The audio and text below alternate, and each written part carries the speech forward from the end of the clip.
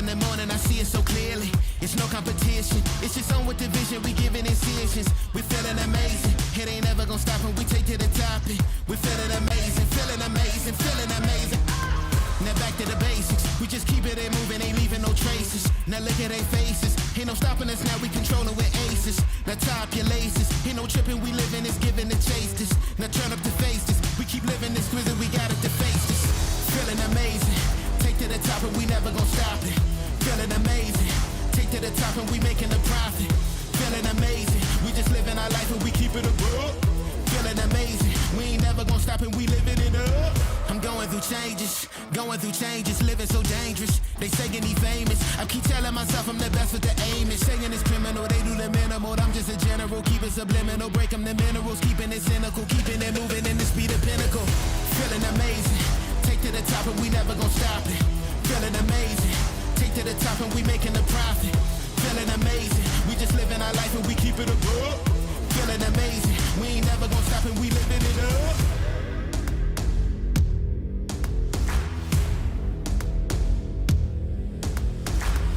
Feeling amazing, raising the temperature, counting your days. Feeling amazing, raising the temperature, counting your days. Feeling amazing, raising the temperature, counting your days. Feeling amazing, raising the temperature, counting your days. Feeling amazing, raising the temperature, counting your days. Feeling amazing, raising the temperature, counting your days. Feeling amazing, take to the top and we never gon' stop it. Feeling amazing, take to the top and we making a profit. Feeling amazing, we just living our life and we keep it above. Feeling amazing, we ain't never gon' stop and we living it up.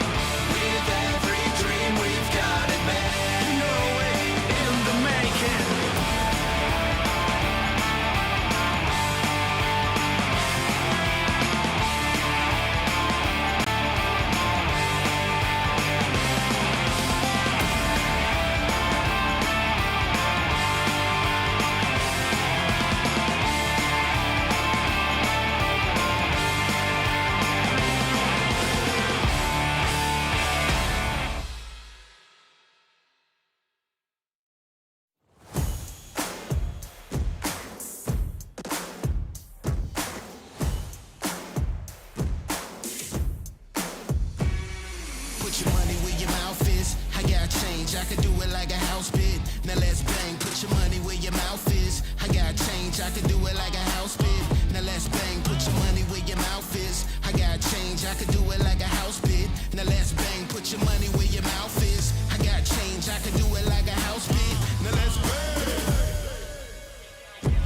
yo. Ain't no competition, dog, we the livest. Never gonna fade us, in the end we survive this. Trials, tribulations, but it only make us stronger. Never gonna stop and bring the heaters like a sauna. Gotta take it to the highest heights, deeper depths. Gotta move it right to left, but we always move in step. Gotta be the champions, dog, never losing. Get it, I gotta deliver to go. Never gonna stop it, I take it a blow. Wanna get to it, they never can know. Wanna get to it, I'm back at the door. My time like a python, I'm an icon, I got this. Never gonna stop and we take it to the top. Put your money where your mouth is. I got change, I could do it like a house bid. Now let's bang, put your money where your mouth is. I got change, I could do it like a house bid. Now let's bang, put your money where your mouth is. I got change, I could do it like a house bid. Now let's bang, put your money where your mouth is. I got change, I could do it like a house bid. Now let's bang.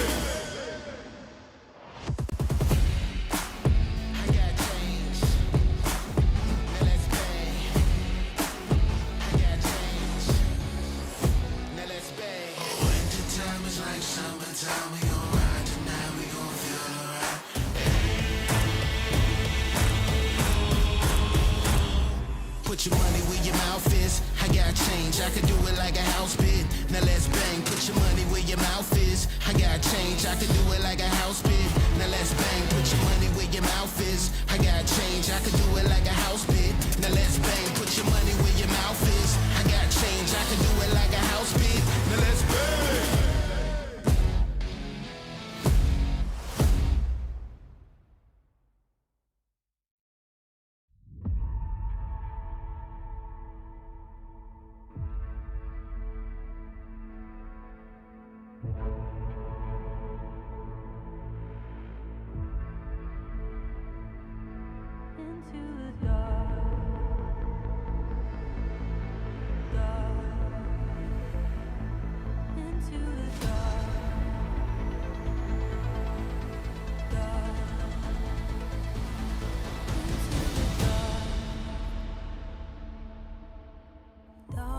Creeping over, I don't see a world beyond. Calling to the distance, only silence to respond. Peace is not a virtue, it's a sign of what was lost. Play until the end, but every battle has a cost.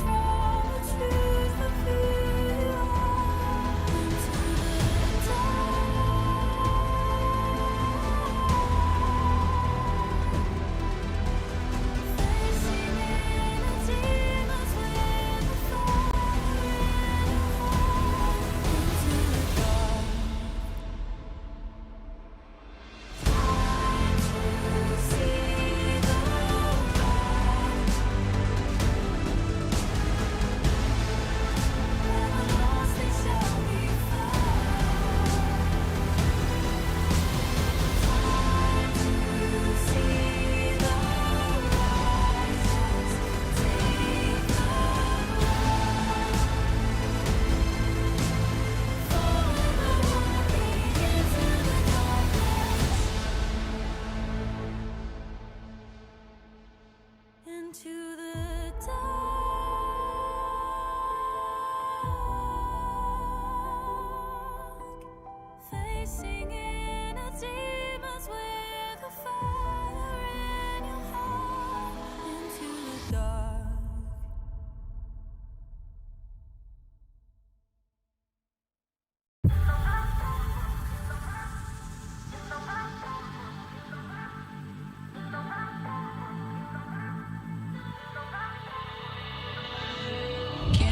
Talk about it for a while before we take a chance and do it.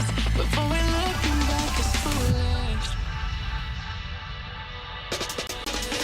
Can we talk about it for a while?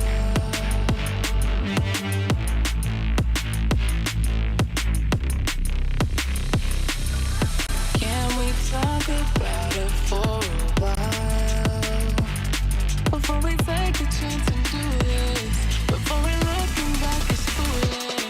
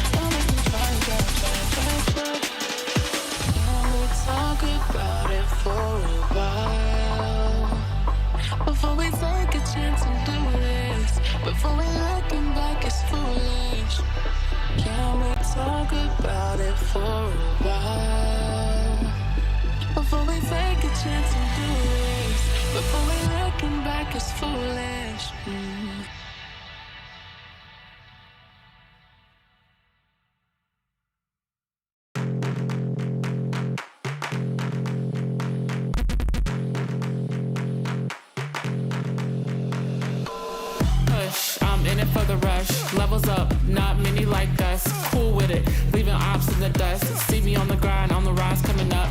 Pushing through, blood rushing through my veins. Repetition separated me from the lanes. Now I'm here, speeding down my own lane. Destination on top of the game.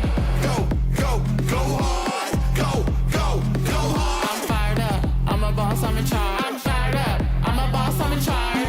Don't stop.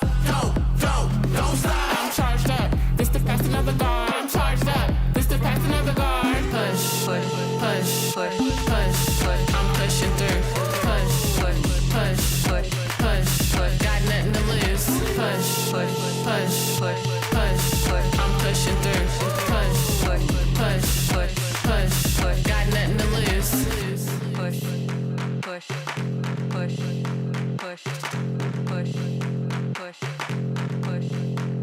Unstoppable, can't stop me. Gotta get it in my head, gotta let it show. Gotta turn up the heat, different type of glow. Like the dynamite up, we about to blow. Can't simmer down now, can't fall behind. Push it to the limit, it's our time to grind. Don't fall in line, nah, we don't fall in line. Push it to the limit, I'm solidified.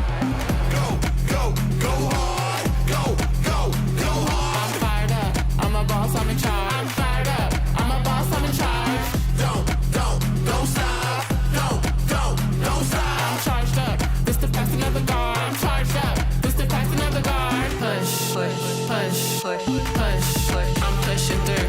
Push, push, push, push, push, push. Got nothing to lose. Push, push, push, push, push. I'm pushing through.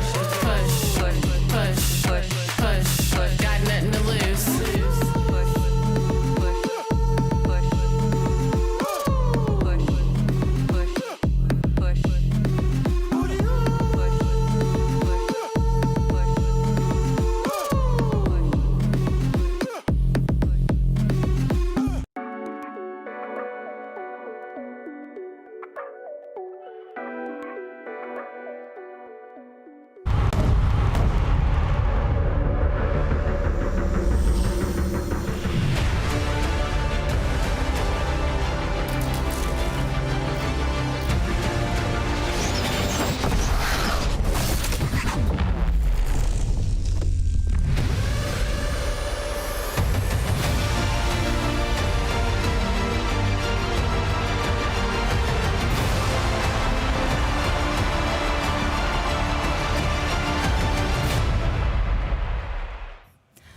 Welcome, everyone. It is Saturday here at the FIFA 2024 Finals in Riyadh, featuring Rocket League.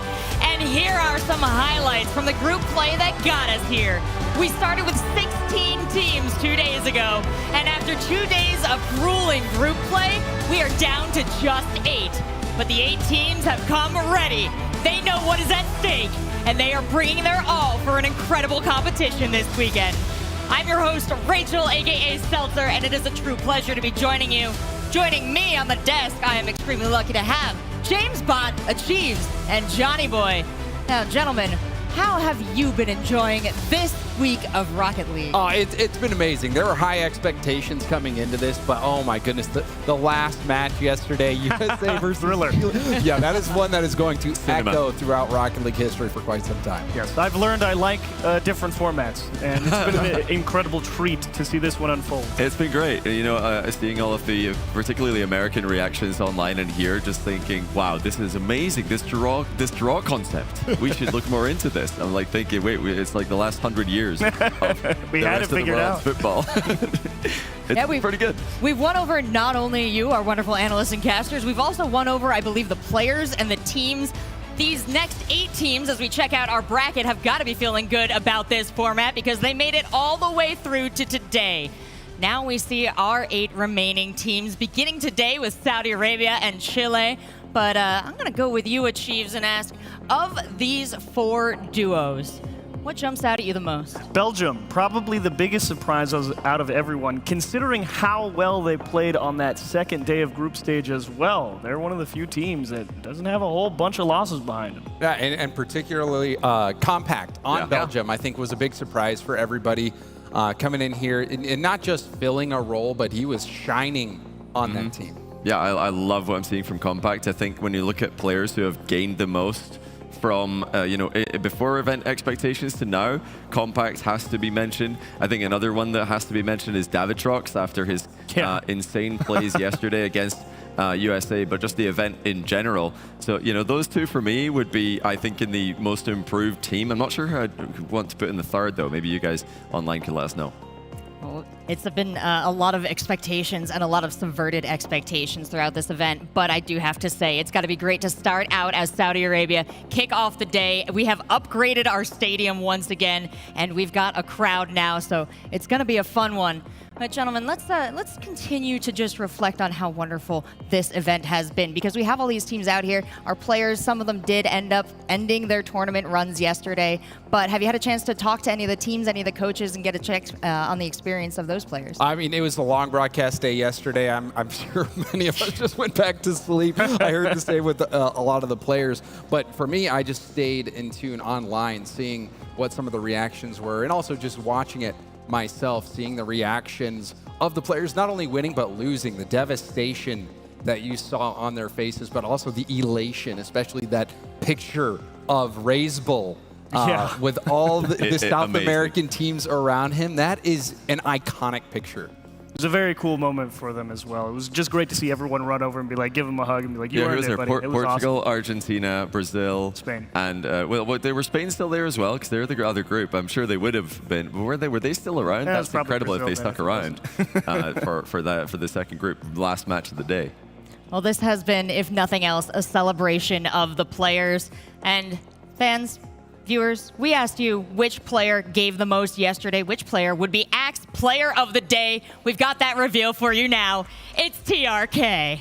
Oh, great choice. I mean, had a lot of cheers going for him throughout the group stage yesterday, and I think a deserved Player of the Day win for sure. He definitely did his homework to come back on day 2 and really take his team through a pretty solid performance of day 2. Yeah, surging. I think TRK is so critical to, not only Team Falcons when he's playing in the RLCS, but for his country as well.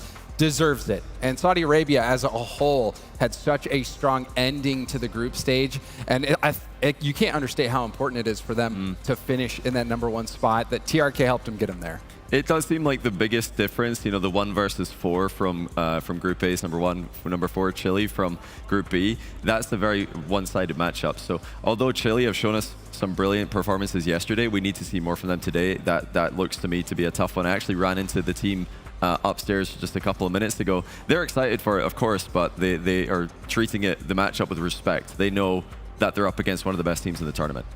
Well, you set me up beautifully to talk about the plays that got the players here, the things that you saw yesterday that really impressed you in the day before. So let's check out our top 5 plays of the tournament so far.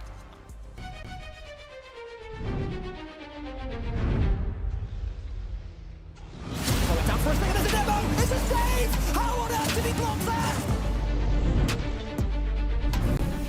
It's away from one of the biggest upsets in Group B. Cameron can come back. It's actually... Oh, what play! Here we go. A little knock on the net. to push it out. Try to keep possession. He does just that. Astral has to avoid a bump. Touch underneath. Oh! Raiseville. Oh, one touch by Raiseville. He's almost got through everybody. Oh, Davitrux is there for the second goal, but how about Raiseville? Tira. Whoa, what a catch. And he leaves it for Monkey Moon. And Monkey Moon will score it!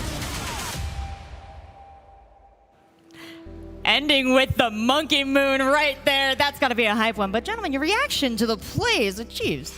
You know, I hate to say it. Group A, you had some great Rocket League yesterday, but man, Group B was there was a lot of Group B good gameplay going on, and they had to have a shareholder stake in that Group B top play segment. So well done to Zen them. had his own top plays game. I think game 2 against the US. Yeah. It was nice. He got to it looked like Zen was having a good time with the new online free play mode that Celtics have added in there. He's making the most of it. Disrespect. Yeah, He had like, he had free like play. a flip reset double tap, a sidewall double. Yeah, and then all into open nets, of course, like free play. But you know, he really did put up a ridiculous highlight reel yesterday. So you were spoiled for choice. Yeah, it's a tough job more than anything else to choose and narrow down those 5 plays. I know, Chiefs, that was your job a little bit there. You tagging in Johnny Boy, James Bond on some of those?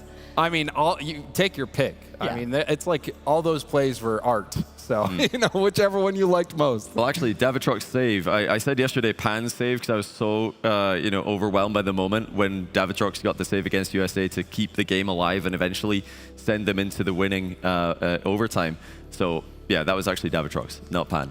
Pan had a great day as well. I might even, like I said earlier, the 2/3 of my most improved team would be Compact and Davitrux. I feel like Pan might have to be in there as well. Put him on there. All of as the Chile duo. just, Well, we already knew amazing. Raisbull, but the other guys as well. I mean, it big wasn't step up. Raisbull and the backup from Chile. It was very much a 3-pronged attack and the full team effort. Well, we've been watching sick plays from our players all weekend long. We've broke some of them down for you, but they're not the only talented Rocket League players. Rocket League community, you submitted to Fame Your Game, your top plays. And right now, thanks to Tenacity, we've got the top 10. And of course, at the end, we've got the winner of our exclusive FIFA E controller. Let's check out the community's plays. Hey everyone, Tenacity here, and you're watching the FIFA E Goal Showdown. We've given you the challenge to submit your best Rocket League goals to Fame Your Game at the FIFA E World Cup. A huge thank you to everyone around the globe who sent in their bangers. Your submissions have really blown us away. And now it's time to crown the top 10 plays submitted by you. At number 10, we've got Curamix from Mexico setting up for a double tap, missing but recovering with a backboard redirect against his driving direction. Talk about improvisation. Next up, T from Saudi Arabia, who hits an incredible flip reset into a musty flick, capped off by a late double tap into the top right corner. At number 8, we have Gayoraman from Mexico, who pulls off an insane psycho shot from his own corner straight into the enemy net. At number 7, XKYZL from Puerto Rico nails a smooth roof redirect from the enemy's corner at an absurd angle. Thanks for the slow-mo. We needed that to fully appreciate it. Now, taking the number 6 spot is Luddy from Norway, who picks up the ball and executes not 1, not 2, but a triple flip reset, carrying it gracefully over the goalie's hood and into the net. Moving into our top 5, we've got VHH from Spain, who takes the ball mid-air and goes across the entire field with 3 flip resets, ending the clip with a clean musty. At number 4 is Matu from Uruguay. Right after winning the kickoff, Matu goes to the wall, hits the reset, fakes the shot, and pops the ball into the net with a cheeky ground pogo shot, all while being in a 1v2. Kicking off the podium at number 3 is Imiku from Spain, starting with a ground dribble, pulling off a backwards dash to flip the ball into the teammate for a thunderous pinch to win the game in overtime. The clutch factor is off the charts and well-deserving for our number 3 spot. Taking the silver medal is Zopi, also from Spain, who goes up to the ceiling, sets up a clean pogo off the ground, and uses the flip to gently lay the ball around the goalkeeper. It's graceful, it's stylish, and it's Rocket League magic. And now the moment we've all been waiting for. Will Spain make it 3 out of 3 for the podium? It sure looks like it as Martinator wins the FIFAe Goal Showdown. Starting with a strong wall pinch to set up the teammate, gets the ball back, grabs a reset, and then hits another reset to score an absolutely jaw-dropping goal. This is the kind of clip you watch on repeat, so we are going to do just that. Congratulations and well-deserved Martinator. That is what Rocket League is all about. Another huge thank you for all the submissions to the FIFAe Goal Showdown. We hope this inspires you to join the ranks of our heroes who are about to lift the FIFAe World Cup trophy. Now, let's get back to the action in the arena. I'm glad that's not getting scored out on me. I'm telling you, I forfeit those games instantly if I see that coming at me. All right, good game, you win. Absolutely incredible plays from the community. Now let's take a look at the schedule to see when our pros are playing today. We've started things off with Saudi Arabia and Chile, but whoever you're looking for, make sure you tune in. Although the real ones, we know you're going to be here the whole time. Gentlemen, I love this schedule. James Bott, your favorite one? Oh, there's so many good ones to pick from, but I'm actually most interested in the last series of the day, Netherlands versus Morocco. I think that is one that could go either way. There's a lot of hype around Morocco, but Netherlands, they've been a big surprise of the tournament, especially after that day one of the first round of that round robin. So I think that could go either way, and that's what's exciting about those first round matchups. Well, we've got our first match just about ready, and we checked in with the two teams who are about to play. So let's see what they had to say about going head-to-head.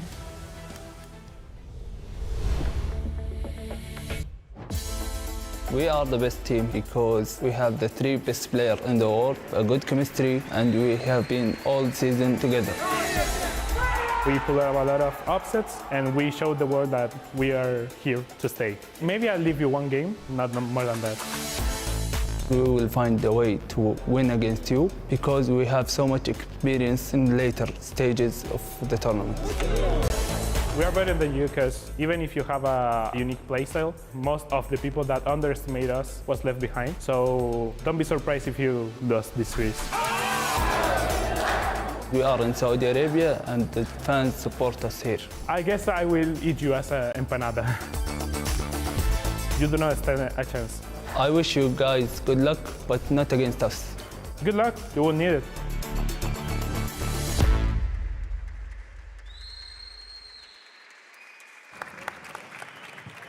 That's right, everybody. Welcome to the FIFAe World Cup 2024 featuring Rocket League. I am Veracity, and joining me on the stage is the lovely Milosh. Milosh, we went from 16 teams in our hectic group stages down to now only 8 for our best-of-7 playoffs. How hectic was yesterday? Honestly, we promised at the start of all of this that both group stage days would be electric, and I think they definitely delivered, especially they two. The end of every single one of our groups, of course, A and B, was down to the wire to decide who makes it to the top 8, but now, Veracity, it is the fight, the dash to the grand final.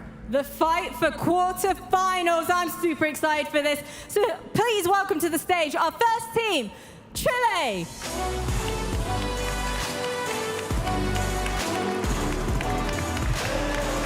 The team that knocked USA out of the groups yesterday in an absolute nail-biter. Emotions peaked, tears were shed, and regional pride celebrated. But despite every single one of those peaking heart rates, Milosh, one thing stays true. These are some pretty chill A guys. I can't believe you've done that, as the meme usually goes. But yes, Team Chile is on, and Grabal, first of all, good morning. I hope you're doing well today. Yesterday, there was a lot of tears that were happening here on stage. Now, you've made it further than ever before. Does it feel like for you as a coach, a player, and also as a Chilean being on the stage here at the FIFAe World Cup? It's really amazing. We're really grateful for this opportunity. We fought so hard till the end. We had a great match against USA. We love the Saudi, but now we're rivals and we're gonna do our best. There's friends out and rivals in the game. Grobal, thank you very much. Good luck for you and the team. That was Chile. But Milos, hoping to take them down in our first quarterfinal matchup. Welcome to the stage, Saudi Arabia!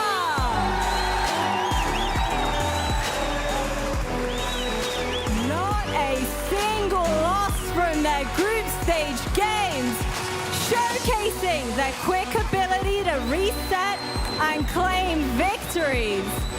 With a coach that has promised to give it their all in hopes of making the home crowd proud. Saudi Arabia, give them your energy! And of course, we'll have to do the same here and have a little chat with Dahum from the Saudi team. Now, Dahum, this is not the first time that you've been on the main stage. You made it top of your group. What's it feel like for you, of course, as a Saudi player, to be here? ترجم لك إياها بالعربي. أكيد من أول مرة أنت تكون موجود هون على المسرح، أكيد بالإيفنتس كثير بالعالم، بس شو بيعني لك كلاعب ككوتش وكمان كسعودي تكون هون على المسرح؟ أول شيء أحب أرحب بكل الجماهير اللي حضروا اليوم. دائما شعور انك تلعب بطولة في وطنك وبين جمهورك شعور مختلف، بيعطيك دافع وحماس انك تعطي افضل ما عندك. Of course, it's something completely different when you're playing on the stage with an audience, and it gives you something completely different. Good luck, Dahum. We'll see you later. That is it from Team Saudi Arabia. Now, the FIFAe World Cup is all about celebrating national pride. So please, if you are able to, rise for the national anthem of Chile.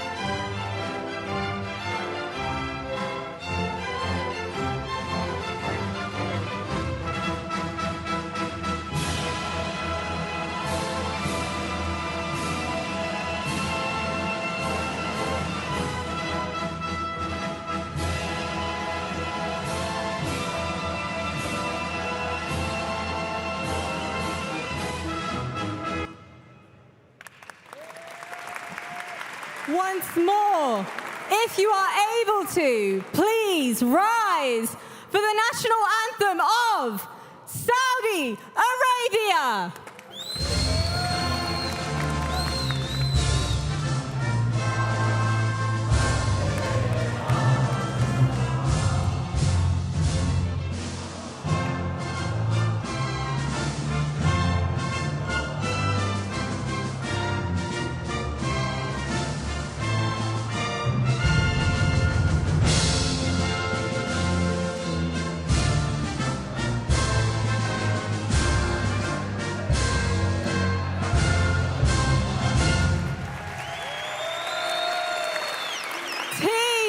Good luck, have fun. Please give us your handshakes, take to your seats as our desk is ready to get the show on the road. Absolutely, our two teams have entered the stadium. And now they will make themselves comfortable for the sake of competition. But it's hard to get comfortable when you're facing off against an opponent like both of these teams have to face down. Saudi Arabia has left a trail of tears in their wake to get here, and Chile has circumvented and surpassed so many expectations. Now, these two teams are settling in, but Johnny Boy, What do you think is going through their minds right now on Team Chile?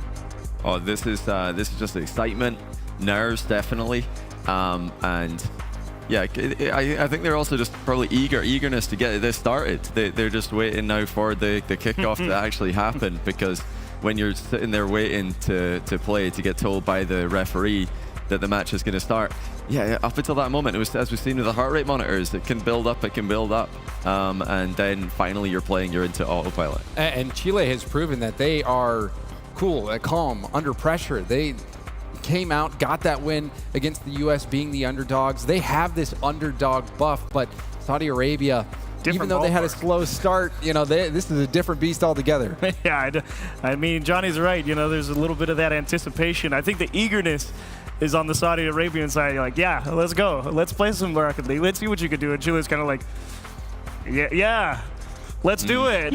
Well, the big difference, of course, is the best of 7 format favors Saudi Arabia massively, because if you do start off in a 2-game format, like we've seen in the past 2 days for the group stage, winning a game 1 out of 2 is a lot easier than winning 4 out of 7, because as the match goes on, Saudi Arabia will only become more and more favored. And yes, Chile can make adaptations. They can start to adjust to what Saudi Arabia are doing. But historically, in Rocket League, the longer the match is, the more likely the better team wins. Yeah, that does sound like it could be a bit difficult when you're facing a team like Saudi Arabia that we have seen over the course of this tournament rise in their skills, rise to the occasion, and now over the course of a longer series is going to have that opportunity to learn their opponent to respond a little bit better. But they also have the pressure of the crowd on them these days. We have an audience, I don't know if you got to see it, taking a look at that crowd, but this is going to be a big match between Saudi Arabia and Chile. The stadium is packed, and there is so much on the line here, James Bott. Oh yeah, we're in the knockout stage. You have to step up and perform. You can't afford a loss here. Your tournament's done, but for Saudi Arabia, they're looking good. They're looking informed. But this Chile team, they're the underdogs. They could do something unthinkable here, and they've already been riding that high wave from yesterday. And look at how the twins lock in for the game. They really do. It's time to warm up, man. The patented lean. Yeah, it is. And the only other player we've seen really do this is Astral. So I'd love to see the 3 of them play together. We get the full team locking in forward.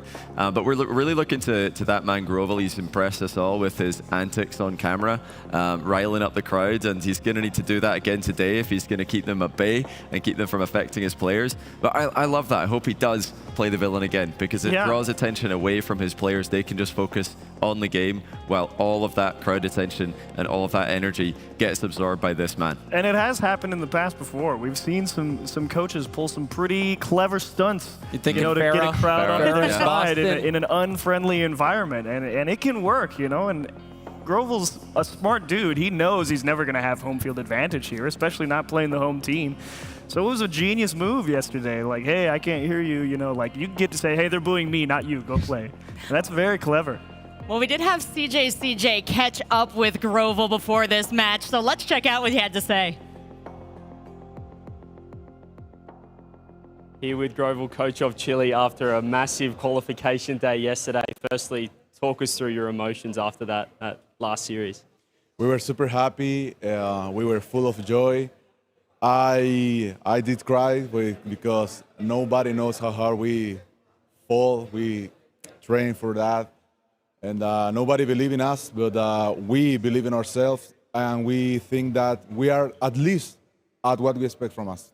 And we saw your fellow South American brothers celebrating with you after that. How special was it to have your entire region supporting you? Dude, it was super special because when we were in the middle of the series, I took like a quick glance at the rest of the stage, and I saw no one. So I was like, well, I guess we're alone here. So then when we won, and all the guys from Brazil, Argentina, and now our buddies from Portugal came down running to us, it was so amazing, really. I love how much energy he is getting from his fellow players in this event. It seems like they are sending their energy into Chile if they can take it out of here, James Bond. Oh yeah, and the respect he's garnering for his country, for his team, for himself. It's just really cool to see Chile's story unfolding before our very eyes. And but now they're playing against one of the tournament favorites. Everybody had France and Saudi Arabia lined up on a collision course prior to this event, and that's exactly how it's played out. Saudi Arabia topping their group, France topping their group, so no one expects Chile to be able to take them down. Yeah, it would be quite an achievement if they did. That is for certain. And if you're going to do it, I mean, I'd like to say you get the ball rolling early, because that is how South America likes to roll. You know, you get the engine turned over, and then you kind of just overwhelm people. But that best-of-2 format with the draw, I mean, I have to feel like that's got Saudi Arabia pretty good at getting things going quick. Well, we also have CJ checking in with the coach of Saudi Arabia, so let's see what he has to say on this. I'm here with Doom, coach of Saudi Arabia, ahead of their matchup against Chile. What are your thoughts on this match? Yeah, we are confident going into this match. We know that Chile yesterday showed the great resilience and great mentality. We know how they play, and we will be ready to beat them. And you guys, you know, looking at Brazil as well, another South American team, you went 1-1 against those guys. Is that perhaps, you know, does that make you guys nervous going up against another South American nation? No, because it's best of 7, so we are more comfortable with it. We know how they play, and we will be ready for them. And in terms of the Saudi Arabian, your boys, the Falcons, I guess, as well, a couple of grand final losses here on home soil. How much would this mean to win this weekend at the FIFAe World Cup? Yeah, it will mean a lot, especially to the fans. We tried a lot in the past, and now it's time to win it. Awesome. Well, best of luck in this quarterfinal match. Now it's time to win it, says the coach of Saudi Arabia. So many times they've been so close. But Johnny Boy, in your experience, what has been the one thing that has prevented them from crossing that line? Well, they have looked like a different team in grand finals. They've been flawless before grand finals for most of 2024, and even longer before that into 2023 Gamers 8. So we'll have to wait and see if they can, first of all, get to the grand final and then perform as we expect them to perform, although, you know, they might have a problem waiting for them in the grand final from the other side of the bracket. Depending on how France go, we do expect them to make the run. But really, for me, the main thing for Saudi Arabia is not to underestimate Chile. We've seen some big upsets this weekend, with England losing a game to South Africa, Brazil losing a game to Turkey, and many more. So Saudi Arabia must not underestimate Chile, because yes, this would be one of the biggest upsets in Rocket League history if Chile can win this series. But they are still a team that deserve respect based on the performances we've seen this weekend. Yeah, because you've seen it in competition before, whether it's a sport or an e-sport, when you start looking ahead instead of focusing on that opponent in front of you, and you start, you know, going on into autopilot, just expecting that, okay, we're just going to win this no matter what. That's not going to be the case. You have to lock in. You have to respect this team. And you can't just say, oh, we got to worry about Raise Bull. You got to worry about everybody from Chile. And they showed that yesterday. It's not a one-man team over there on Chile. They all had to step up over a very long day, and they succeeded. Raise Bull, yes, big part of it, getting them to that point, but it takes a whole team to beat Saudi Arabia for sure. Do you guys think that Chile will win game 1? I'm going to say Chile game 1. If there's any game I'll give them, it's probably game 1 or like a game 6. I think they're going to get a game. I would love to see them get 2. But, man, I feel like this Saudi Arabian team, we see them even in RLCS under your Team Falcons banner. Outside of the grand finals, they look unbeatable. So I'm expecting to see that same caliber here. Yeah, I do think that 4-1 is probably going to be the most popular pick online. And that's no disrespect to Chile. That is in reference to Saudi Arabia's dominance, and they have yet to lose a series here. They've got 7 draws, 7 wins. They're 75% win in games, and that should translate here into the best of 7 format. And the best part of that over best of 7 format, you have a chance to get some real fireworks going for these guys too, because they're both very naturally attacking teams. They like to go and force the issue, and they're all capable of it. I'm looking forward to it. I can't wait to see who forces the issue and who can push it all the way to the next round. It's time for our first match of the day. Sending it down to Chile versus Saudi Arabia. This is the definition of do or die.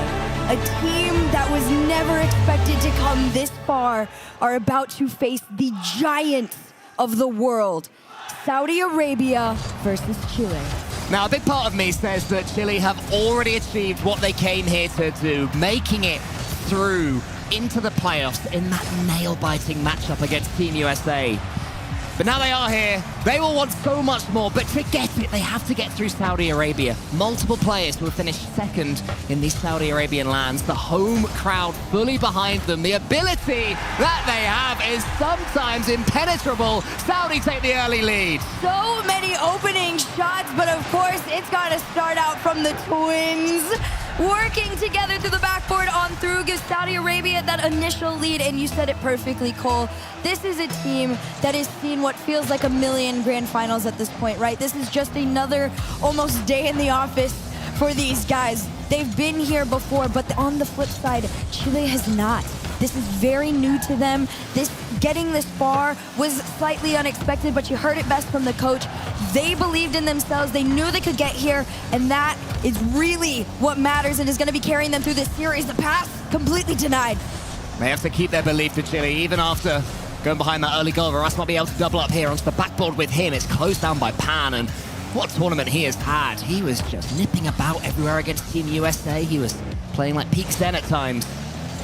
But you have to keep it going, and a best of 7 is so different. Suddenly we're back to a match that has tactical timeouts, a match where you can go behind a game and think, okay, we'll rally, and win a few more. A completely flipped perspective for all these players. Yes, this is 2 different versions of a marathon. What we saw the last 2 days was the length of day, but now you're playing a best of 7 against one of the greatest teams in the world right now. So you know everything has to come at you one game at a time. Like what I saw from Raisbull there, playing really close man-to-man. Now Pan has the opportunity to try and take his challenge forward. This one, left for Raisbull. Enough in the tank to try and follow it through. He gets pinched down forward. You know, it was a center, but it's sent on back. Yeah, smart idea there from Raisbull. Didn't use his flip. Instead, just acrobatically arced his way towards that ball to try and bounce it into the center.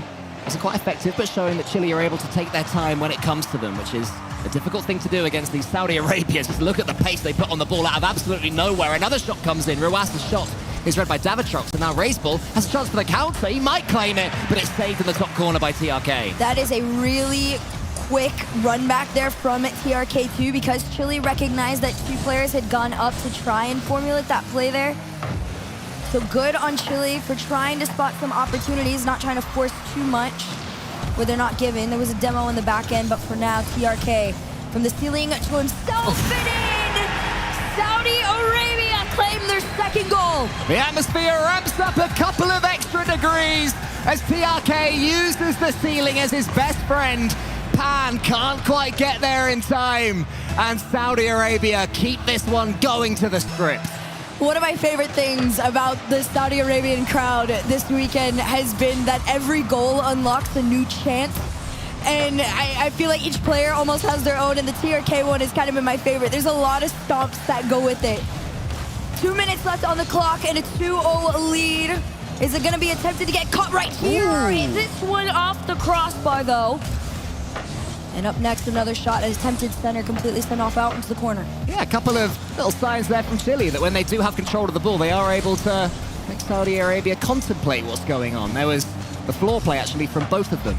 Neither of which worked out, but he and Raisbull earlier showed some creativity. That's what they have to keep on doing. That's it yet again. Great stuff from Chile. It's 2-1. There you go. Raisbull and Davitrox working together to get around the defense. Killer's just not in a position to get a touch on that ball. Too much speed for Chile, and they cut that lead in half and give themselves a favorable position headed into this last minute and a half.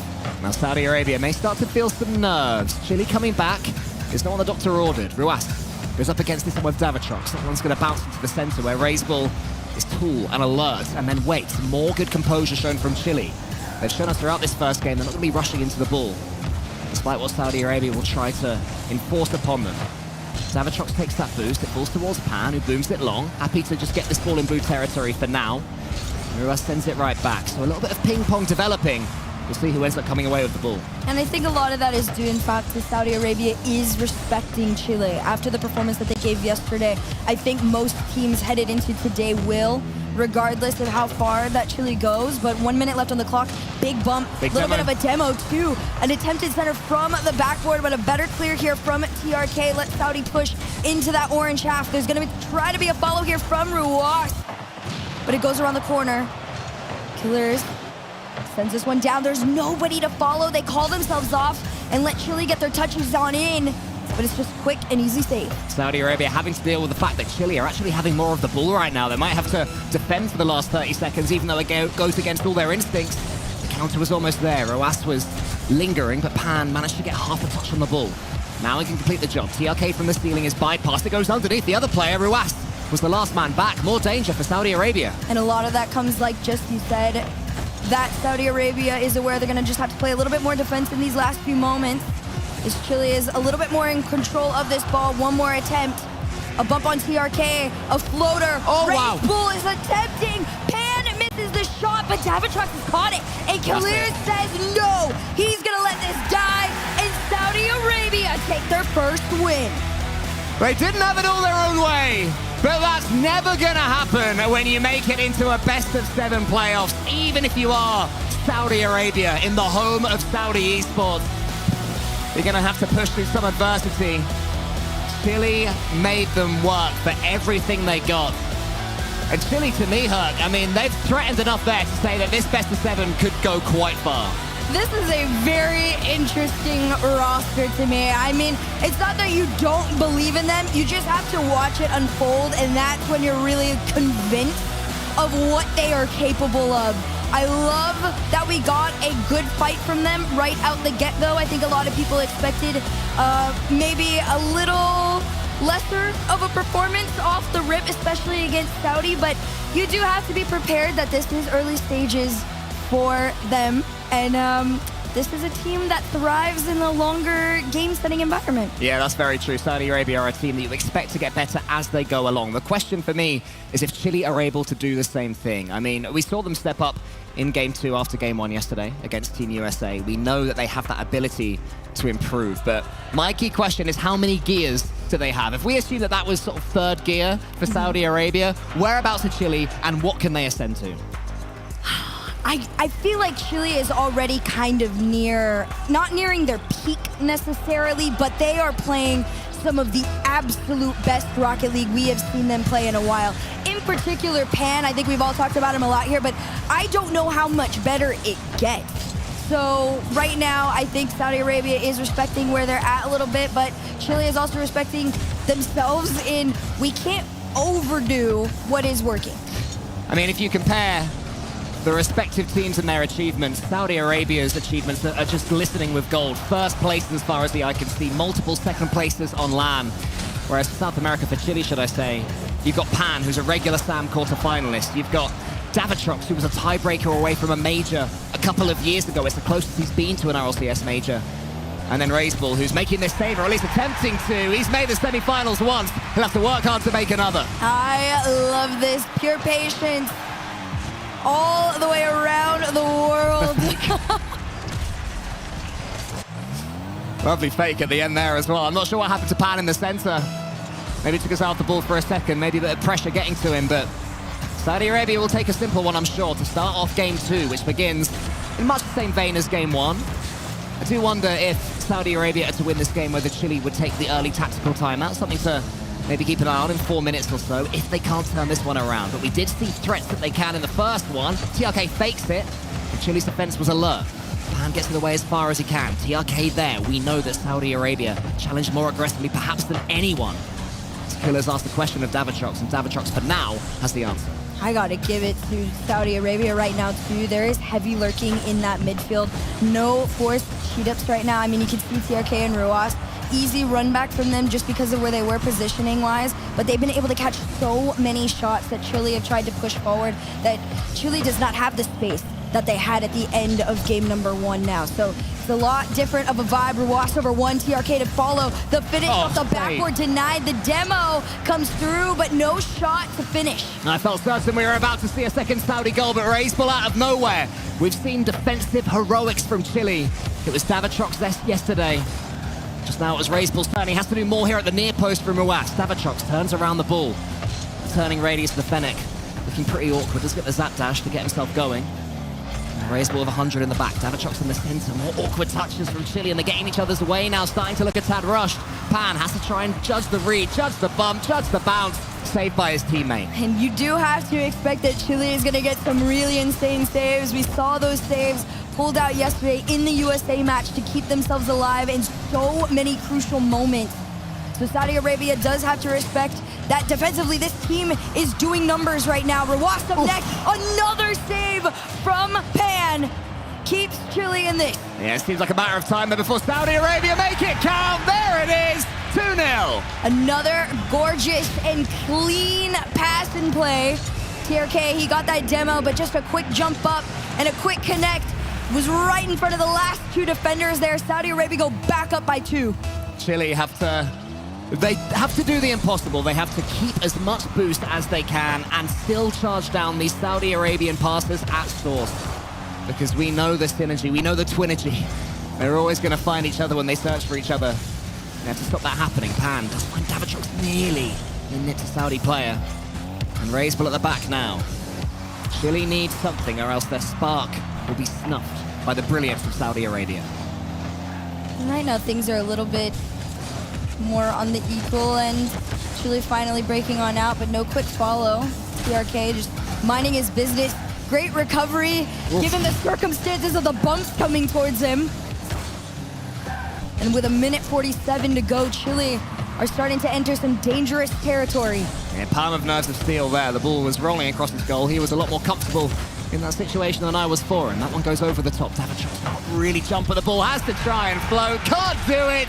Killer's the consistent. Where did this tiny bump come from? I want to see this one back. So Killers throws this to the backboard. Davitrux, no boost.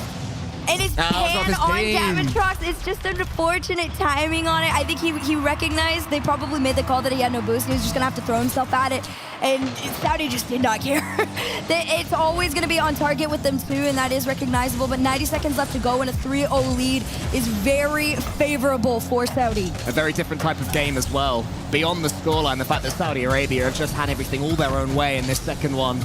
They are ramping up, they are improving, which is a terrifying prospect, not just for Chile, potentially for the rest of the tournament watching on. Pan sweeps that one to the side. Ruas is already there. Saudi Arabia swarming them. Inescapable. Davitrux has Pan in front of him. Pan just went over the 100 boost, hoping it would spawn behind him. It doesn't, and look who gets it. It's Killers. Tries to get a setup. Graceful clears it, so he thinks, but no, Ruas is right there. Killers up against Davitrux, and finally Davitrux can get a couple of touches. Until TRK takes control of it. It's relentless, Tark.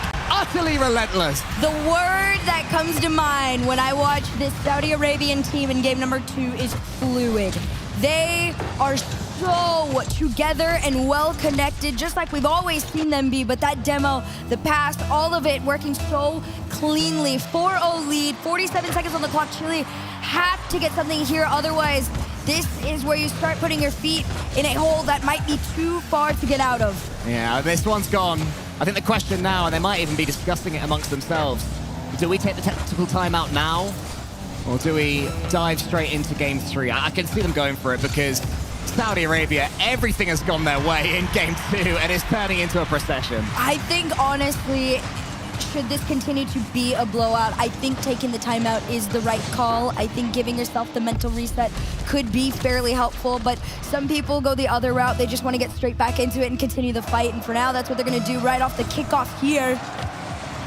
As this one goes back, Raisball going to try and give Chile one of their better opportunities. Reset over one towards the net. This one's out by TRK. Yeah, that's the problem against Saudi Arabia. You finally break through. You finally get that flip reset of a little bit of boost to follow up.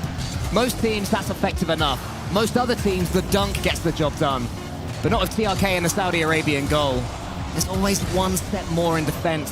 When Saudi Arabia are there, the crowd are counting it down as their team take a devastating 2-0 lead. Oh my goodness. I mean, I expected Saudi to be incredible, but even the difference from game 1 to game 2 just really sets the tone that they want to put out for the rest of the series. And that tone is we go hard. A 5-0 over Chile in comparison to a 1-goal differential in game number 1. This is the top team that everybody expected to see. You know the scary thing as well, Hark? I can't even tell you which Saudi Arabian player has stepped up the most. There's none of them carrying. All three of them are just silent. So equal right now. And again, I go back to that fluidity I was talking about, and this play in particular was the one that kind of I was like, yes, their spotting and communication, even from the midline all the way to that first person forward, they look incredible. They do. They look scary too. Chile, I'm just seeing them mulling over this tactical timeout right now. I haven't heard anything in my ear just yet, so as of now it seems they're rolling straight in to the third, which I understand. I think they are a team that want to get on with it. And we saw yesterday how much they are based on momentum as well. Once they started winning, once they started believing, things change. And they do have that experience. You know, they do have history in their roster. Race Bull's semi-final run was massive for the region at the time. You know, it was a long time ago now, but it just showed that they are capable as three. And hopefully they step up now. I'm desperate to see Chile put up a fight in the third. This is probably the most important game for Chile. They have to win this, otherwise I fully believe that momentum completely swings into the favor of Saudi Arabia for the remainder of this game. Because if Killers has the space to do this every single opener, there is no coming back. I mean, look at the pace of TRK. He just refuses to leave. He gets the 50-50 down, and most players are thinking, yeah, I've done my job, but not TRK. He basically springboards off the floor to get the assist in for Killers. And as Killers is getting most of the goals, but it's his teammates that are making most of the plays. And just look at the challenge game again there from TRK. Now it's Jurassi's turn, playing of his food right now. Takes a couple of touches into the center. Killers to the backboard. TRK's arriving. Won't be able to shoot this time, so Ruas has recovered well. Has to go all the way back. Here's a race between Racebull and TRK. Chile don't look overawed after conceding that first goal. Much similar to game number one. After conceding the first, they then step up. Racebull a little bit too defensive there. Didn't believe in the challenge falling to him and will be punished to the full extent of the law. It's 2-0. Even when it's a little wide, you just have to know that somebody is right there to follow it up. Killers just pushes forward to give Saudi the 2-0 lead again. And the pace of TRK, he's like a bucking bronco. As soon as he goes down, he's bouncing straight back up, always making that perfect contact with the ball. Killers, what I love about the way Saudi Arabia play is that they have this full belief in each other. When you're going for a 50-50, they seem to know that someone is following up. That full pace, that raw speed playstyle. But here comes Pan, though. Over the top might be just a rare chance for Chile. But it's just not happening for them right now, and they haven't scored in a good 7 minutes or so. Yeah, this is just unfortunate right now for Chile. They are still trying to keep the mental, you can see. And I respect the fact that they just went straight into game number 3. That shows that there is a lot of fight and initiative to try and keep pushing forward. And Racebull gonna try and take his time. That is a monster flick. But Racebull bumped off the follow, and Killers tried to take advantage of it and shoot into an open net. Instead, it goes off into the corner here.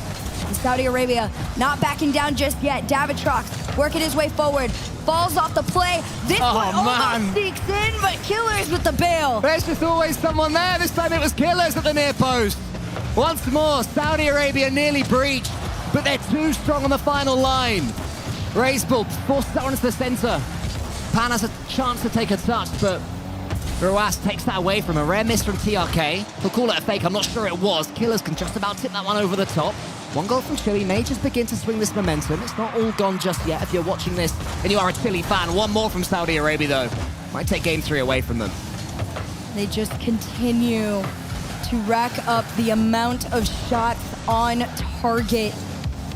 And Chile, they're trying to bob and weave their way through the defense, trying so desperately to give themselves another shot, but every single time, Saudi is right up in their faces. Here's a shot opportunity again, but they call themselves off, and TRK is next. The touch from the corner forward, and I got to give props to TRK. You were talking about there really hasn't felt like a player that stepped up. It's been fairly equal. Now, it kind of feels like TRK is taking the initiative of, I'm going to push this forward. You just continue to follow and follow and follow. I completely agree. He is being the link man for his Saudi Arabian teammates, and Chile is struggling to deal with the pace that he shows in these floor plays. The 1v1 game, he's so strong in it. Ruas fakes the flick towards his teammate and twin, and now in comes TRK. How many touches is he going to get on the ball here? 1, 2, 3, but Davitrox read that one. Ruas to the ceiling. Ruas wants to get the shot. I thought for a second the Doomsday Dish was on. That would have been fun. It remains, though, at 2-0. Ooh, that's a great push from fully. TRK. A little bit of a better save. Great read there from Chile. But pressure's not going to end. Here comes Ruas off the side. TRK already lurking, and he sends it back. Killers recognizes that the pass was going to come on through to allow Chile to get a little bit of a clear.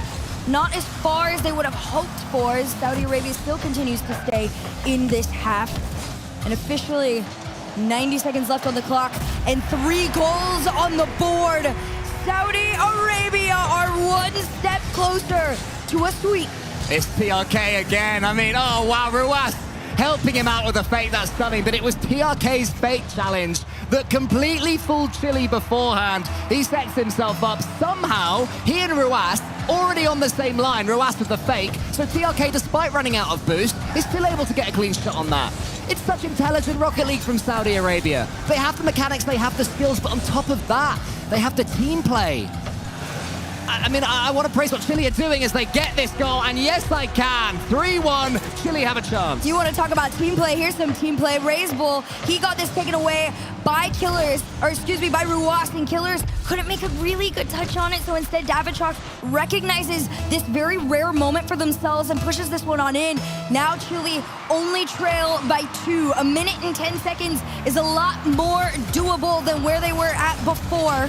And another monster flick, this one out into the corner. An attempt to make the redirect, the center, it denied.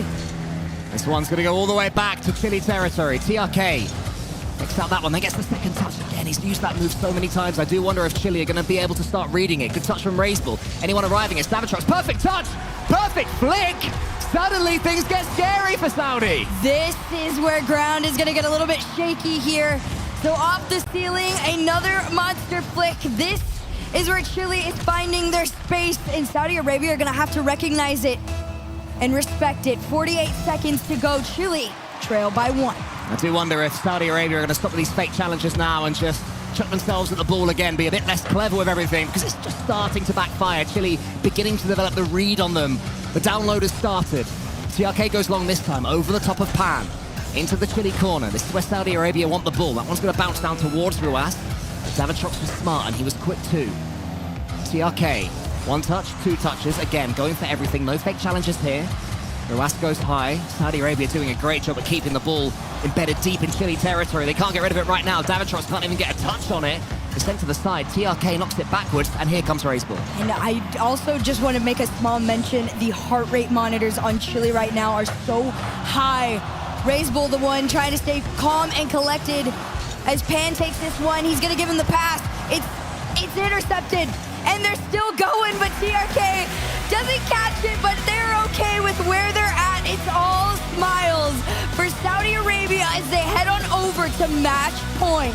The game management they showed after conceding those 2 goals was top tier. I'm sure Thieves is watching somewhere in the analyst booth right now thinking, yes, that is exactly what, if he was playing a Rocket League management game, that's the style of play he would have proposed. Keep hold of the ball, send it high, follow it up, get a block, get a dunk, take away 10, even 15 seconds, and suddenly Chile have to rush at everything. And all that momentum they built with a couple of goals disappears. That's what happened.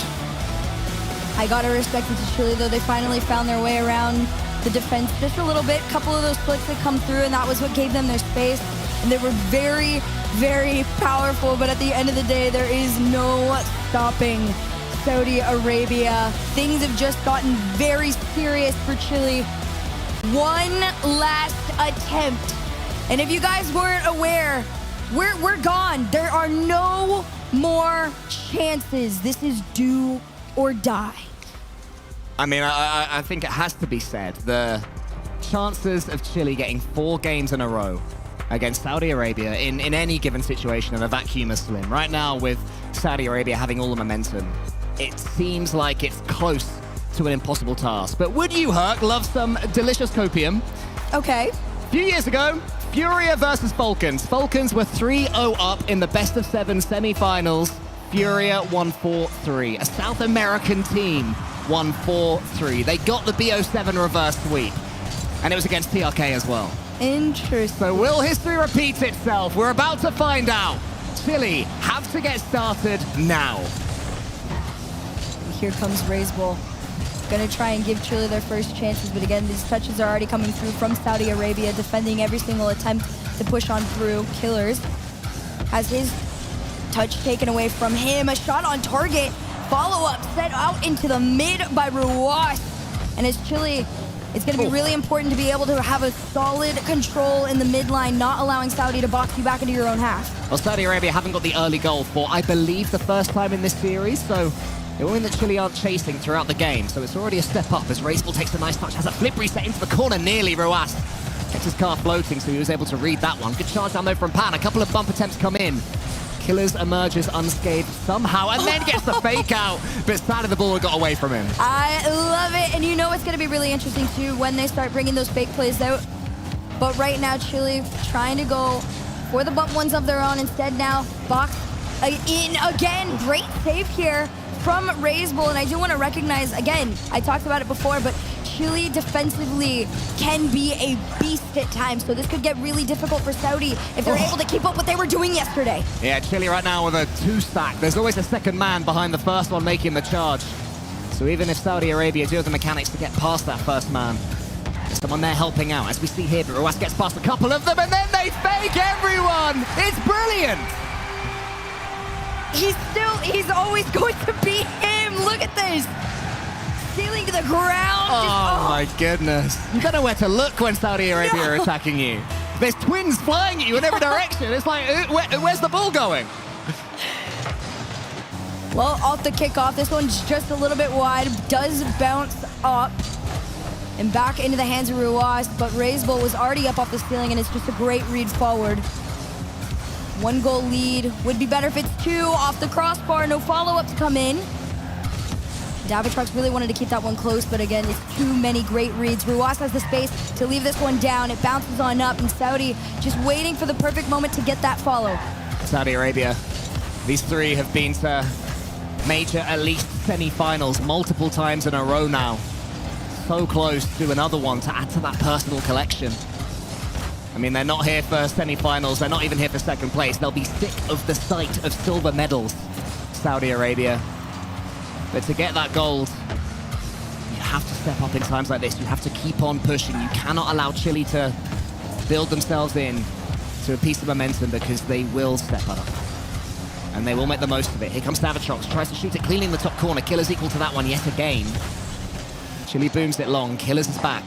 But Chile with some pressure as we speak.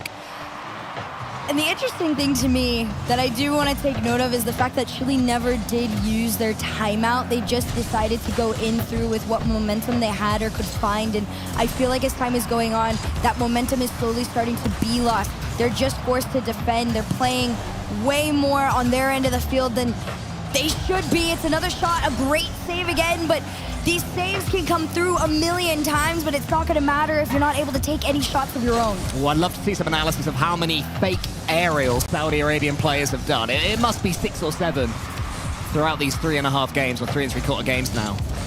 Ruas isn't faking that one. He's putting it straight into the center, but Pan emerges. He gets a couple of touches. Lovely air roll, lovely air dribble.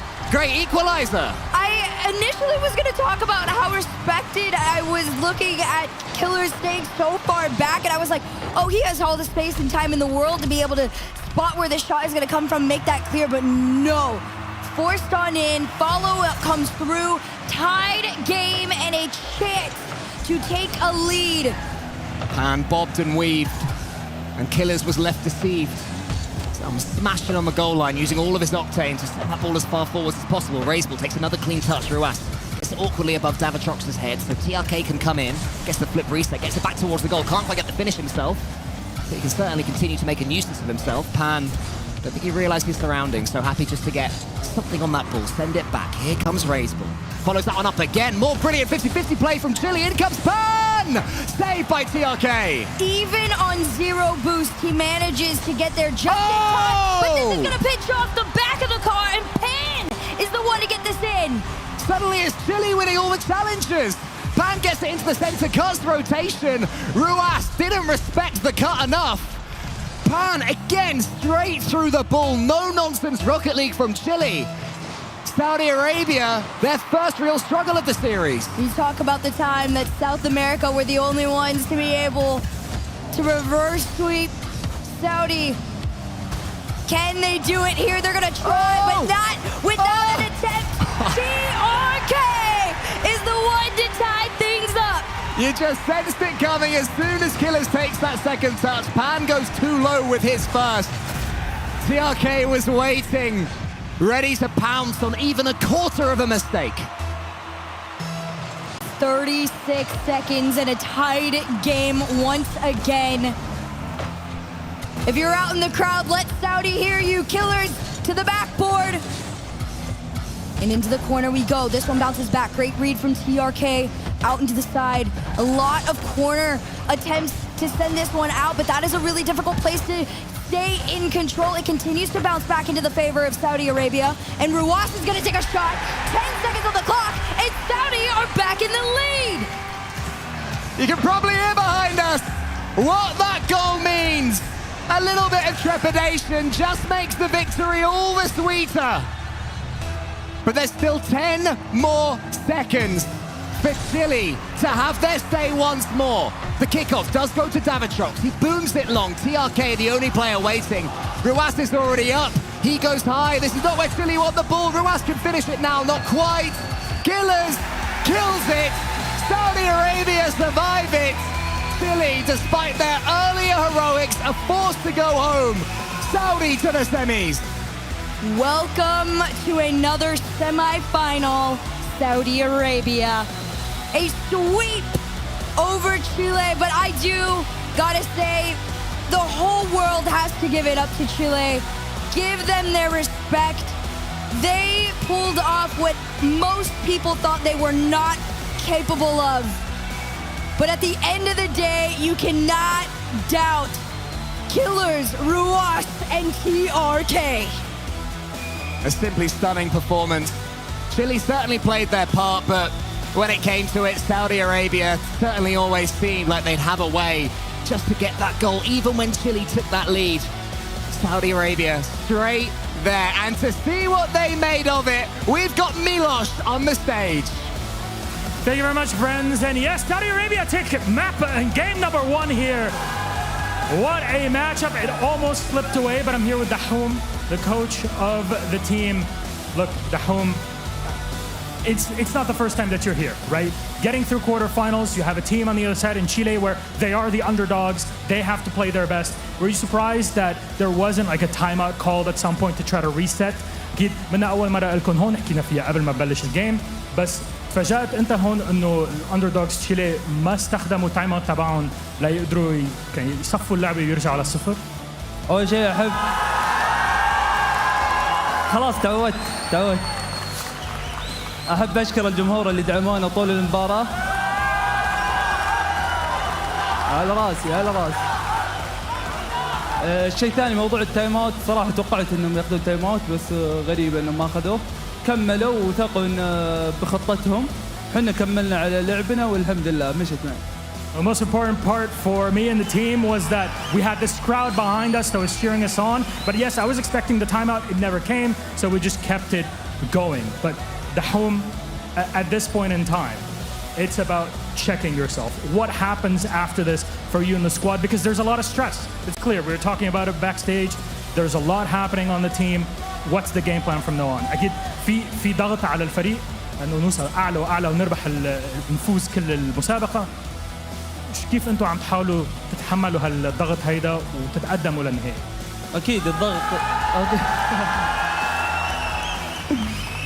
أكيد الضغط موجود في أي مباراة. احنا نحاول ناخذها خطوة بخطوة بإذن الله. بهذا الجهد وهذا التعب من الشباب بإذن الله إننا بنجيب البطولة. Of course, it's a lot of pressure to get through it. We can't hide it, but with all of our work and effort as a team, we're gonna make it, God willing. Dahoum, thank you very much. Mabruk, Dahoum, Saudi Arabia take game number 1 for today. We still have more to go. Of course, we'll send it back to Des to wrap this game up. Thank you so much, Milos. What an incredible, dominating performance from Saudi Arabia achieves. How did you feel about that one?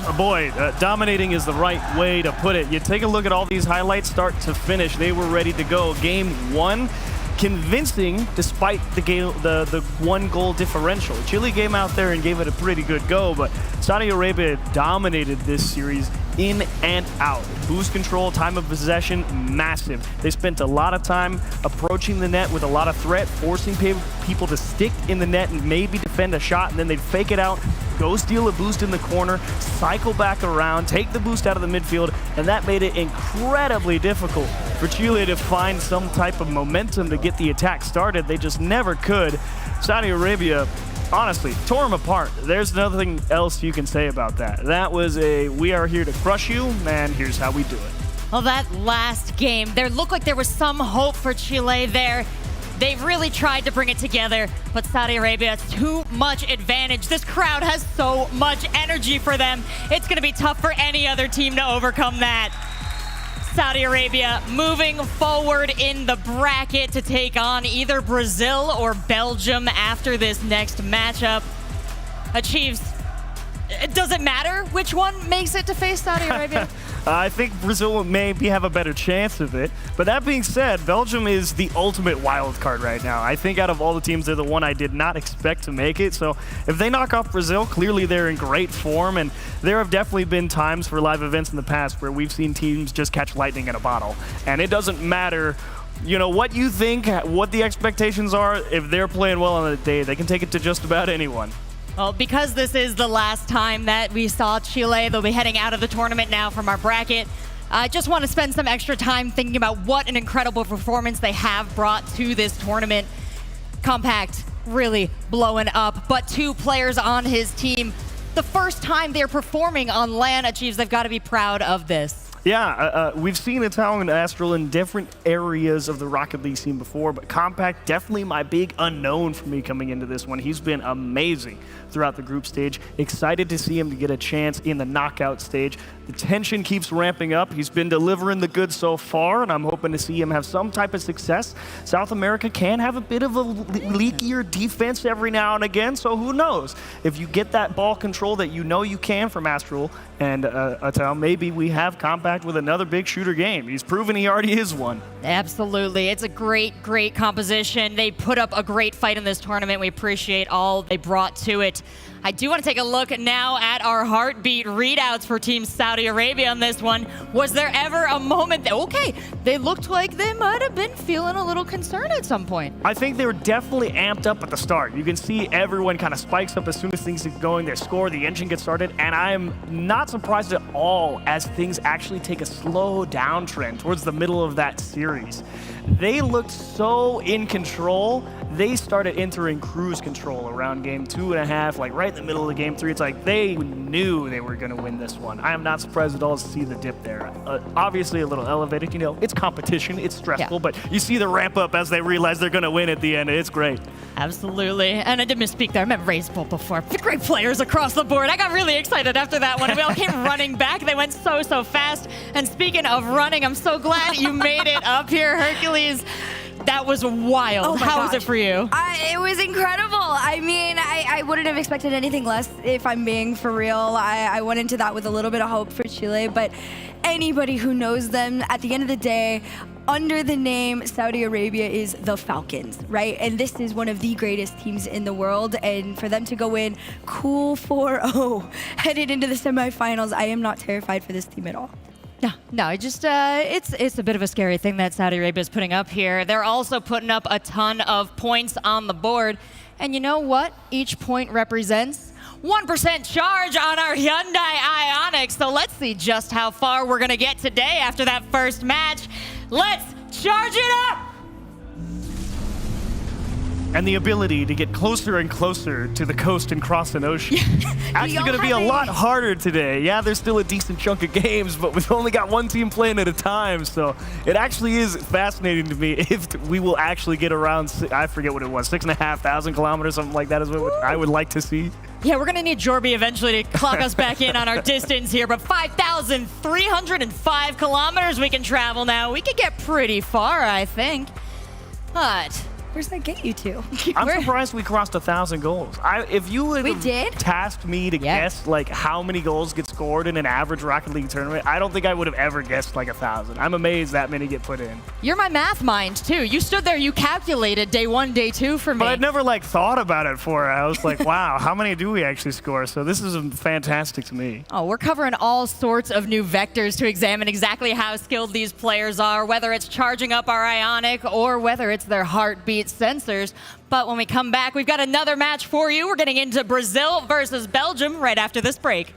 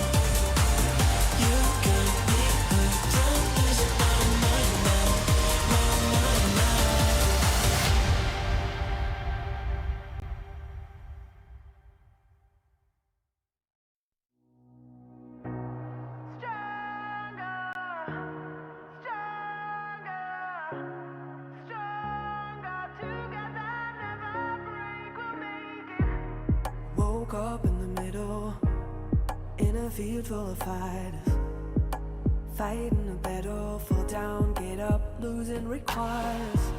Stay strong till you're moving to a higher ground. Rise up and proving steady forward, I'll stay around.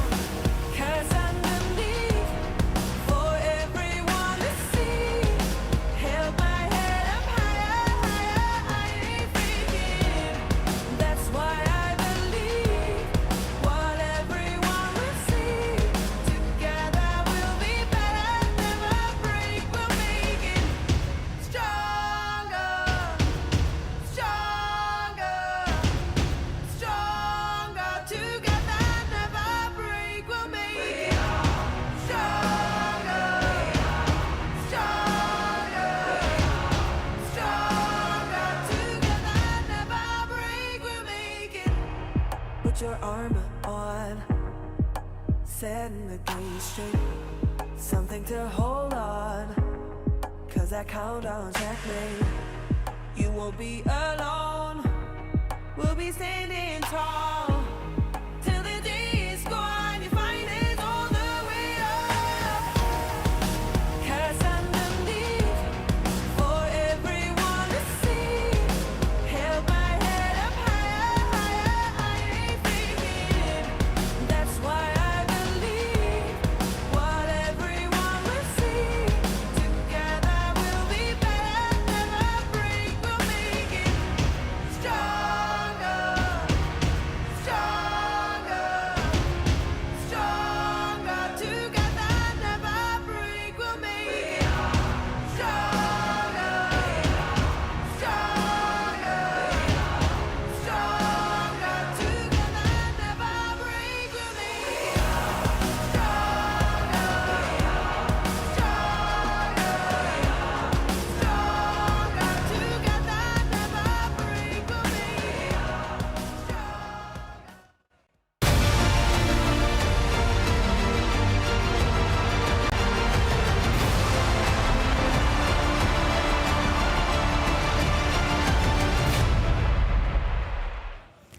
Welcome back to the FIFAe 2024 World Cup featuring Rocket League. We're coming at you live from Riyadh, where the games are already kicking off. We had an incredible victory from Saudi Arabia to start the day, and absolutely dominating 4-0 over Chile. Now we're moving into our next bracket match. Brazil faces off against Belgium. We've got so much excitement in the studio today, and it's absolutely packed. I love that we have all the fans around the stage. You can hear the volume, you can see the impact on the players. Herc, you were down there on the floor. What's the energy like? It's insane. It is so loud. Like, you think you can't hear them through those headsets. You 100% can. I don't doubt that the players hear them either. They are literally like 15 feet away from them. So they are right in their faces and in their ears. And I'm really excited about this one because I know a lot of the times people are like, oh, they only show up for Saudi Arabia. No, there's a lot of Brazilian fans out there. So I'm excited. They've been here all weekend and it should be really loud. Yeah, they've been cheering from the stands. They've been making themselves known, and now it comes down to the final match for one of these teams. So whatever they have left in the tank, they got to use. And if you're in the audience and you are watching at home and you have favorite players, favorite teams, make sure you're shouting them out. Don't forget to follow FIFAe on Twitter and share your best plays, share your thoughts, share your favorite screenshots from the tournament. And speaking of favorites, Achieves, we have had some really special moments just from that last game alone. What do you think it was that Saudi Arabia put in the sauce this morning? Oh, man.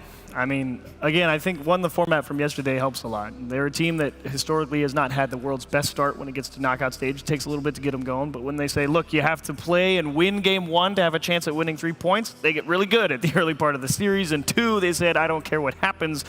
We're just going to try and hold on to the ball as much as possible. And they are 3 of the best when it comes to ball control in the world, and they had a great, great first match. They were incredible, and they need to keep that going because whichever team makes it through this is going to have a pretty tough time against them. We've got Brazil, we've got Belgium.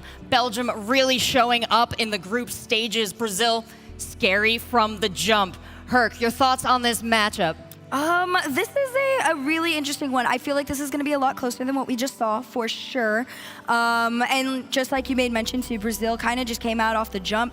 Was very, very impressed with Belgium the entire week. They seem to be fairly cohesive, and I was very harsh on them when we first entered this group stage, but they worked their way on out of it at a really great, consistent level, and I think consistency really is going to determine who makes it out of this and gets to go face off with Saudi Arabia. Yeah, based on what we know about these two teams, both of them finding so much success with that best-of-2 format, now we're moving into best-of-7s. And Chiefs, do you feel like they're going to have to play a little differently to maintain momentum here? Do they have to change anything moving into this longer format? So it's kind of a very intriguing question. I think Belgium is one of the teams that definitely benefited from the best-of-2. They came in as sort of underdogs already throughout their group, and it's tough to say whether they overperformed or not, because they were actually incredibly solid on day 2. I mean, they locked in and looked even better than they did on day 1. So I'm more worried about what a best-of-7 does for Belgium than I am for Team Brazil, just because I already know that what I'm going to get from Brazil is bottom to top, in-your-face, aggression, hey, come take the ball off us and beat us if you can.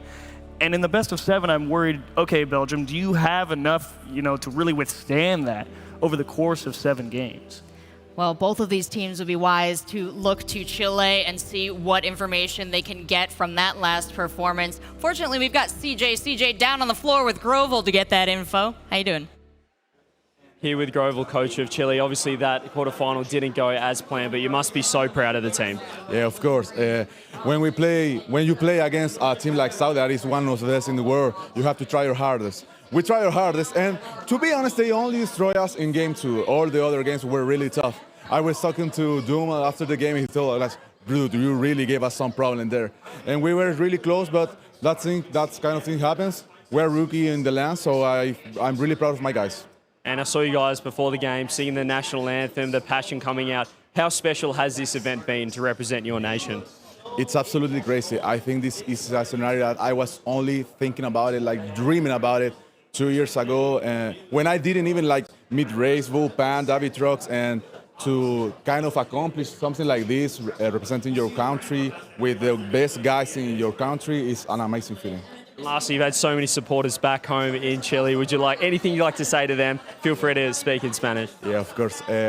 Bueno, muchas gracias a toda la gente que nos apoya, a mi familia, a mi esposa Denise, te amo demasiado. A todos nuestros amigos que del Rocket League, que ustedes saben quiénes son, los quiero demasiado, saben que los llevo en el corazón. Me pidieron que los mencionara, pero son tantos que no voy a poder, pero los quiero mucho, de verdad, agradezco demasiado todo el cariño que nos han dado. Hicimos lo mejor que pudimos, llegamos súper lejos. Nos tocó perder contra uno de los mejores equipos del mundo, pero así es el Rocket League. Thank you very much, Grover. We loved having you guys here at the FIFAe World Cup. Thank you. Cheers. Thank you. I'm so glad to hear that when we talk about they're playing for national pride, they're playing for so much more than just this prize pool, that it really does mean so much to a team, especially to Chile. Oh my gosh, I was standing out actually at the caster booth when they went out to sing the national anthem. I started tearing up. I'm not even gonna lie, I cried a little bit and I had to hold it in. The 4 of them were so loud and on their own, and I could hear them clear as day, and you could just tell how much it meant to them. They had their arms around themselves, and they were swaying side to side in unison. You could just tell how much the moment meant to them. So, I'm glad that these teams get to have those little special moments for themselves. Absolutely, and they are very important moments. They're building an incredible team there, and so proud of those players. Now we have 2 more teams who are looking to move forward in the tournament. Let's check out the head-to-head between Brazil and Belgium.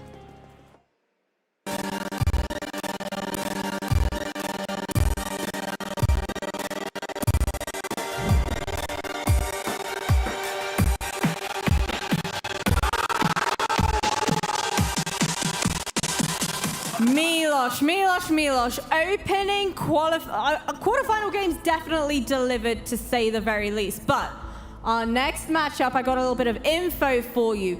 Out of the 8 teams that we have now in our playoffs, 5 of them grinded their hearts out to make it to playoffs, to this very stage. And our next series is 2 of those very qualifying teams. I'm so excited for this one. Absolutely. Would it be in Rocket League or in actual football? In both cases, I'm thinking Brazil-Belgium, that's definitely a game I do not want to miss. You know what, I want to keep the show going, so let's go ahead and dive into our Axe walkouts by introducing our first team. Please welcome Belgium.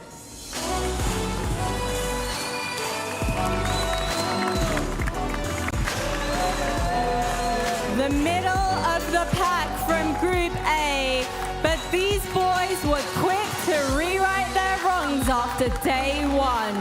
Victorious against a seemingly undefeatable Team Netherlands. With star players amongst them, it is time to shine brighter than ever. And so, of course, we have to have a quick chat and question here. Hello. Bonsoir, goedenavond. How are you doing tonight? First of all, it has been a grind to get here, but there's been a lot of belief between your team. Is that shared between you, coaching staff, and the entire squad too? 100%. Without all that trust in each other, we wouldn't be here. So we're looking to keep moving forward, match by match, and we'll see where we get. Oh, there you go. Good luck then. That is it from Team Belgium. Please welcome to the stage their opponents, Brazil! With players that ooze confidence and showcase loyalty. A lineup that's been together for over 1 year. They were only able to get 5th to 8th in Riyadh the last time they were here, but they are back with a vengeance. Some might say they are furious to bring their A game and make South America proud. Jasmine, you always have the exact perfect words to say in there. STL and Brazil. Hi. How are we doing? Good evening. Boa tarde in the case like that? Yeah. Boa tarde. Okay, well, look, you made it here. Yesterday, you were crying tears of joy, surrounded with Argentina and Chile around you. Here, what happens on the main stage to go deeper into the tournament? Just play our game. It's confidence, because Belgium were saying the same thing. They trust one another. Is that the same case here for Brazil? Well, we played for 1 year straight as a team, and we're going to keep it all the way. That's a hell of a trust level there. Thank you very much, STL. That is it from Brazil. As always, if you are able to, please showcase your respect and rise for the national anthem of Belgium.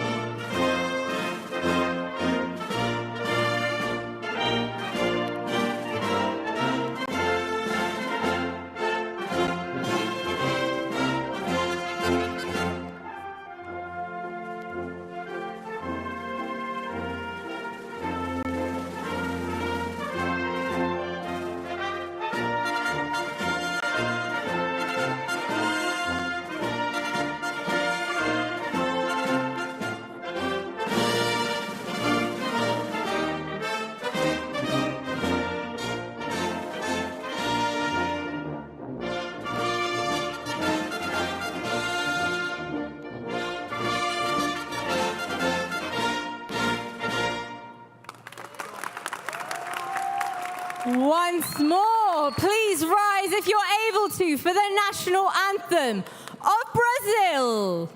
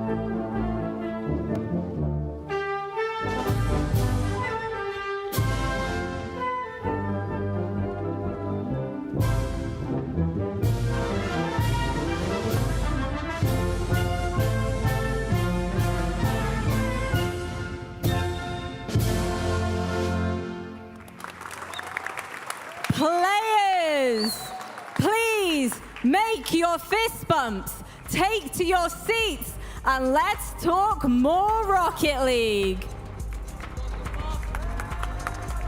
Yes, let's discuss Rocket League because we are now ready to head into our second best of 7 here on Saturday of our tournament.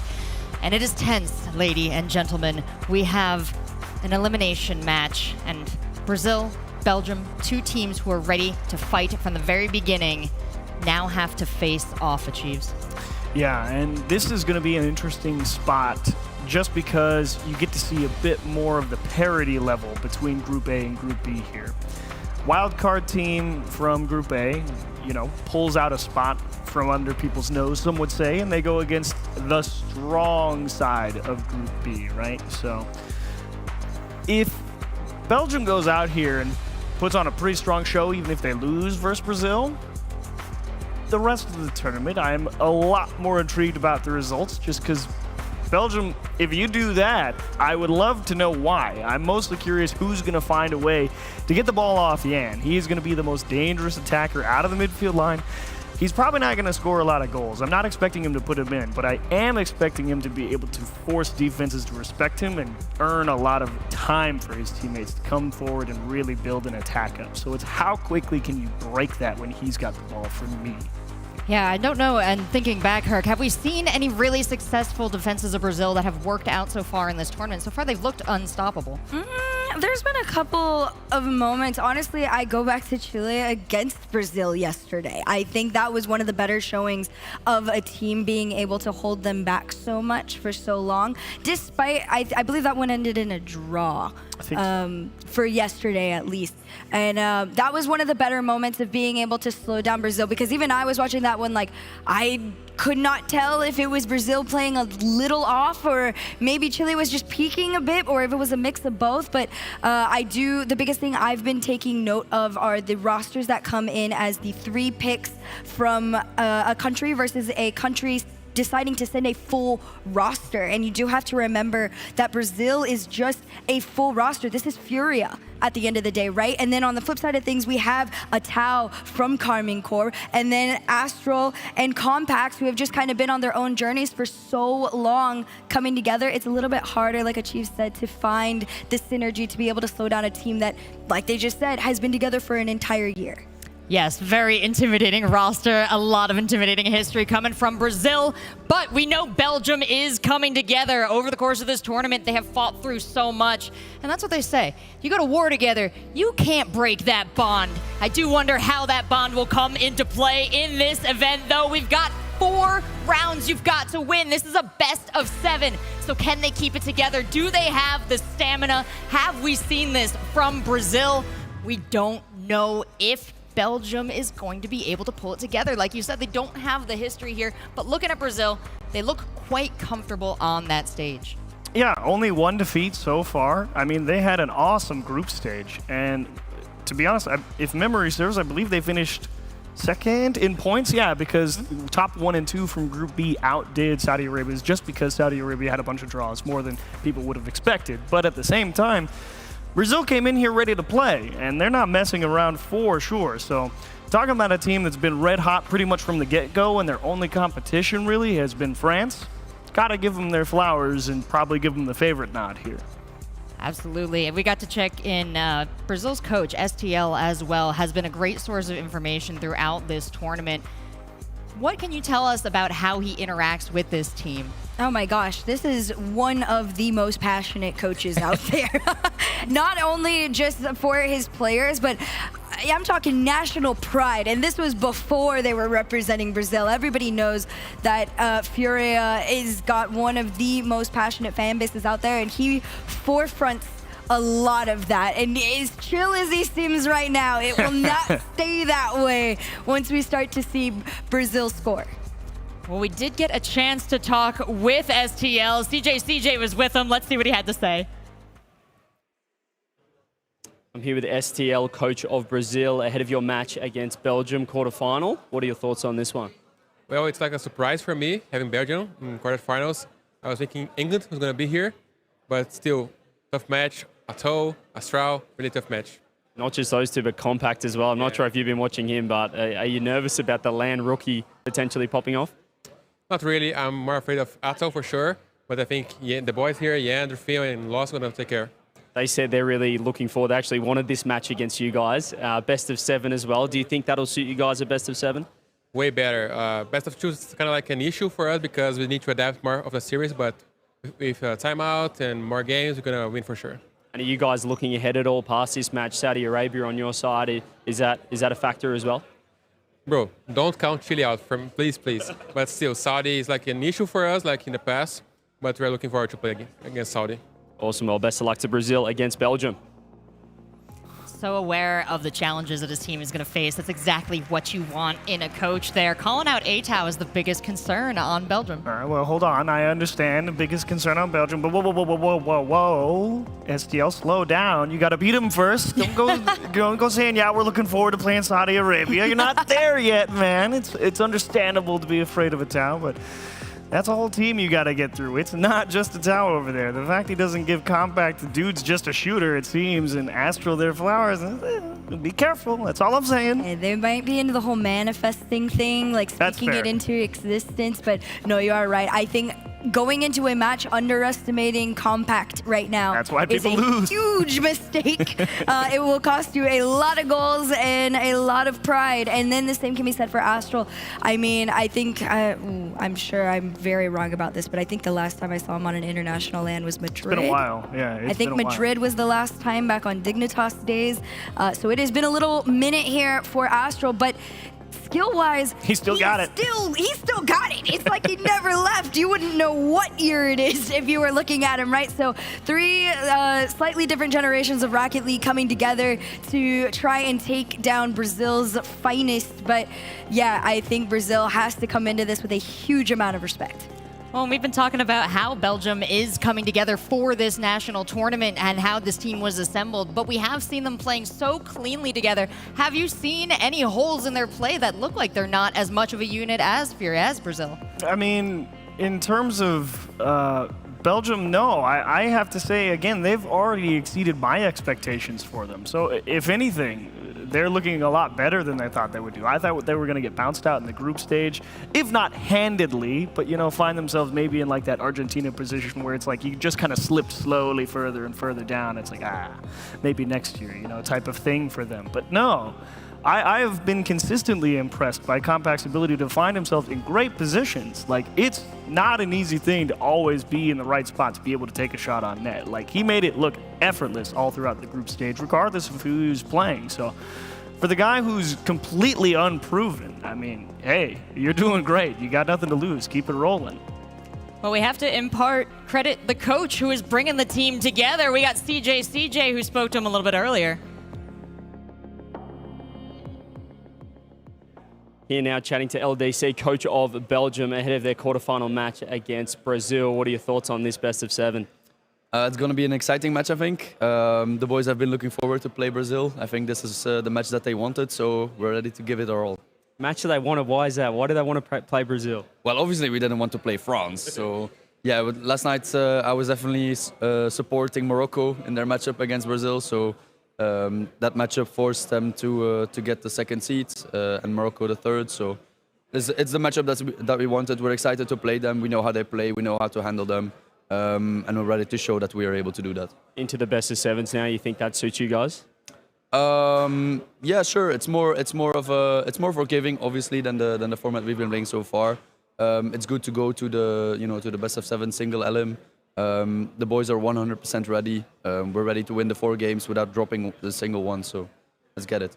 All eyes are on Compact as well. He seems like he's absolutely popping off in his first international event. Can he keep it up in the playoffs? 100%. This guy is full on ice. He's so good right now. I don't know how or why this guy has never been, on a really good team or never been signed. I think his team with Mike Boy as well. Mike Boy was also one of the spotlight players. 100% a target team for any org to pick up, I think. Awesome. Well, best of luck to Belgium in their first matchup. Very proud of the roster he's assembled, and deservedly so. Also very aware of the competition. Interested in playing Brazil, mostly by process of elimination. Not wanting to know play thy France. enemy, and it's avoid France. Good move. All the preparation that he speaks to, the confidence that comes from that. What do we know about how they prepared for this event? So the nice part about playing Team Brazil is since they're already, a team outside of this, there is a wealth of tape on a team like Brazil. You do have a pretty solid chance here as a coach to sit down after you qualify and say, okay, who do we play? And as soon as you see, Morocco get that win, great.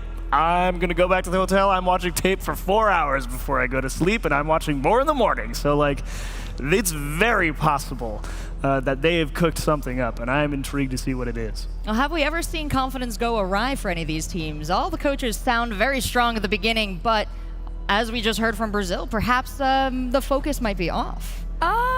Not necessarily in a bad way. I think a lot of the times when coaches talk like that, it's if the coach is doubting, you're gonna doubt yourself kind of thing. So Right. any true feelings are definitely gonna be kept behind closed doors. Yeah, as a coach, you never tell your players. Man, I'm really worried about you these guys are good. today. You can do I'm it. really stressed out. Are y'all stressed out? Oh, Twitch chat's not stressing, though. We're almost at 50-50 with a slight favor for Brazil, according to the audience here. But you know what? I'm going to turn it over to you, Herc. Who do you think's going to take it? Okay, so I've been really back and forth on this one, if I'm being honest. I think Belgium is incredible. At the end of the day, Brazil, I have just been giving the edge on the teams that are coming in as a full roster. So I'm going with Brazil on this one. Sure.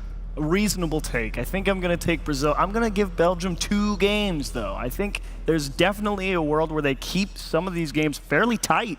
I'm not certain that they're going to get walked over by Brazil here, and very possible they find their way into some tight games. They walk away with an OT win here or there, squeak out a 1-goal win, all in their hands. Well, all that remains now is to find out the true result as we send our 2 teams down to the field, drop that ball, and get this match started between Belgium and Brazil! Our second quarterfinal about to begin. Brazil versus Belgium.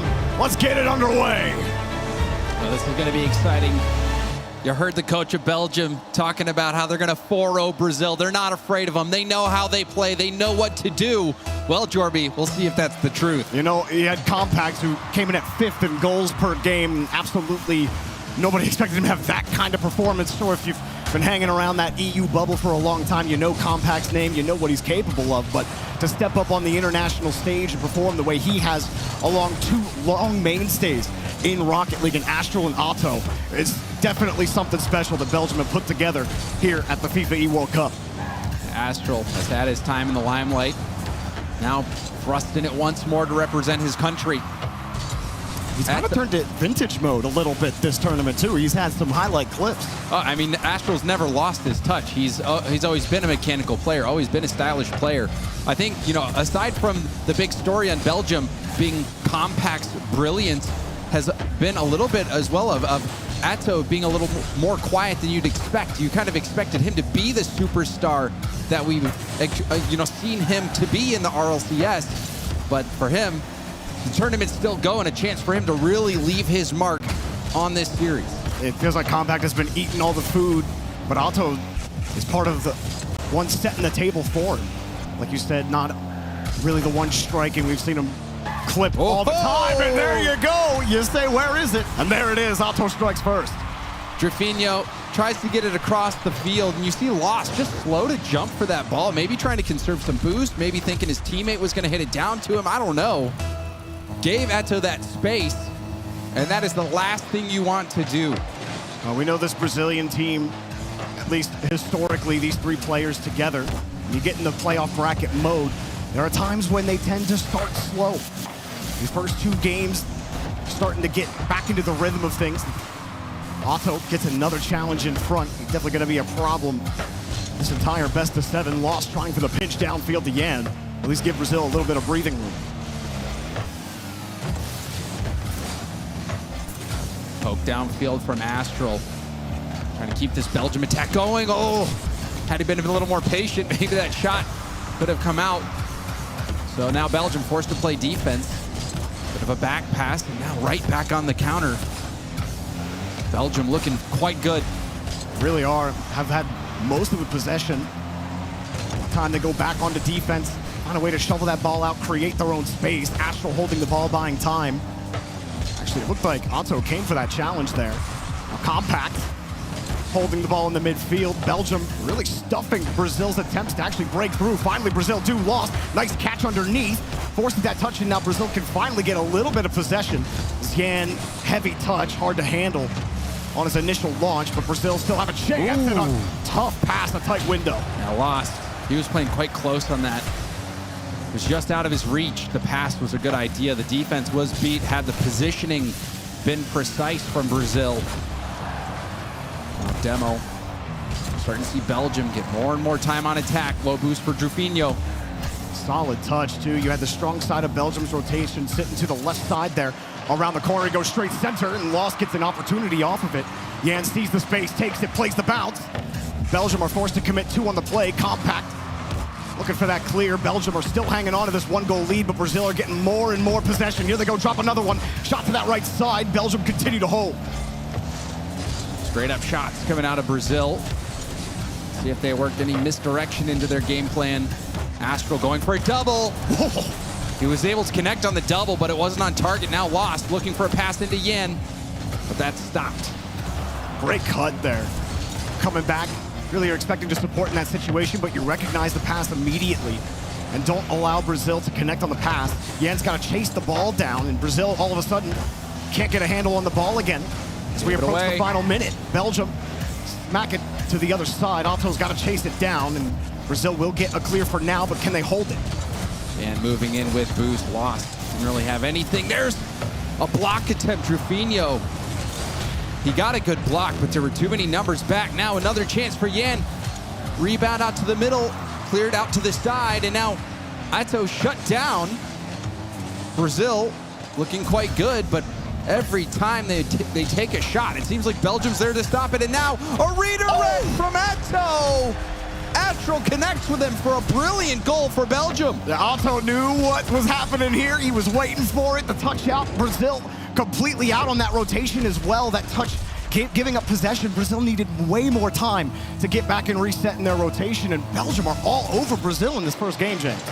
Well, one thing's for certain, Jorby, they're absorbing that pressure when Brazil is down in their half and taking these shots. They have, it always seems like at least 2 people to defend the shot that is incoming. Even their compact getting in front of that shot as the first man to the ball. So Belgium, they seem like they are expecting the attack that Brazil is bringing, and their counterattack has been deadly. Brazil break through, they go for the bump, they don't get it, and now they have to try to... Another goal wide open. That was some cost fallacy. Lost. As soon as he touches that, gets that touch across, there's 2 Belgian players right there. You haven't done the job to actually buy time. You turn into that, you can't turn into that. You've got to know that's getting challenged, and you're not beating Belgium to the ball. It seems like Belgium maybe does know Brazil's playbook. You could see there, Atto perfectly positioned to intercept that pass and set up an easy goal for Belgium on the other end. Brazil getting smacked in the mouth here in the start against Belgium, who have had an impressive run with Compact joining a lineup of 2 long mainstays in Rocket League, and here we go. Belgium takes the first here against Brazil. Really solid performance from Belgium, and Atto stepped up. To me, he was the MVP for Belgium in that game. He started things out with a goal. Even that pass from Astral, he was able to redirect it to the net. And then the last play, he intercepted the pass, set up his teammate for a wide open net. Atto playing really nicely, but as a whole, it looked like Belgium, they expected everything Brazil brought. Well, like you were saying too, James, on defense, Belgium, the best defense in Rocket League is the minimal amount of time you spend playing it. And Belgium did that every time Brazil had a transition. It was really smart cuts, buying your team time to get a better position. And I love those cuts from Belgium because the guy that's facing towards Brazil's net gets to have that momentum. You get to play the transition quickly. And Brazil just couldn't actually win any of those possessions. And then push comes to shove, you can't score. Lost makes a mistake in the midfield, and it becomes too hard to come back from there. Yeah, so it's going to be really interesting to see how Brazil compensates for that failure from game 1. Their offense really lacking there. And you could even see it on that last play, trying to make passes that just weren't there. We even saw one play where they did finally beat the Belgian defense, but the pass, it was to someone who would have been far post, but Lost was sitting near post. And so you have to be on the same page when you do get those few opportunities. So we'll see if Brazil's offense can figure things out, or if Belgium will make good on their words. You heard the coach say 4-0. Well, one step down. 3 more steps to go. Astral. And we really didn't say his name too much, did we? Compact, not going to get that double. Another name we haven't really said, though, is Pause. And Pause, a very popular name here in Rocket League. And Pause is a name I don't think many people want to hear, Jordan. You know, he shows up always when you don't want him to. I don't know if he's ever welcome. Yeah. Players Pause, like go Pause. away, come again, never, please. Yeah. I guess only players who call for Pause like him. But anyways, Brazil, this offense, you talk about the offense lacking, and we got to talk about Yan. Well, let's talk about him. What do you got, Jorby? I mean, where are you? It's just you're not able to not have that same force. And he's been the center, the star of Brazil for so long. At one point, we were talking about Yan maybe being the best player in the world. He hasn't really hit that kind of stride. Now, he hasn't had to because Lost and Drafinho have been incredible teammates, and Yan still always plays at a high level. But where's that extra gear that we know that Yan can hit? Otto's doing it. What Otto's doing right now, Yan can do, but he's not putting it together right now, and he has to if they want to beat Belgium. Yeah, Yan, the man on land. He forged that title. He earned that title.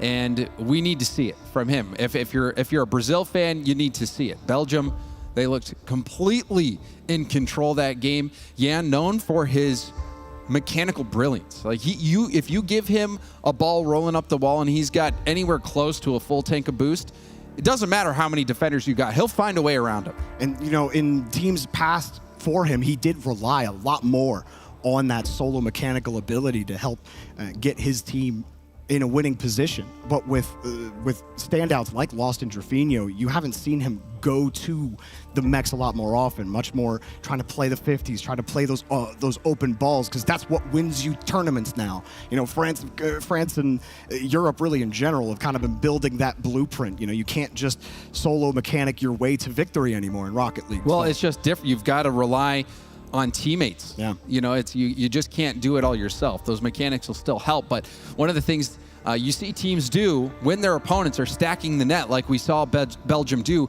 is you rely more on misdirection or overpowering with bumps. One of the plays that we see a lot is the fake off the backboard. You can go for the double tap, but you fake it, let a teammate take the shot against the defense that's out of position. Another strategy, you see players go up, get that flip reset, but instead of going for the shot themselves, they use their flip to get out in front to either get the demo or get the bump to break down those defenses. We didn't see any of that from Brazil. No, and I think that they need a little bit of comfort too.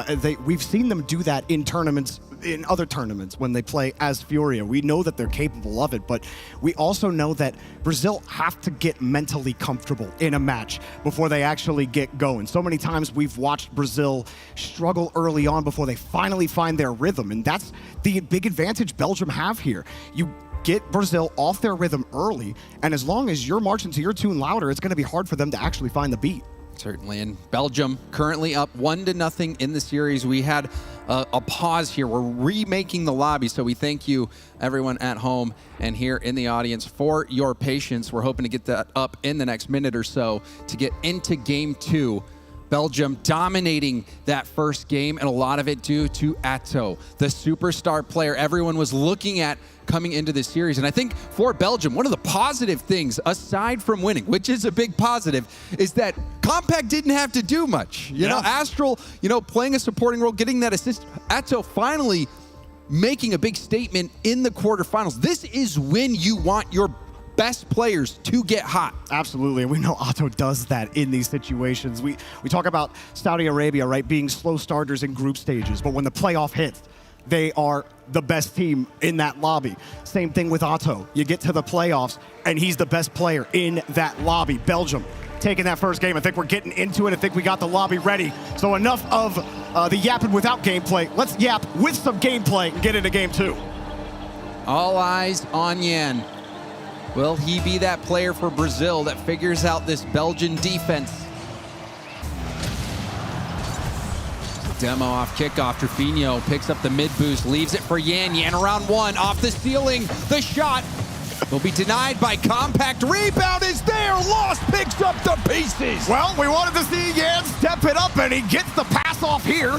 Makes that touch hard to get into safety, and Lost was ready for it. Beautiful placement right above the defender. And that is the Yan effect. He didn't even have much boost. Also, his teammate, I think it was Trufinho, got the mid boost, but still left the ball for Yan because he knew that Yan could beat multiple defenders on that play, forcing the save into an awkward spot.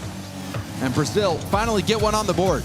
We talk about Brazil trying to find comfort before we really start seeing that creativity, that aggression come online. The first goal goes a long way for them feeling that. Belgium, now the ones that have to respond. They'll have one off the backboard, but a great read from Trufinho. He needs some assistance. Compact couldn't get a solid touch. He didn't have a lot of boost. Not sure where he initially jumped from there. Either way, Belgium will have to retreat as they all were pretty low. They pick up a couple canisters to get back and reset. Actually might catch Brazil out on their rotation a bit here. Trufinho happy that Compact didn't get anything more powerful over his head. Trufinho had to make a very awkward challenge. And there's that bump attempt that I was talking about earlier. It didn't pan out. Brazil gives up the ball. Hard pass off the back wall. Read nicely. Atto, no boost. What a 50, though. I thought he might be able to chase that with a chain dash up the wall. Like he didn't have the momentum. And Yan, oh, Yan! A little style on it. He is the man on land. Started things out, getting an opportunity for his team. This time finishes the job all on his own. Well, Yan, the assist to start, a double tap to put a little cherry on it. Now, Belgium, what are you going to do now? Yan, he gets another pop-up. A little too hard, though. Easy to challenge. Oh, there's a double commit as well. Numbers advantage on this counterattack for Belgium. Oh, he backflipped. That means Otto gets a free touch. The pass was a pre-jump from Compact, but he couldn't make it happen. Otto ran into the ball. Hitting him right at, and his Compact just shooting it right at him, but Atto has boost up to the ceiling, has his flip, goes for the backward pass, rebound. No one's there to take the shot. Astral just going for the bump. I think he was thinking Otto was just going to score, and whoa, the save right off the post. Yan, what a catch. Not a ton of boost, though. He tried to feather it, already challenged. Belgium, I guess you could say stabilizing on defense, at a couple of scary moments for Brazil on defense. Here's another pot shot as Belgium try to get set up on that midfield line. Brazil find a way to connect together. Belgium forced back to the wall. Trufinho, lovely first touch. Takes that 50 with the reset, tried to get back to it. Ball out to the middle, far post shot is a little too high, but Brazil is really swinging now. Yeah, well-covered net there from Belgium. You had to try to find the dime on that one. Lost. Needs to find the piggy bank. Otto dropped it. The defense from Brazil haven't been tested too hard except this last minute, where Belgium have really started to find a little more possession. Otto finds the seam and gets Belgium within one. Are we gearing up for a shootout between two superstars? Astral passing it over. Atto, low boost. Lost also low, but Atto had the position. Is able to finish it, and there's a lot of time left in this game, Jorby. And, I mean, Belgium, like I said, this last minute has looked really solid for them.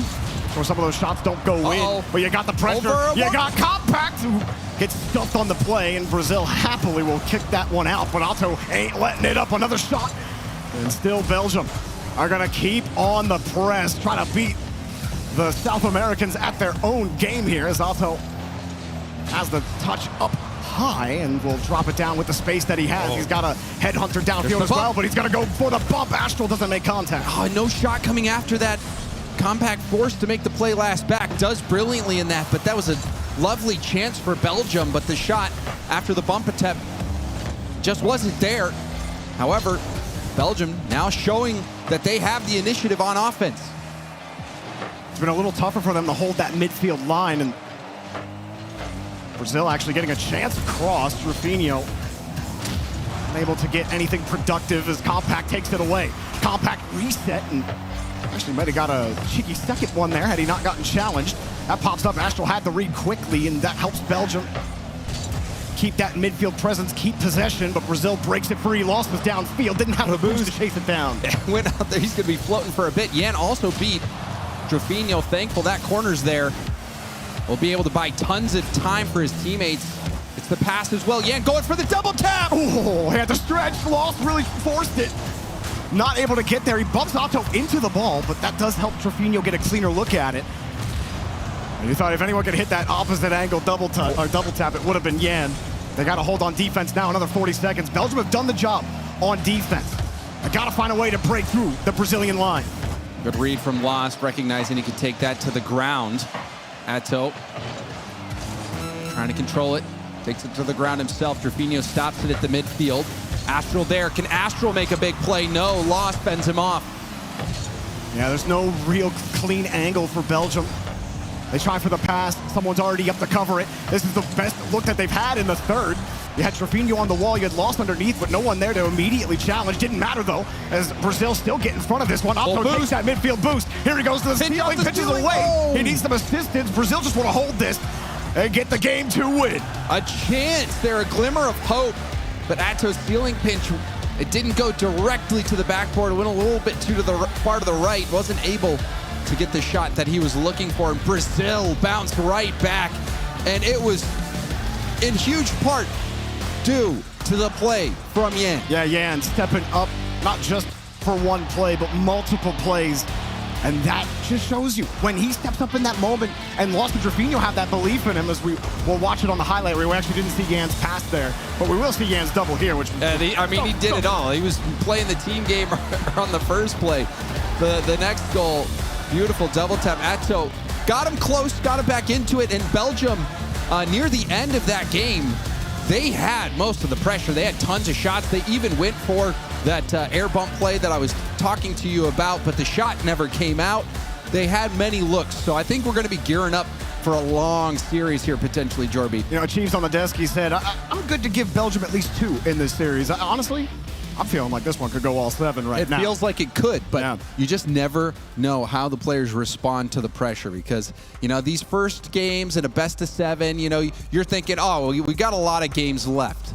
But, you know, once you start getting down to the wire, that's when your heart rate, I would guess, starts going up. And we'll see how these players play under pressure. Getting into game 3, Brazil, they answered back game 2. Belgium, how will they play in game 3 after losing that last one? Game 3 really is like the grindiest game in a best of 7, especially when you're tied heading into this one. Because, yeah, you win this one, you get the lead, but it's 2-1. You still got so much of the series to play. And so you might look good in this one, but there's just so much more Rocket League that you have to play with. Yan will get bumped out as Brazil had won that initial kickoff and trying to build some pressure, but Lost does not get a good touch on that follow. All eyes on Compact. Scored so many goals in the group stage. Looking for him to play a part here. Lost again, just kind of pitched that one in on the challenge. Yan, I don't know if that's the touch he wanted earlier. Now Otto gets the clear out. Great stop. Yeah, he just dove in front of it. Compact has the boost to make the play. Reset. Goes for a musty, but that's shut down. Support arrives. Astral, you saw him looking for that skim touch. And there's the shot, and it's saved. Drafinho was tucked in there. I didn't even see him pop out till he made the save. Hiding right behind the post. Lost takes the touch. Yan pops it up high. There was still another defender. Drafinho! No! Another save. 2 great saves on both sides. The defenses on both teams making big stops. Quality chances, both denied by quality defense. The last 2 minutes of game 2, Brazil didn't have this type of aggression on offense. It was Belgium doing that to them, and just flipped right back at the start of game 3, back to Brazil. Otto continues just to be the release valve for Belgium whenever they're long defensive stays. They get that clear out. Compact can't get anything done there. I was just seeing that heavy first touch from Lost. That has resulted in this pressure that we're seeing now on Brazil. Ball rolling across the front of the net. Yan trying to race to it. He's got not much boost left in the tank. Will have to retreat all the way back, giving Belgium the ball. Quick hits from Astral, but he can't get back to his touch. And there's a Brazilian downfield and a pop in front of the box. Only one there. Compact will do what he can to hold. And he finally gets some help from Astral diving back. Otto gets the clear. Drafinho looking for a teammate in the corner. Compact disrupts it, but Yan gets that extra touch and a huge block. This one bouncing off the ceiling and the backboard. The shot, it's good! from end to end. Yan can do it all. Belgium in the midfield here, they needed time. Everyone was ahead of the ball on the blue half, and Yan just punched it off the 50-50. And that wasn't the first time that we've seen Brazil starting to predict the touches. They're not really playing straight up 50s. They're letting Belgium make those touches as if they were coming for those challenges. But in fact, Brazil is a step ahead, predicting where those touches are going to be. That's exactly what Yan did on that play, resulting in that counterattack and a lovely finish as well. Thought something might have been developing there for Belgium. It may still be in development. Currently, the offense in early access, but quickly looking for a release. And Compact, not going to get anything done there as Drafinha will hold it. But Belgium still, whoop, you still have the midfield line.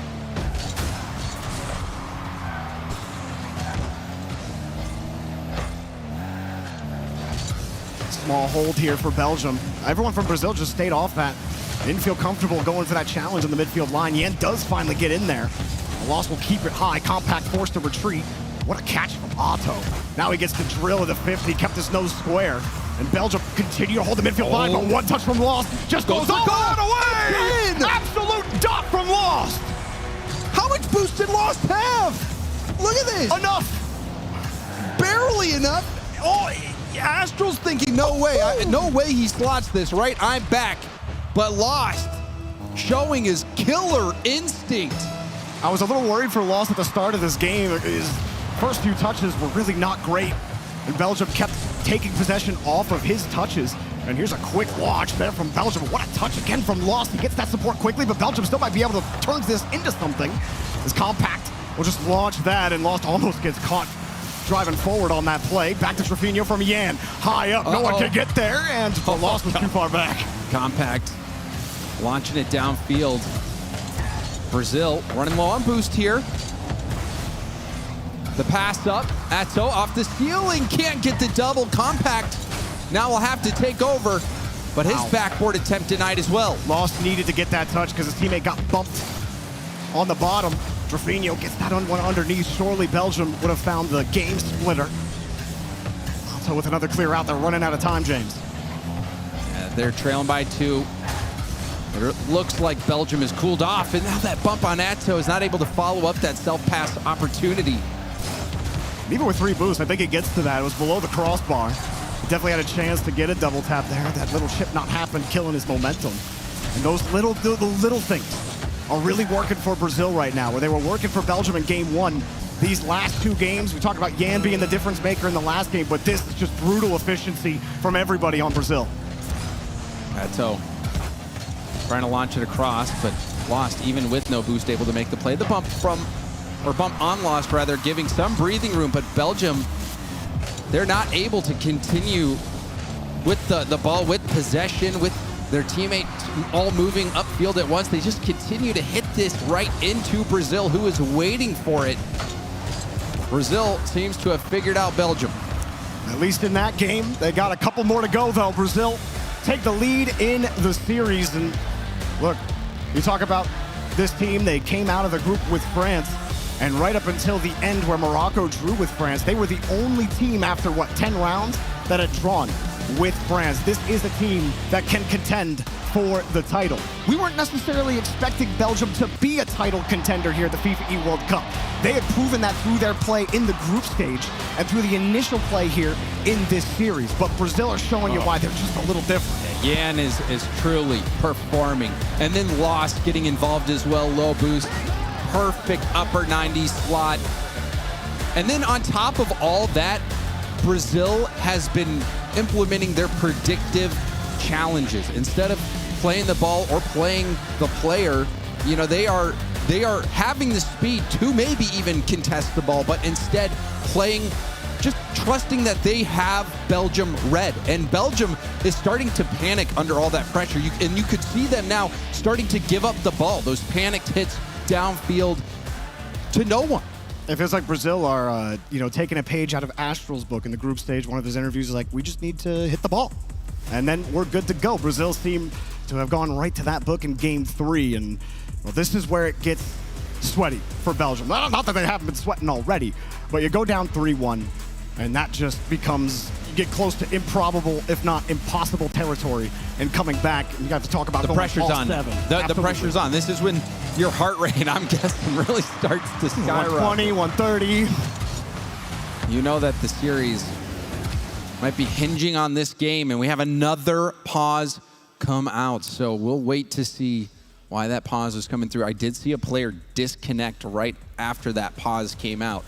So we'll wait and see what the issue is, Jorby. And when these kind of technical pauses happen, it's got to be agonizing for both teams. For Brazil, it's agonizing because you're finally building some momentum in the series. You're finally building a rhythm. For Belgium, it's agonizing because you have to sit in this stew of being down 2-1 for another few seconds, for another 30 seconds or a minute. And the longer that goes, this is where that mental fortitude comes into play, because you can't avoid every technical pause. You've got to be able to prepare for those moments mentally and keep level. And this is where I think a coach really earns their paycheck, is in these moments, in these timeouts where the players might be dead silent. You got to keep the players not only locked in, paying attention, but also their spirits up, keep morale high.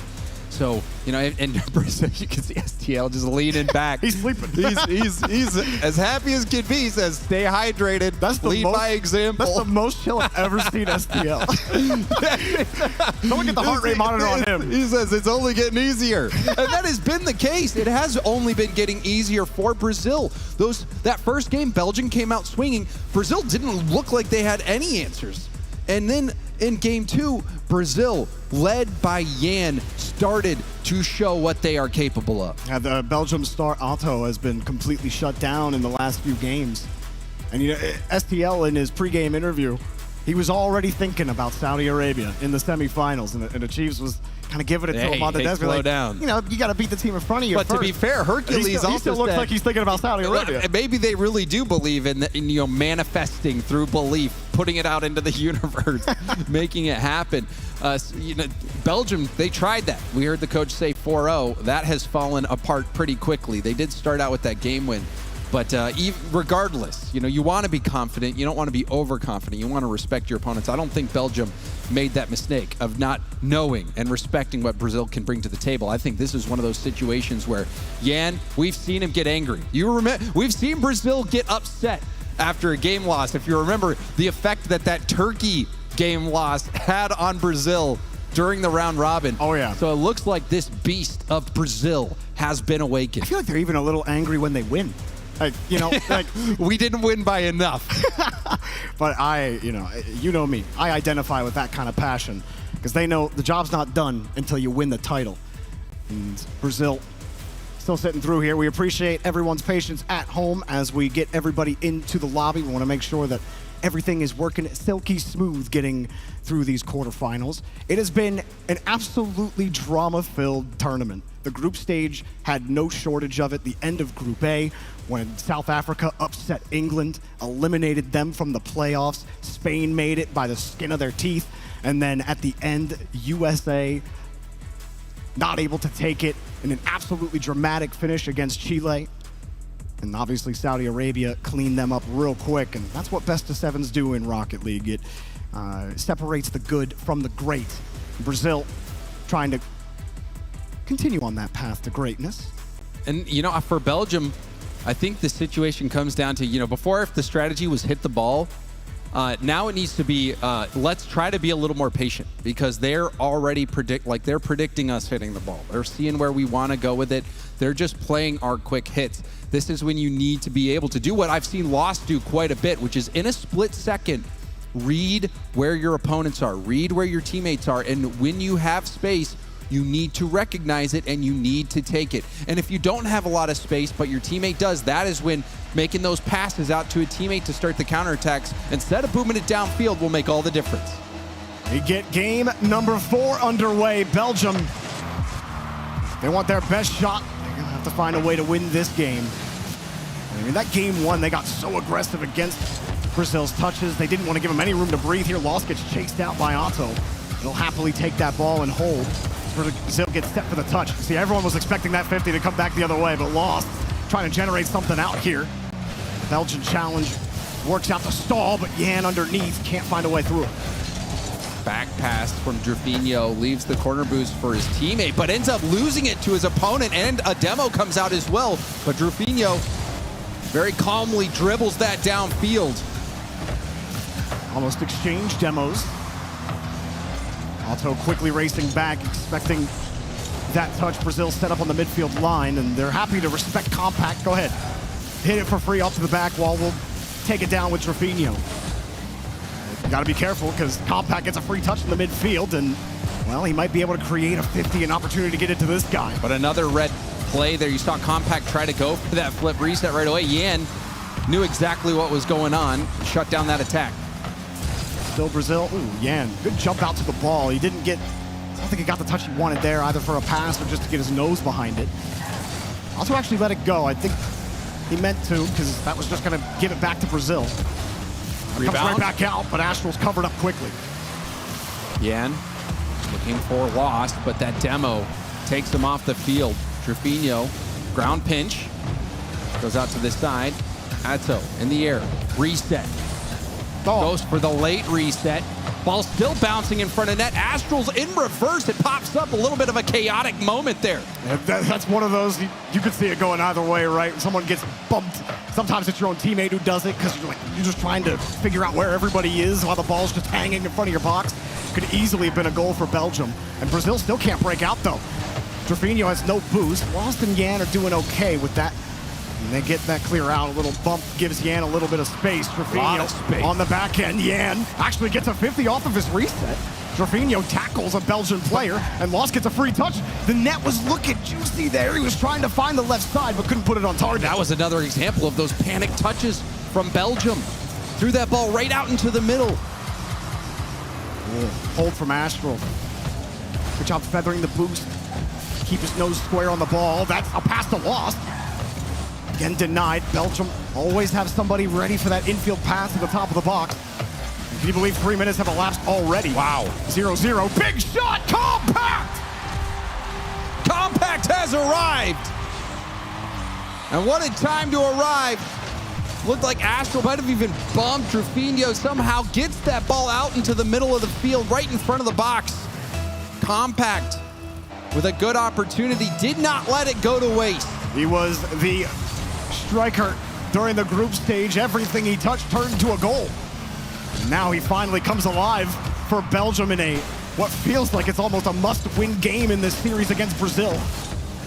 And what has not been plentiful goals here.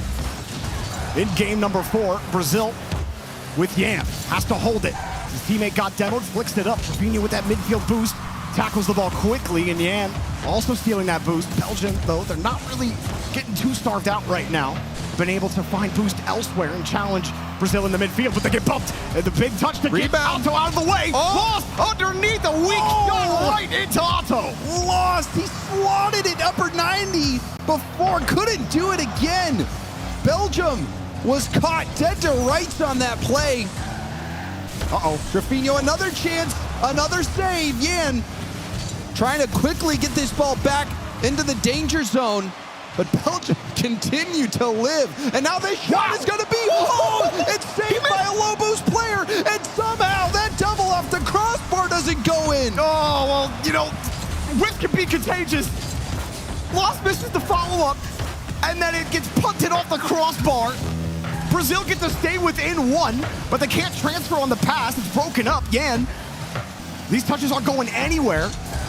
And Belgium, I mean, there's been some crazy plays in front of Brazil's box. None of the crazy ones have gone in. My goodness. Just a hard shot from Compact. I don't know how Drafinho perfectly timed that zero boost over the shoulder save. Also saving it so that the rebound also had a chance at getting saved. Wonderful defense there. Now, potential shot opportunity lost, trying to hesitate, trying to wait on it.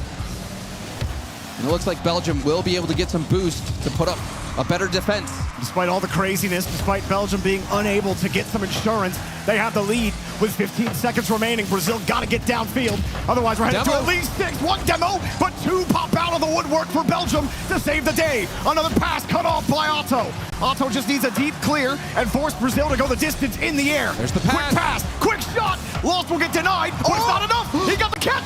50 out. It's still in the air. Yan got it again. Off the ramp, around the corner. Back to Lost. Trevino underneath. He can't go immediately. Yan takes his place. Lost back again. Pass to Trevino. Trevino! No! Oh, that was crazy. Brazil did everything they could to keep that ball up. But in the end, the story of Game 4 was defense. And Belgium, they were the ones with the better defense in the end. We're going at least 6 in the second quarterfinal. We thank Belgium and Brazil for breaking the quarterfinal sweep streak early. And compact, beautiful shot, the only shot they needed. And this quite one, fitting. Lost again, had pretty much no boost, ended up not timing the bounce perfectly, shot it low. It's tough when you are low boost to get that ball elevated, especially when you don't have much time to think and also no boost to make adjustments. But that was a shot that Brazil maybe could have scored. They're going to definitely go back and look at the film, I'm sure, especially if they end up winning this one. Maybe if they lose, they'll just write it off. But that was a crazy game. Brazil having their chances, easily could have won that game. But Belgium, they were able to come out on top. And, Brazil, they did have some really big defensive moments themselves, especially that save from Drufinho. And Atto not able to hit that double off the bar. Really a crazy game. But Compact, he stepped up this game, Jorby. Got the only goal. Was 5th in goals per game during the group stage. And now on Aquadome, they've got a chance to put Brazil on match point.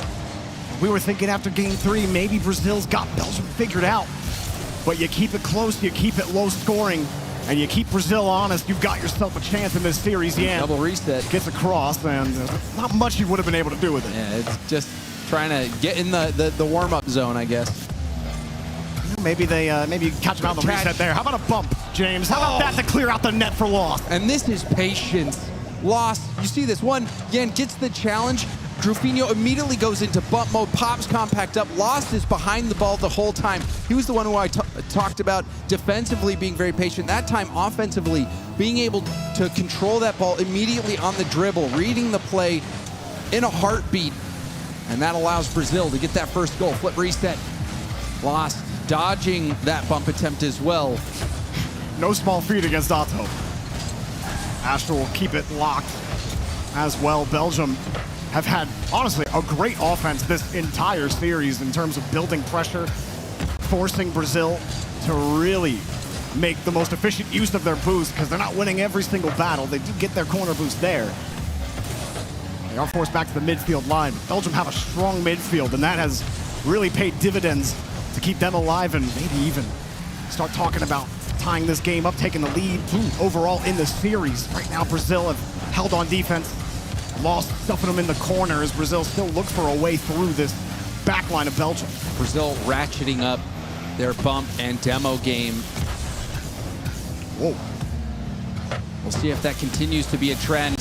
Astral trying to take it to the sky. Drufinho up off the ceiling, but that was a hard hit downfield. However, Belgium continues to make those hard hits to nobody. Ooh. And then that beat in the midfield. Drufinho makes it look easy for Brazil as they pick up their second. Yeah, he thinks he has Drufinho beat here. Otto has to recover. He was in the middle of recovering, and the pre-flip from Drufinho makes it a little deceptive about how far he is away from that ball.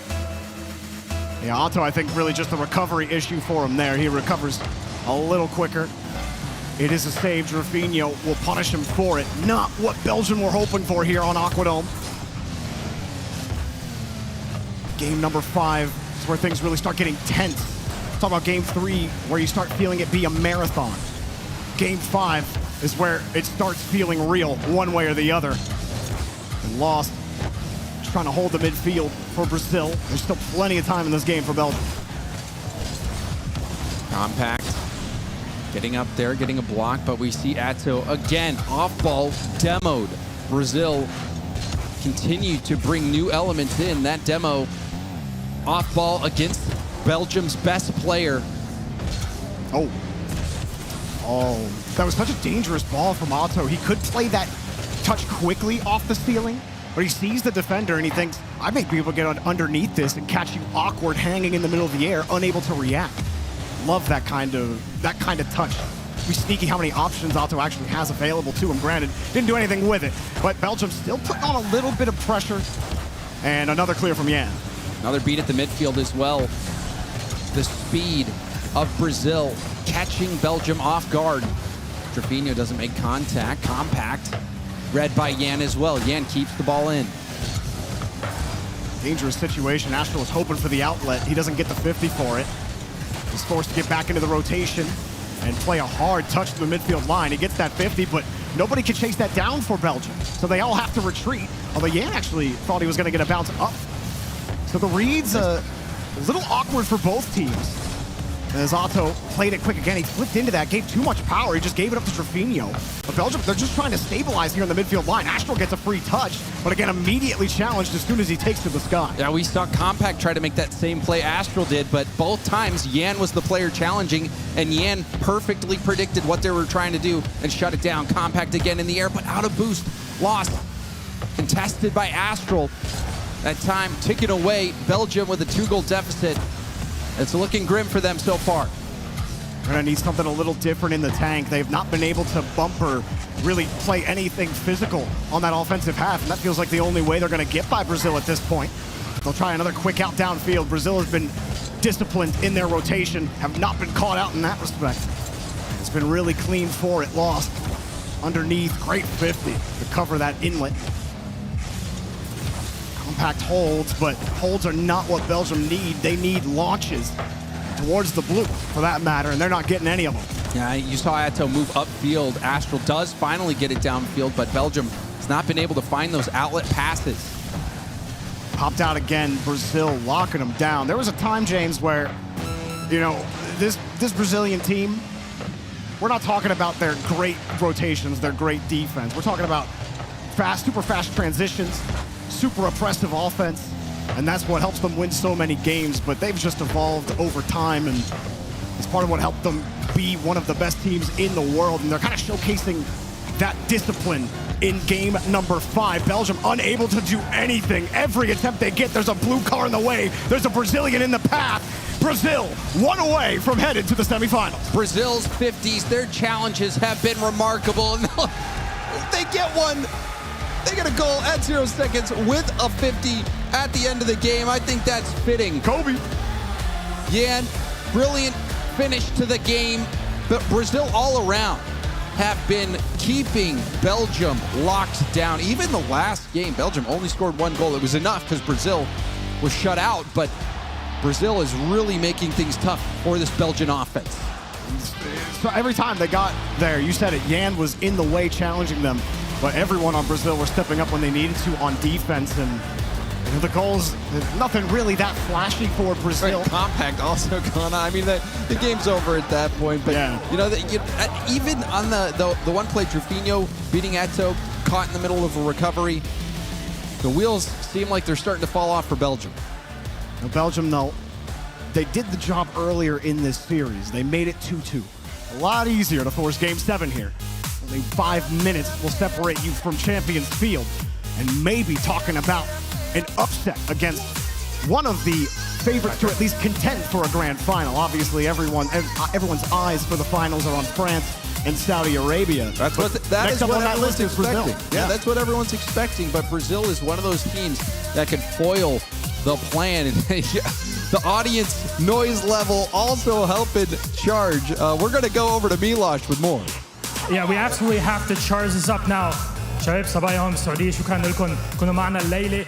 درتوا أول ماتش السعودية عم يلعبوا، بس هلا عندنا بلجيكا برازيل. بدنا ماب 7 ولا لا؟ إيه ولا لا؟ بدكم هسه جيم زيادة، بدنا نوصل لجيم 7 ولا لا؟ أعلى بدنا نشرج السيارة. We have to charge the car behind us. The Hyundai Ioniq. بدنا قد ما فيكم أعلى صوت عندكم. برازيل، بلجيكا. في كتير مشجعين برازيل هون معنا. هسه بعد مرة برازيل، بلجيكا. سمعناها مزبوط. We got it right clear here. The crowd is all behind Brazil. Charging by Hyundai Ioniq up.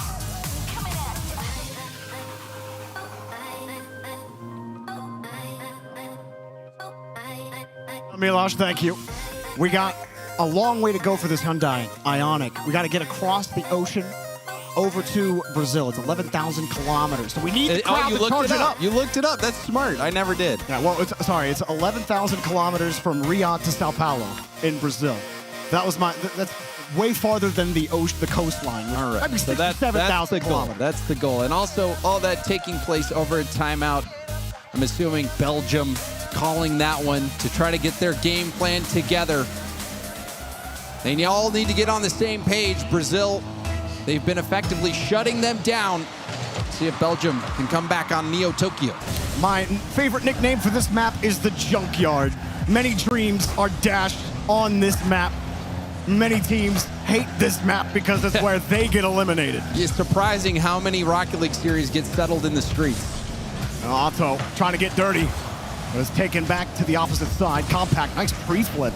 At least stabilized. Belgium needed that time to get set in the rotation, even gets back to the 50.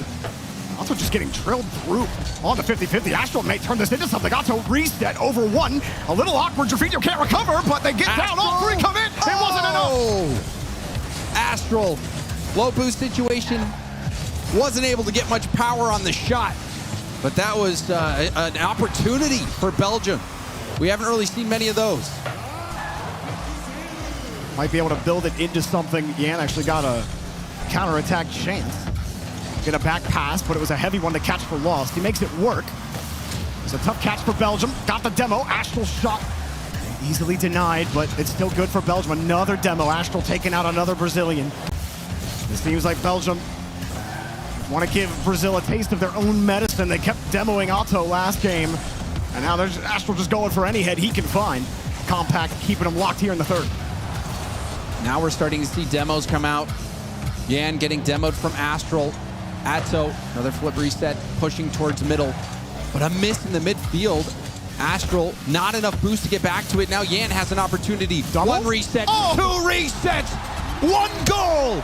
Insane from Yan. Absolutely immaculate from the Brazilian. And sweet the first time, but it's oh so delectable the second time. Beautiful double there from Yan.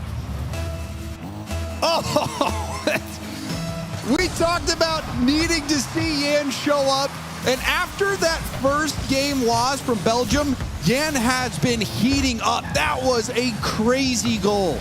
It's just like double reset, sure. We see players get that all the time in these lobbies. The problem is there's 3 cars on the field. You're very rarely going to get that one through, and even when you do, are you going to post it top shelf at like however fast it was? I don't even look at how fast it was. I was just watching Yan do his work.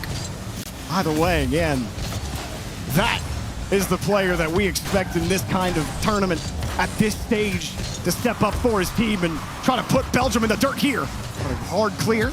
Otto gonna get caught out by Lost. Getting through one. Belgium, for all the struggles that they have had to actually get this goal, they still put on that pressure. They still have it in them. Brazil can't let their foot off the gas.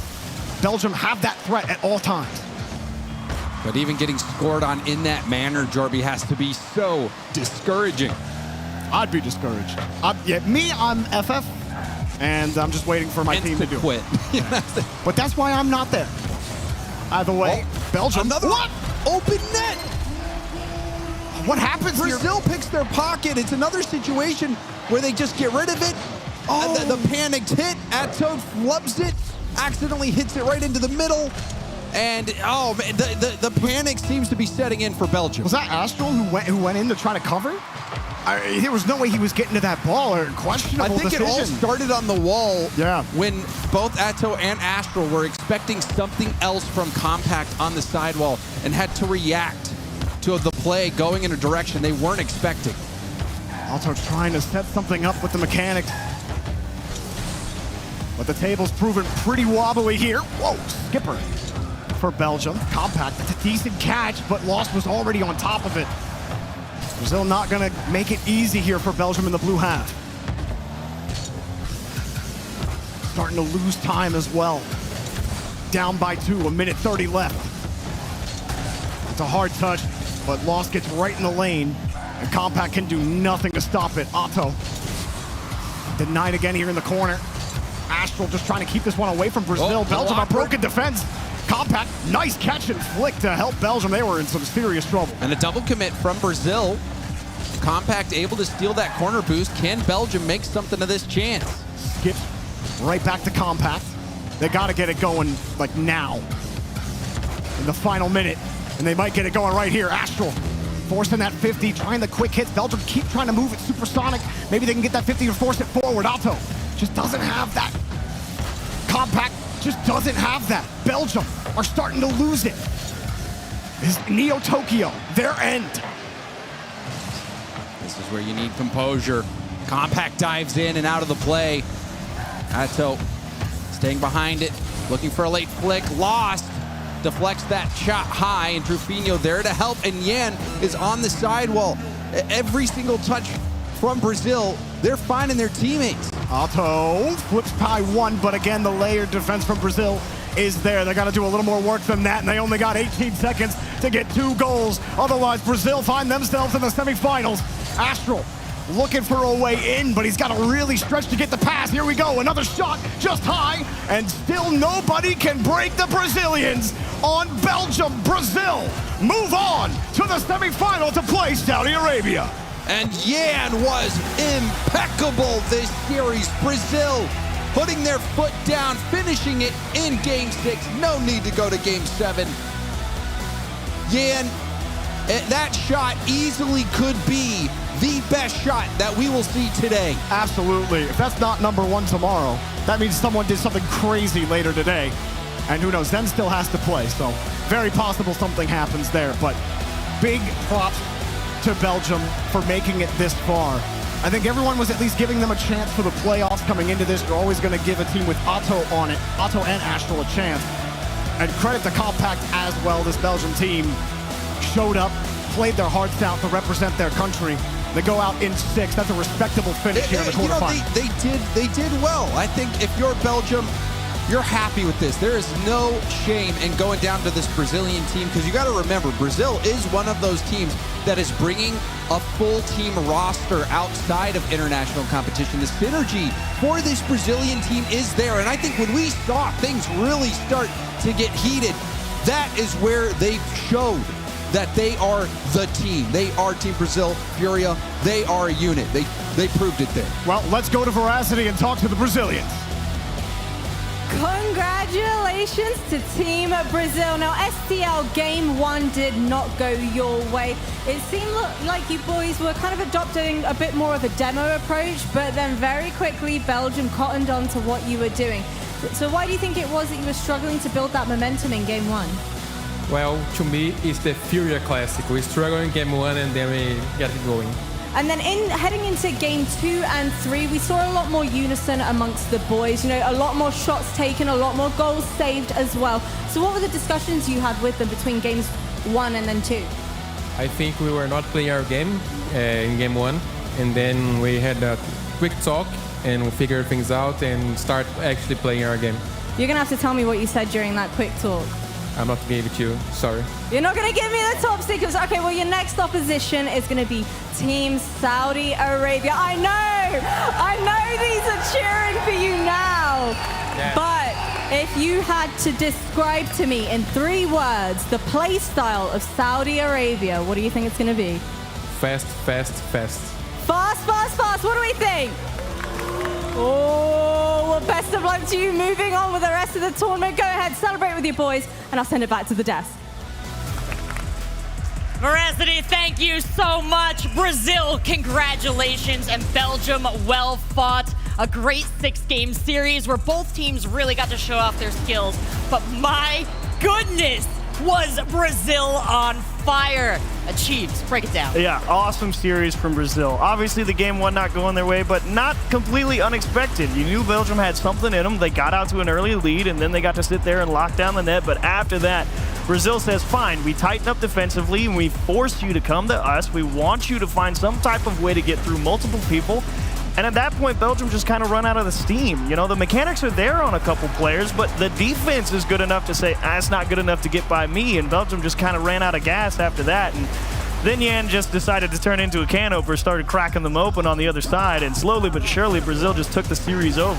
No, I love the mention of kind of running out of steam because it is a big difference as well, what they were doing the last 2 days in comparison today. It's a little bit of whiplash, I guess, you know, to be going from the marathon of, you know, best to choose for probably like 4-ish hours or so into a very intense single elim best of 7 where you know every single match is on the line. But yep, at the end of the day, Brazil they had it in them to do the long haul fight. And, well, congratulations to them. Yeah, Brazil, an excellent job sticking it out the distance there. And it seems like part of that was their ability to kind of meter out how much try they needed to bring to the field at any given moment. But then they were just as able to kick it on. We saw from Lost, we saw from Drufino, and we definitely saw from Yan. Yeah, everyone had their individual moments, none more stunning than the Yan double flip reset. It's always a lot of fun when you get to see someone pull something off like that on the biggest stage, but you gotta give them credit. Brazil knew what they had to get it done, and they figured it out pretty quick too. I mean, immediately after game 1, just being able to instantly recognize that, okay, all we have to do is lock down defensively and really test them to beat us, and that was the only adjustment they needed. That's why STL's sitting there in the middle of that series on that timer like, nah, you guys got it. They don't need me. They're fine. He was dead right. He watched that game with one eye open. That was all he needed. He was very confident there. You were cracking up at that, Herc, too. You know exactly that's a great attitude to see in a coach at that moment. You asked me before, like, what kind of coach is he? Is he, like, really crazy and intense? I guess we got the chill guy version. So he was like, there's not much I need to do in this case. We'll probably get the really crazy jumping up and down version against tomorrow, yeah. He was right in that interview. Fast, fast, fast. That's what it looked like the last time they played. So he's bang on the money with that one. Yeah, I mean, I said Brazil conserves the energy, and then they burst it out. Guess the coach does that, too. Well, it's very cool to see that the coach is that confident. STL and his team with a well-deserved win. Let's check out Brazil's heart rate during that match. Our 3 players, were they in sync? Were they? Oh, my goodness. Well, they're alive. They are certainly alive, Achieves. All right next to each other, too. I mean, talk about being locked in on a mutual stage. That's crazy. Not a whole lot of deviation between them, but I'm now, apart from them all being on the same wavelength, not smart enough to figure out why the rest of it. I'm surprised to see it kind of so spiky considering how in control it felt like it was. You know, the amount of articles and work that we've put into studying cardiology over these last 3 days, and thank you so much to the community who's come forward with some great ideas and great information. Wow, that's just you know, we're going to have to keep doing this tournament after tournament with this heartbeat sensor. What a brilliant addition to esports and what a brilliant addition to Rocket League in particular. Oh, for sure. It's something that tells a whole other side of the story that you don't really get to know about. My favorite example is all the players saying how Archie is this very chill, nonchalant guy, and then they all recently discovered that his heart beats like at 150 the whole time, and had Archie questioning himself as well, like, am I not that guy? as I think I am. So it is really cool to see the different stories that these heart rate monitors can tell. Well, we also picked up a whole bunch of goals, and you know what that means at this point. Our Hyundai Ioniq is getting a charge, but because our players have supercharged the games today, we're going to supercharge that percentage. Every goal now worth 5%, so let's see how much we get. Extra value per goal, my favorite thing to hear. A little extra distance out of our Ioniq. Let's see how far we can go now. 5,000. We're close. We're about to hit that 6,000 mark. It's like 6,500. I believe we can get there. I think Jorby said 6,500 is what to Brazil? No, to the coast of Africa, I believe. Oh, of Africa. I think he Googled Brazil and said the number out there somewhere. James was like, "You Googled it?" We'll never know. It's the other games I cover that are way better at geography, but we are way better at covering the distance here in Rocket League. Up and down the field, they've certainly been, but our Ioniq could take us potentially all around the world if our players keep scoring. Now, speaking of scoring, relatively low-scoring games, seems like there was a bit of a strategy there as well. It's not the push, push, push all the time for these teams. And it's good to know that the teams are getting to the point in the Rocket League careers that, okay, we don't have to go full bore 100% of the time. It's like you can pretty quickly dial it in where you need to kind of be. And it's good to see Brazil, normally a team that used to be that go, go, go, go, go, I don't care what's happening, we're going. And they've definitely learned over a couple of seasons now of our LCS play and now bringing it onto that world stage here. Like, hey, man, you don't always have to be go. You take a little breather every now and again, and you believe it or not, you actually end up with better chances, and that's all they needed here. Great job. Yeah, definitely comes down to the whole it's a marathon, not a sprint thing. Yeah. And once they started to figure that out, it's been a lot easier for them in those best of sevens moving on. So. Well, they're going to need their energy because they're going to be going up against Saudi Arabia later on in the tournament. But right now, we're going to take a quick break, and when we come back, it's France versus Spain.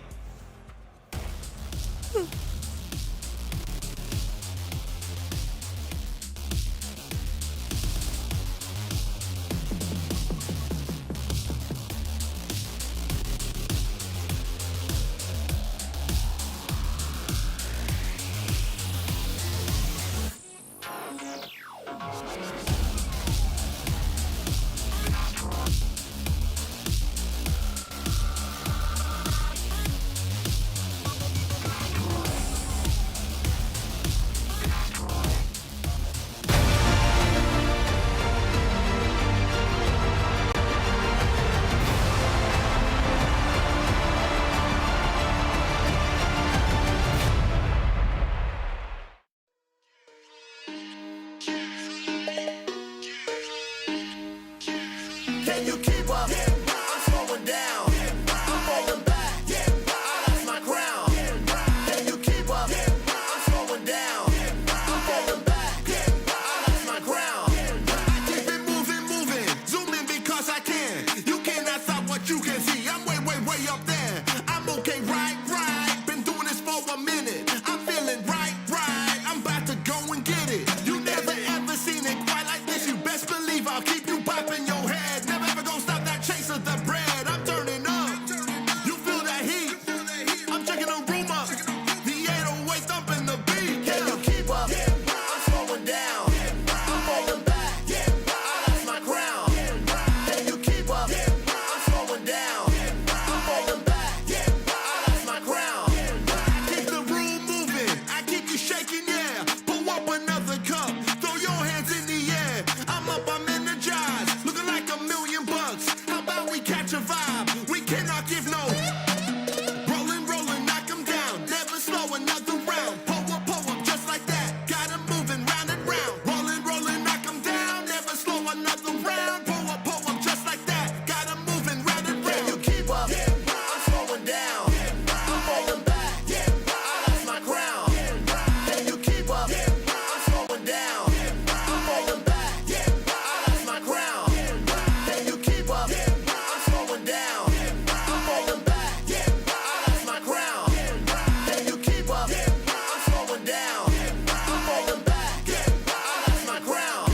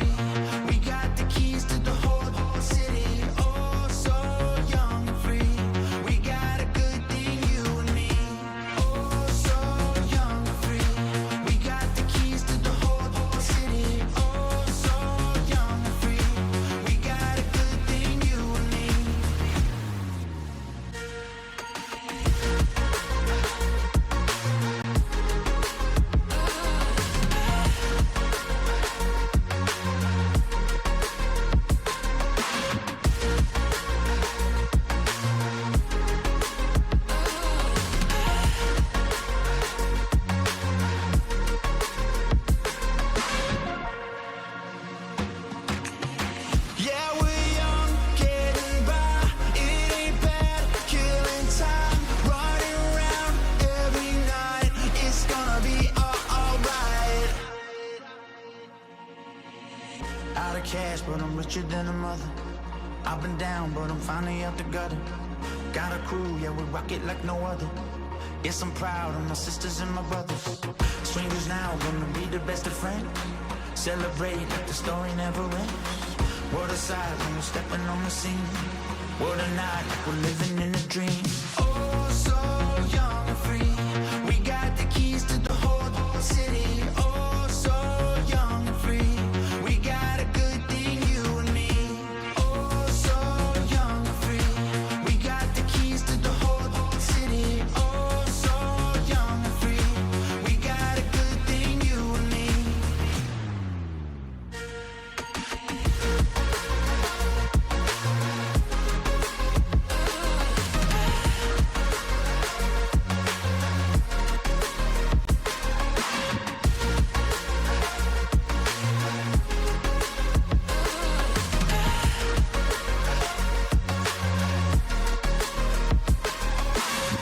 It's gonna be alright. Yeah, we're young, getting by. It ain't bad, killing time, running around every night. It's gonna be alright. Having fun, getting high. Don't look back, ride or die. Don't look down, cross the line. It's gonna be alright.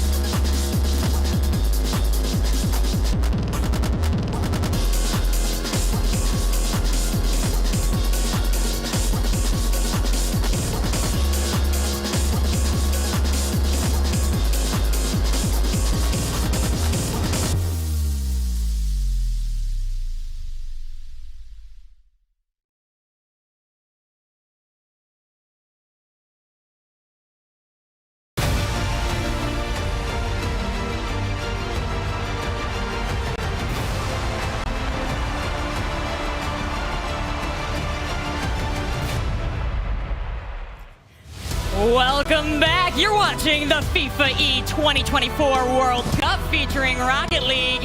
And Rocket League is happy that you're here. We have had a heck of a day of games and a heck of games on the day. But ladies and gentlemen, and everyone watching, I hope you are enjoying because these players are playing their hearts out. We just finished an incredible match between Brazil and Belgium. And now we're getting ready to move on to France and Spain. We're joined once again by Jorby and always by Achieves. And Jorby, what a treat that last match was. It really was. You know, Belgium early on were really looking strong. They were oppressive on offense. They said, we have the game plan against them. We're going to 4-0 them. And I think we saw that. It was just challenge, challenge, challenge. Don't give them any space or room to breathe. But then Yan came on. And the rest was history. What did you call him, Achieves? The can opener? The can opener, That's man. right. That's right. He's lethal. Well, luckily there's no yen in this next game for either of these next two teams. We've got France versus Spain coming up. You're right, they have Zen. Yeah, there's more. It gets scarier. Yes, yesterday's player of the day, the Axe player of the day, in fact, as voted by the community. So, well done. And, yep, we got a pretty powerful match. Let's talk about these two rosters. Achieves. Yeah, Zen winning Axe Player of the Day back for day one, and he's very likely, I think, going to have a pretty good game. And in fact, I think everyone on France likely have a pretty good game here. No disrespect to Spain. But, you're right. If Zen doesn't have a good game, we have a Monkey. If the Monkey doesn't have a good game, we have a Fatira. Did you see that catch? It was the top play from yesterday. It was absolutely disgusting. I don't understand how these players do that. That's cool. One day maybe I can do that. That's never going to happen. But it'll happen. It's three absolute monsters on that team, and I'm scared if I'm Spain. Yeah, it sounds like everyone in this tournament, when we do get a chance to talk to them, is just focused on avoiding France for as long as they can. Unfortunately, Spain's time has come due. So let's send it to the head-to-head and see what teams have to say.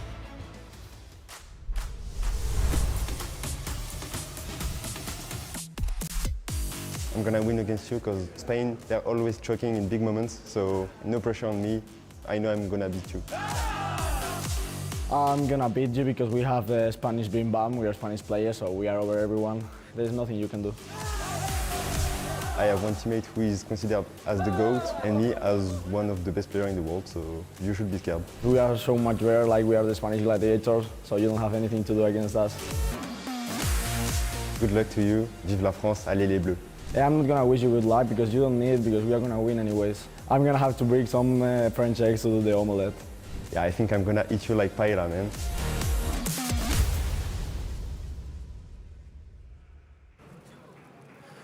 Welcome back, ladies and gentlemen, to the FIFAe World Cup 2024, where we continue with our action. We've hit the halfway mark. Hell, we've even crossed it, Veracity. You know what, Milosh? I was born for this. I was born for Rocket League, and it has certainly delivered today. So without further ado, let's go ahead and dive straight on into our Axe walkouts. Please, a round of applause for our first team, Spain!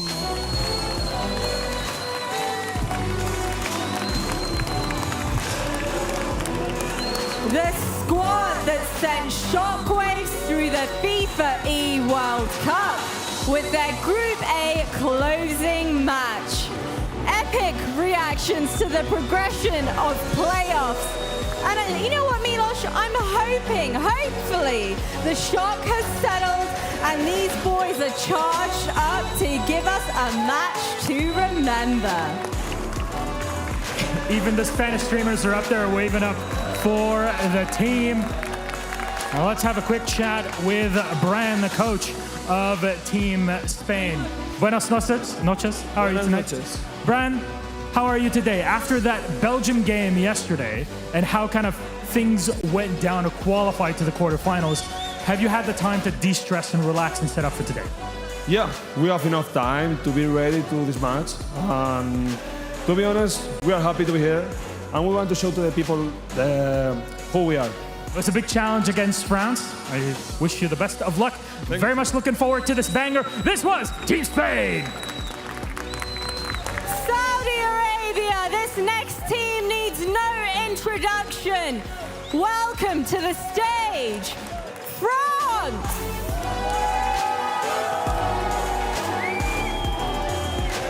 The Group B powerhouse. undefeated in group stage series, winning 11 out of their 14 series in a 2-0 fashion. With Mr. 2.8K MMR amongst them, Zen, this team is looking unstoppable. Enemies outside this event, but brothers on the FIFAe World Cup pitch. I'll do the same here. Have a quick chat with Farah, coach from Team France. Now, look, you kind of demolished everybody through the group stage. We were talking about it yesterday, but now it's best of sevens. It's a whole different ball game. What is it like for you to be here and represent Les Bleus on the stage? Feeling good, feeling great. It's a huge honor to be here and represent, our country. We're just excited to go on stage and play. Fair enough. Well, I'll leave you to it then. Good luck in the matchup. Everybody's fearing these guys. Let's see how it heads up. That's Team France.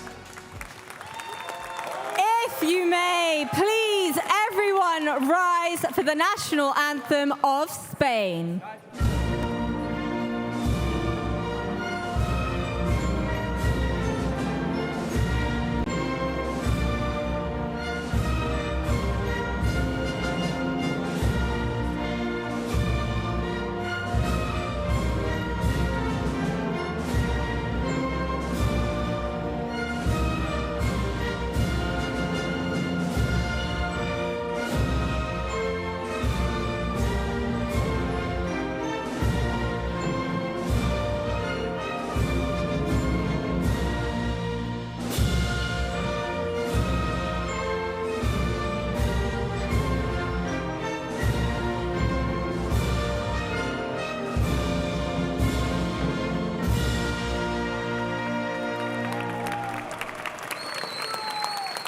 Now, if possible, please rise for the national anthem of France.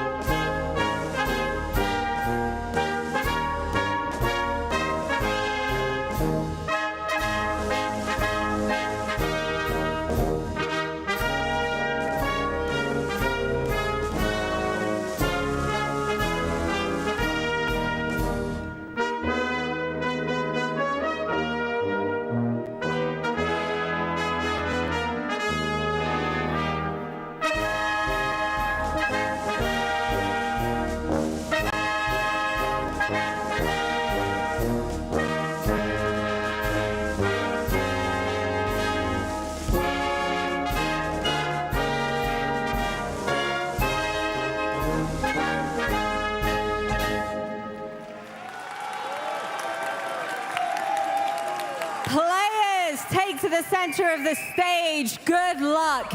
Have fun. And my dear desk, take it from here. Thank you so much, Veracity. Thank you, Milos. We have 2 more teams on the stage. 2 more teams who have fought through groups to get here. 2 more teams representing their nation, hoping to make it all the way to the end. How likely is it, Achieves, that a team other than France is the one to walk victorious off this stage? Spain or some third team coming in, claiming victory and leaving? Off the top row, would you like a percentage chance of Spain's victory? Sure, give me that. Oh, I want to hear this. 10. Oh. That's higher than I thought. Were you thinking 5? I was thinking 0. Wow. I think this is going to be a 4-0. It's never a 0. I can never, ever give 0. It's Zen, Monkey Moon, and Vatira. They're great, and I may have shortchanged Spain a smidge. Like, they did play a solid group stage, and that, as what's the old saying from Stackster, that's why we play the games. Atomic CRR and Stizzy, you can't just walk over them. They're not going to let you take it off them. And yes, we understand. France is definitely the powerhouse team, definitely with the advantage. There's no question about that. But you never know. You still got to go out there and score more goals than your opponents. Well, I do ask you to consider the confidence from CRR, promising to break some French eggs, make a French, I'm going to assume, banana omelet. I didn't know he had a trash-talking bone in his body, to be honest. I was surprised to hear that. I love it. I love, you got to have that kind of attitude if you're Spain in this. And I'm sorry, Achieves, you say, France aren't going to walk over them. Of course they're not going to walk over them. They're going to fly over them. They're going to flip reset over them. You saw Yan hit a double reset top shelf banger. You think they're not going to do that against Spain? Come on, man. Come on. We're talking about Monkey Moon. He's been at the top forever. Dude's a multi-world champion. It's got to be nice. It's like Zen reality bender. Come on, man. You're telling me anything on these notes that you wrote to me? Nothing here says like 10% for Spain. One it says 0. has to give Spain the credit. You send the best from your country. They always have a shot, regardless of how small. You can send the best from your country, but that doesn't mean that you're going to be anything against France. Wow. Because France are better than everybody. Saudi Arabia are the only team we're really giving them a chance against. Brutal takedown. Then wouldn't it be amazing for the narrative of this tournament if Spain did come through? I do believe in the power of a narrative, but this one, France and Spain, is going to be a banger of a match no matter what. We're looking at our two teams here a little more closely. What can you tell me about how Spain could, in that 10% achieves, pull it together for the dub? Oh, boy. The only thing I think that you can definitely count on at the end of the day, you got to understand it's probably going to be pretty tough to stop Zen. The best you can do is probably delay him. Beyond that, you're ultimately looking for, I think, to just not lose track of Monkey Moon. Because if you find some way to stop Zen, through the air, control Vatira on the ground, Monkey Moon's the guy that's gonna be the difference maker at the end of the day. He is so robust positionally that he makes this game look effortless. Like, he's not a mechanical wizard. He's got it in him, but that's not his game. He is in the right spot, and he is perfect in his execution. Doesn't matter what type of shot needs to get hit, doesn't matter what speed he's going at, doesn't matter how many people are in the net. That targeting computer dials in on one spot and he will hit it. Doesn't matter how awkward it is. So if there's anything you can't lose track of, it's also probably the other three. So wait, that's why no one can lock Monkey Moon down, because he's using the Force. Yeah, man, it's not fair. That is unfair. Jedi tactics are crazy. The Force has to balance out sometime, though. Why don't we go down to CJ and see what the coach of Spain said about potentially pulling it out. Here with Brian, coach of Spain, quarterfinal matchup coming up. Pleasure to meet you, by the way. First time chatting to Spain. Quarterfinal, you're playing France. What are your thoughts on this match? We know they probably are right now on the best moment of his careers, and we know they are really good players. But we have to think in us as well. We have to think that we are really good players too, and that we can beat them. I mean, we were like 3 weeks ago in France playing in a lander against the KC team. We were ahead there like 1 game. So we know that we can win them. I mean, it will be difficult, but it's not impossible. And do you guys like being the underdogs? Obviously, they would be the favourites, one of the tournament favourites. Do you guys like being, having no expectations in this match? I mean, I know the public and all the people will think that they should win easy, but they are not going to win easy. Maybe they can win, but not easy. And in terms of you, coach versus coach, you versus Ferrer, would you enjoy to get one over him? I mean, I have to think that I don't know how Ferrer works with the team, but they have to see the results that he has, like in 1 year, in 2 years, and it's amazing. So, yeah, it will be amazing to play against him again. Awesome. Well, best of luck to Spain in their match against France. Thank you very much. Thank you, CJ. Coach Brand, great head on his shoulders, knows that he has to maintain confidence, but knows that everybody else knows how strong France is. You cannot shut that fact down to your players, but they're prepared to deal with that, Achieves. He said it the best way possible. They may win, but they won't win easy, and that's the right approach. It makes me wonder if, you take sort of that hedgehog stance and say, look, you're going to cut them in, but you're going to get a bloody nose for it, man. It's not going to be pleasant trying to take us down. That's right. You got to make sure they take some of that contact damage. Look at that. Trying to get the crowd. It worked on me. I'm sorry, Jordy. Yeah, if you're a fan of Saudi Arabia, you should actually 100% be on Spain's side here. You should have the loudest, because they're going to be your biggest opponents at the end of the day if that's how it comes out. Well, so far in the tournament, it seems like the crowd here in Saudi Arabia has been very aware of that. They've taken the side of just about anyone who had the chance to not take out their boys or potentially take out France and remove that obstacle. But we also have some words from that team, France. Let's check in with CJ, and Farah. Here with Ferrer, hanging out in the player area, coach of France. Obviously, you guys probably the most informed team of the tournament. You're now in the quarterfinals, best of 7 against Spain. What are your thoughts on this match? I think it's going to be difficult. Like, yes, we've dominated so far, but everything resets for quarters. So one loss, and we're out. So obviously the plan is not going to be to lose.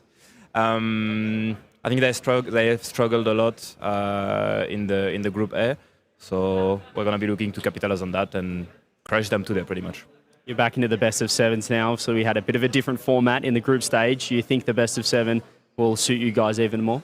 Yeah, I think it suits us better. Like, it's the usual format these players are, accustomed to, and we also have timeouts and stuff like that. It's a long series as opposed to just one game switching everything in the previous format.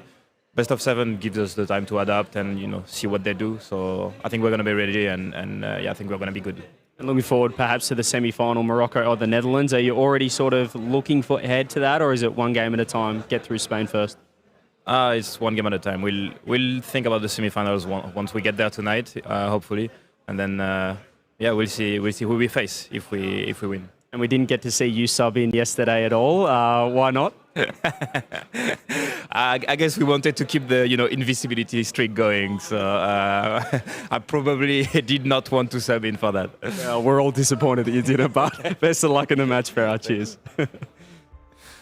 It's pretty refreshing to know that the coach of the team that everybody fears is still focused on the match ahead. No guarantees, no certainties about making it to the finals there, Jorby. That's why he's the GOAT. That's why. The Chiefs, you were talking about in the last game, we've seen coaches kind of turn a crowd against itself and get them to be on your side. Farah was that coach. He is that coach, and he's the reason why his teams that he's been coaching have been so successful. He has kind of written the blueprint a little bit. And France, their entire ecosystem has just turned them into a giant powerhouse. And these truly are 3 of France's best players. And I've been saying Spain has 0% chance. They're not 3 of the best. They are the 3 best. Look, Zen, a little bit of dance, getting the TikTok dances going. I love Zen's development as a person and as a player.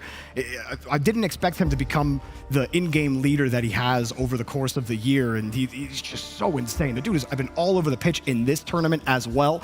If you see some of the reactions in our community from some of the games in the group stage, they were like, I looked away for a second, and he's scoring again. Yeah, dude. He's just that guy. Who scored again? Scored again. It does feel that way. He's scoring. 6.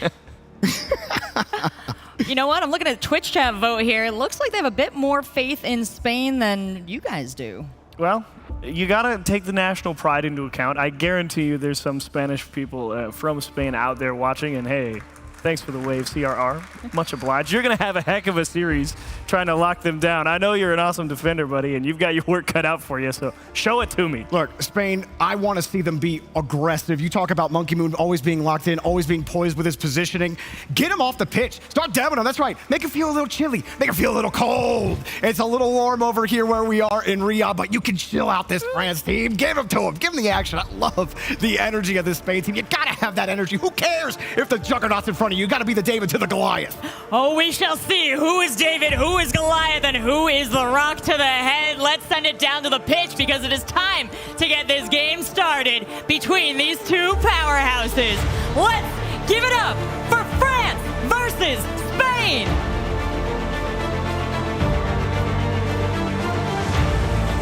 Spain had to the battles for the very last second in order to be here, but Johnny, France, they have been steamrolling. Well, after you've seen Spain's matchup in the quarterfinal, Cole, I imagine you, like many of the Americans tuning into the broadcast today, are thinking, you know what? Losing out in the group stage might not be too bad. France looking to emulate the Saudis earlier on today, the 2 tournament favourites, trying to go through the quarterfinals in comfort. Well, we're hoping that we're going to have a close game. The one I casted earlier was 4-0 to Saudi Arabia, and France are the other favourites. They've been looking at that, I'm sure, and they'll be thinking, we've got to one-up those guys. They're looking not just to get through, but to make a statement. Of course, this exact Spanish trio, did play against Carmine Corp. That's Vatira alongside Girali and Atto, the new version of KC. They went really close to them, losing Game 7 in a best of 7. Now, obviously, that wasn't... The stakes weren't as high. KCX, very prestigious event, but this is the FIFA World Cup finals. So different level here. Can Spain produce the goods against the 3 GOATs? Well, you can already tell the synergy that the French players have. The fake-outs are there, and they've been, despite not always playing in the same team, playing together for years in various lands, various tournaments in this French hierarchy that we have. And these are the 3 there to represent La France. Spain will be looking to have an improved matchup in this format as well. They've, kind of struggled in the best of 2, the group stage.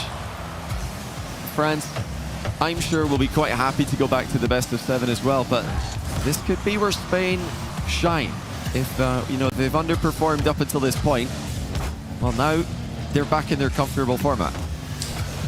Well, they'll be relatively happy with how the start of this game has gone. A minute and a half in, and no danger of conceding for the Spanish. Whoa. France are building it up. There's an interesting hit there from CRR towards Monkey Moon. Monkey Moon always completely unafraid to dart around the pitch. Yeah, looks like CRR might have flipped the wrong way there. If you're tilted too far one way or the other, you might flip towards the wall instead of away from it when you side flip in those vertical positions. Sizzy, tough read there, does well, using the last bit of boost to reach the ball overhead. France not really going too aggressively yet, but they've had the pressure, they've had the midfield for most of game 1.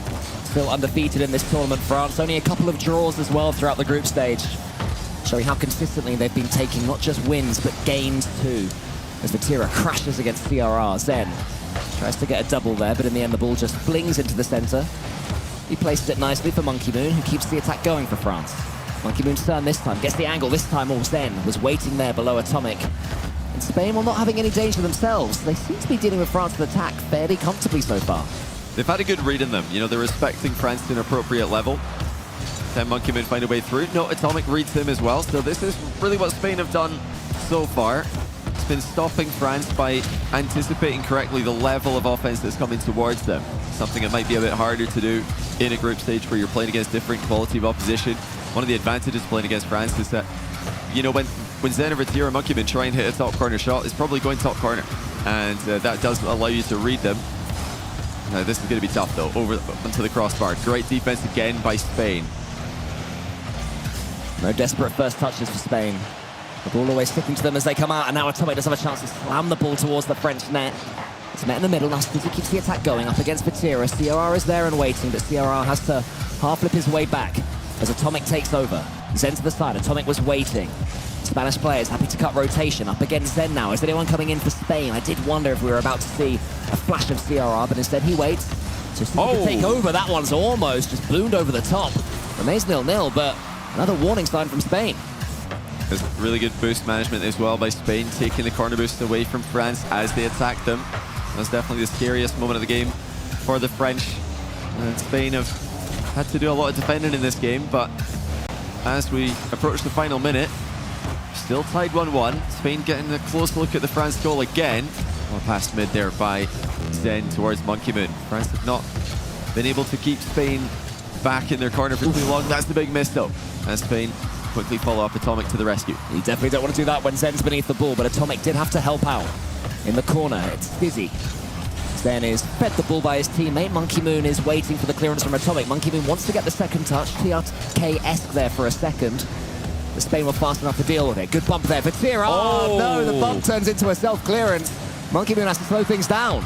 Yeah, a bit unlucky there for France. They did get the bump onto the Spanish defender, but it also ricocheted Zen back into the ball, accidentally tackling his teammate.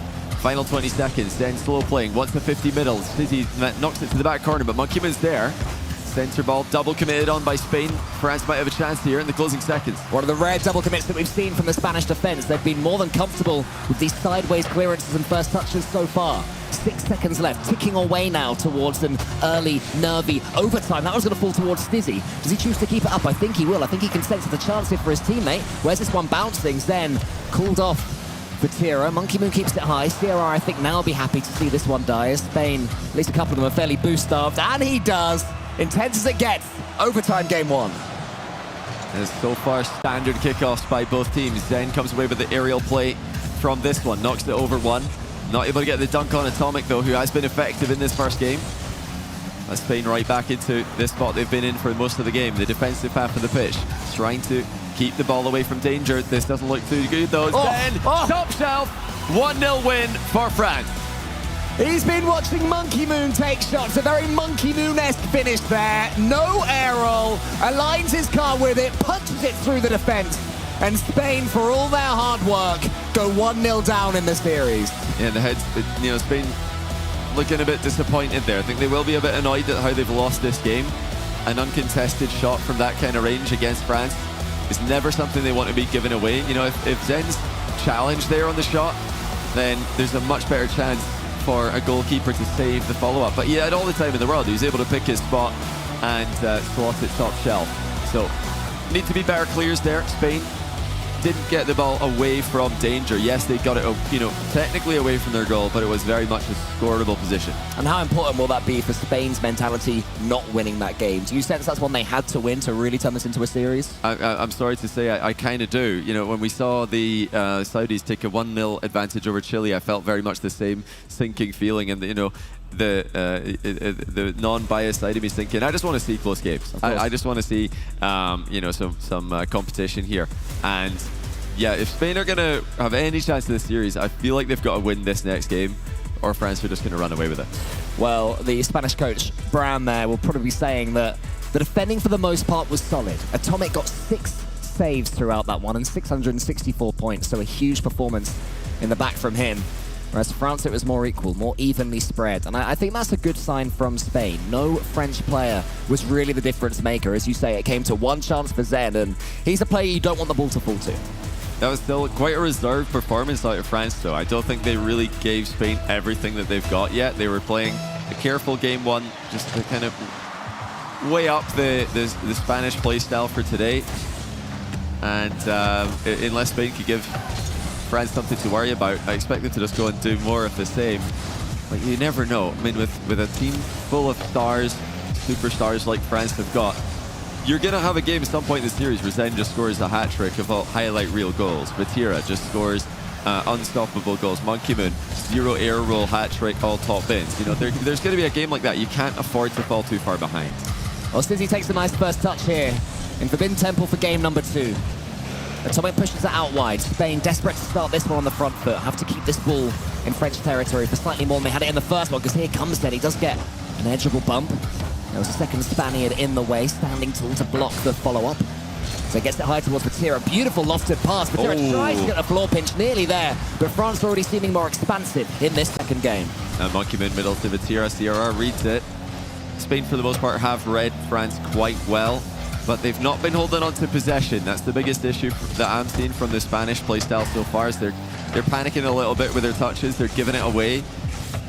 Sometimes it's better just to keep control, even if that means stopping the ball dead on your own goal line, near your own goal in these kind of positions. It's pretty scary. Vatira rattles the crossbar, and the follow-up is just too easy for Zen, who scores once again. Monkey Moon's pace, Fizzy. He was bumped off there by Vatira. Monkey Moon just prodded it forward. CRR desperately in goal, did his best. But even with his teammate there for reinforcements, the finish from Zen yet again was too good. And you can see on these player names on the side the heart rates of our respective teams. Huge spike there for the French players. That one meant a lot, but Stizzy gets Spain's first on the board. And finally a little bit of momentum for Spain. Stizzy just gets the ball forward off the kickoff and manages to floor pitch it underneath Monkey Moon at point-blank range. Really nicely done. French defender going high on that one. What an important goal that is for the Spanish momentum. Yeah, I think Stizzy used his wheels to just kill the ball as opposed to having it bounce off his car. And that meant it went low rather than high, as the defense expected. Nice touch there from Atomic. It's actually off the post from Monkey Moon. Now Spain have their equalizer. CRR misses in the center. Vatira allows it in. Monkey Moon goes for the bump. Stizzy avoids it somehow. More decent defending from Spain. Atomic on the counter, wants to get the hook shot. It does just about. Vatira was keeping a close eye on things. And now Zen can dribble the ball away, only as far as Atomic. Suddenly, Johnny, it's Spain that are asking all the questions. Yeah, this is much better from them. Really, fighting for the midfield is such an important part of the game against nations like France, Saudi Arabia, Brazil, all the favorites for this event. If you concede the midfield to them, you're going to lose the series. You're going to just concede so many goals, as these guys will just continue to control this high defensive line all day long. That's a key demo though. Atomic looking for a teammate in the middle. There he is, Dizzy. Managed to find CRR, but Once again, look how quickly the Spanish attack fizzles. Compare that to France. You're able to box them in a lot more, a lot longer. And CRR was going for the fake there, but Stizzy wasn't quite on the same wavelength earlier on as well. The chance you mentioned, Johnny, CRR shot it wide instead of going for the 50-50, seemingly desperate to score at the earliest possible opportunity of the Spanish, understandably, rather than expecting to keep an attack going. That's what they're going to have to change as CRR gets a beautiful flip reset off the ceiling. Oh. Then he steals some boost as well. This could lead to something. Atomic's up there against Monkey Moon, and Zen looks in and can take the ball away. We're seeing that way too often. French players able to dribble the ball into the corner, onto the ramp, and then flip reset their way to safety. This is an interesting back and forth. Zen, another double tap, hit the bar with it. Somebody's got to challenge this guy. You cannot give him any time on the ball in the air or on the ground or just in general. Zen has been unstoppable. He's been an absolute wrecking ball at this international event. Oh dear, CRR. We saw this from him earlier as well. I mean, this should never be a goal at this level, but he's just flipped the wrong way. Notice that as he goes up the wall, his car he's trying to flip that one to the right, but I think if he just double jumps there, he's going to get a much safer, clear, guaranteed contact in the ball, which at that kind of position is so important. And yes, the recovery is maybe going to be a bit longer, but you cannot afford to miss at that range. Last time Spain conceded, they scored again straight off the kickoff. Are they able to repeat that trick? Stizzy takes a touch, pivots nicely onto the wall, keeps the momentum going, which Monkey Moon has to be alert to. CRR, though, is boostless in the center, so can't do too much with this one, but actually does well to create something from it. Spain have to get hold of this ball. They have to keep hold of this ball and believe that their attack will be sustained pressure. Atomic's heading back. Stizzy's awkwardly setting himself up, and Monkey Moon, he never thinks twice, Johnny boy. He's just too fast. Stizzy thought he could get there. Monkey Moon dusts him completely. Great placement and power as well. 121 kilometers an hour into the right side of the net. The left side was covered. Spain need something. They need something to celebrate. This has been an extremely flat performance for them. Yes, they went in as the underdogs, but oh dear, that's not what they need at all. CRR has put it in his own top corner. The best own goal we've seen so far in this event. Let's take a look at it. He goes up, realizes it's falling faster than he thinks, goes in for the pre-flip, but unfortunately hits the X button just a little bit too late, so slams it below the crossbar instead. France running away with game 2 after Spain had at least landed a punch. I've got a feeling we're going to have a tactical timeout after this one, unless... Oh, here we go. Here comes Atomic, should be 4-2. Okay. And actually, Spain shows signs of life. I mean, it's playable. 4-2 is a game you can come back from. That's great speed from Atomic on the counter-attack. But yeah, it's CRR. I mean, we don't like to put the spotlight on one player, but he's missed a back wall clear, and now he's own goaled. It was a difficult read with the own goal, and honestly, a spectacular finish if you switch the sides, but these are mistakes you can't afford to make against a team like France. Need to solidify, need to do the simple stuff right. Well, that moment has gone. Now CRR has to step forwards. That's a nice challenge there. Stizzy fakes it out. Fakes the pinch then. Instead slows it down.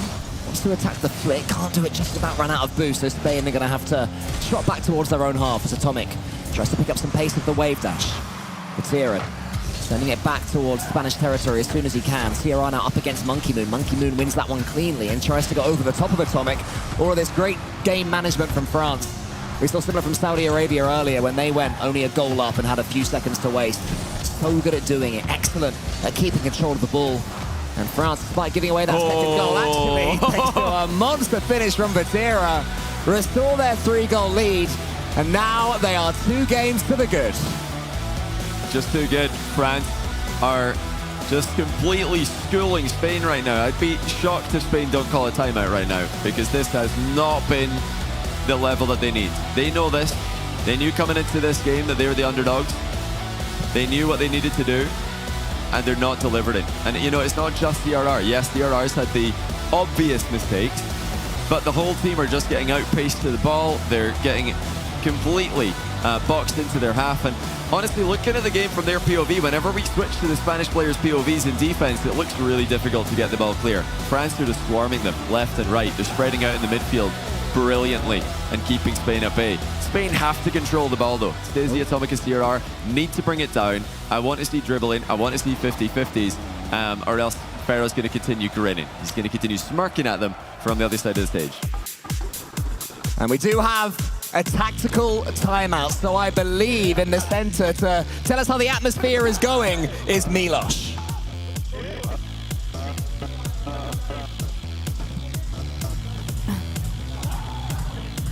Milos is looking a little bit different nowadays, Cole, but let me be honest with you.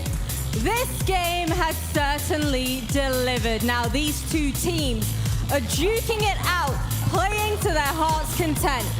Saudi Arabia, who are we cheering for? Who's cheering for France? Okay, I did not have that one on my expectation. Who is cheering for Spain? One of those players just heard you cheering for them, so let's try it one more time, but even louder, okay? Who is cheering for Spain? I saw a smile on their faces. I saw a smile on their faces. What are we thinking so far? We having a good time? Who wants more Rocket League? No. This is how it's gonna work. You are gonna cheer as loud as you can, okay? You're gonna show everybody at home why this crowd is the best crowd, yeah? Let's play Rocket League! Yeah, baby, let's do it.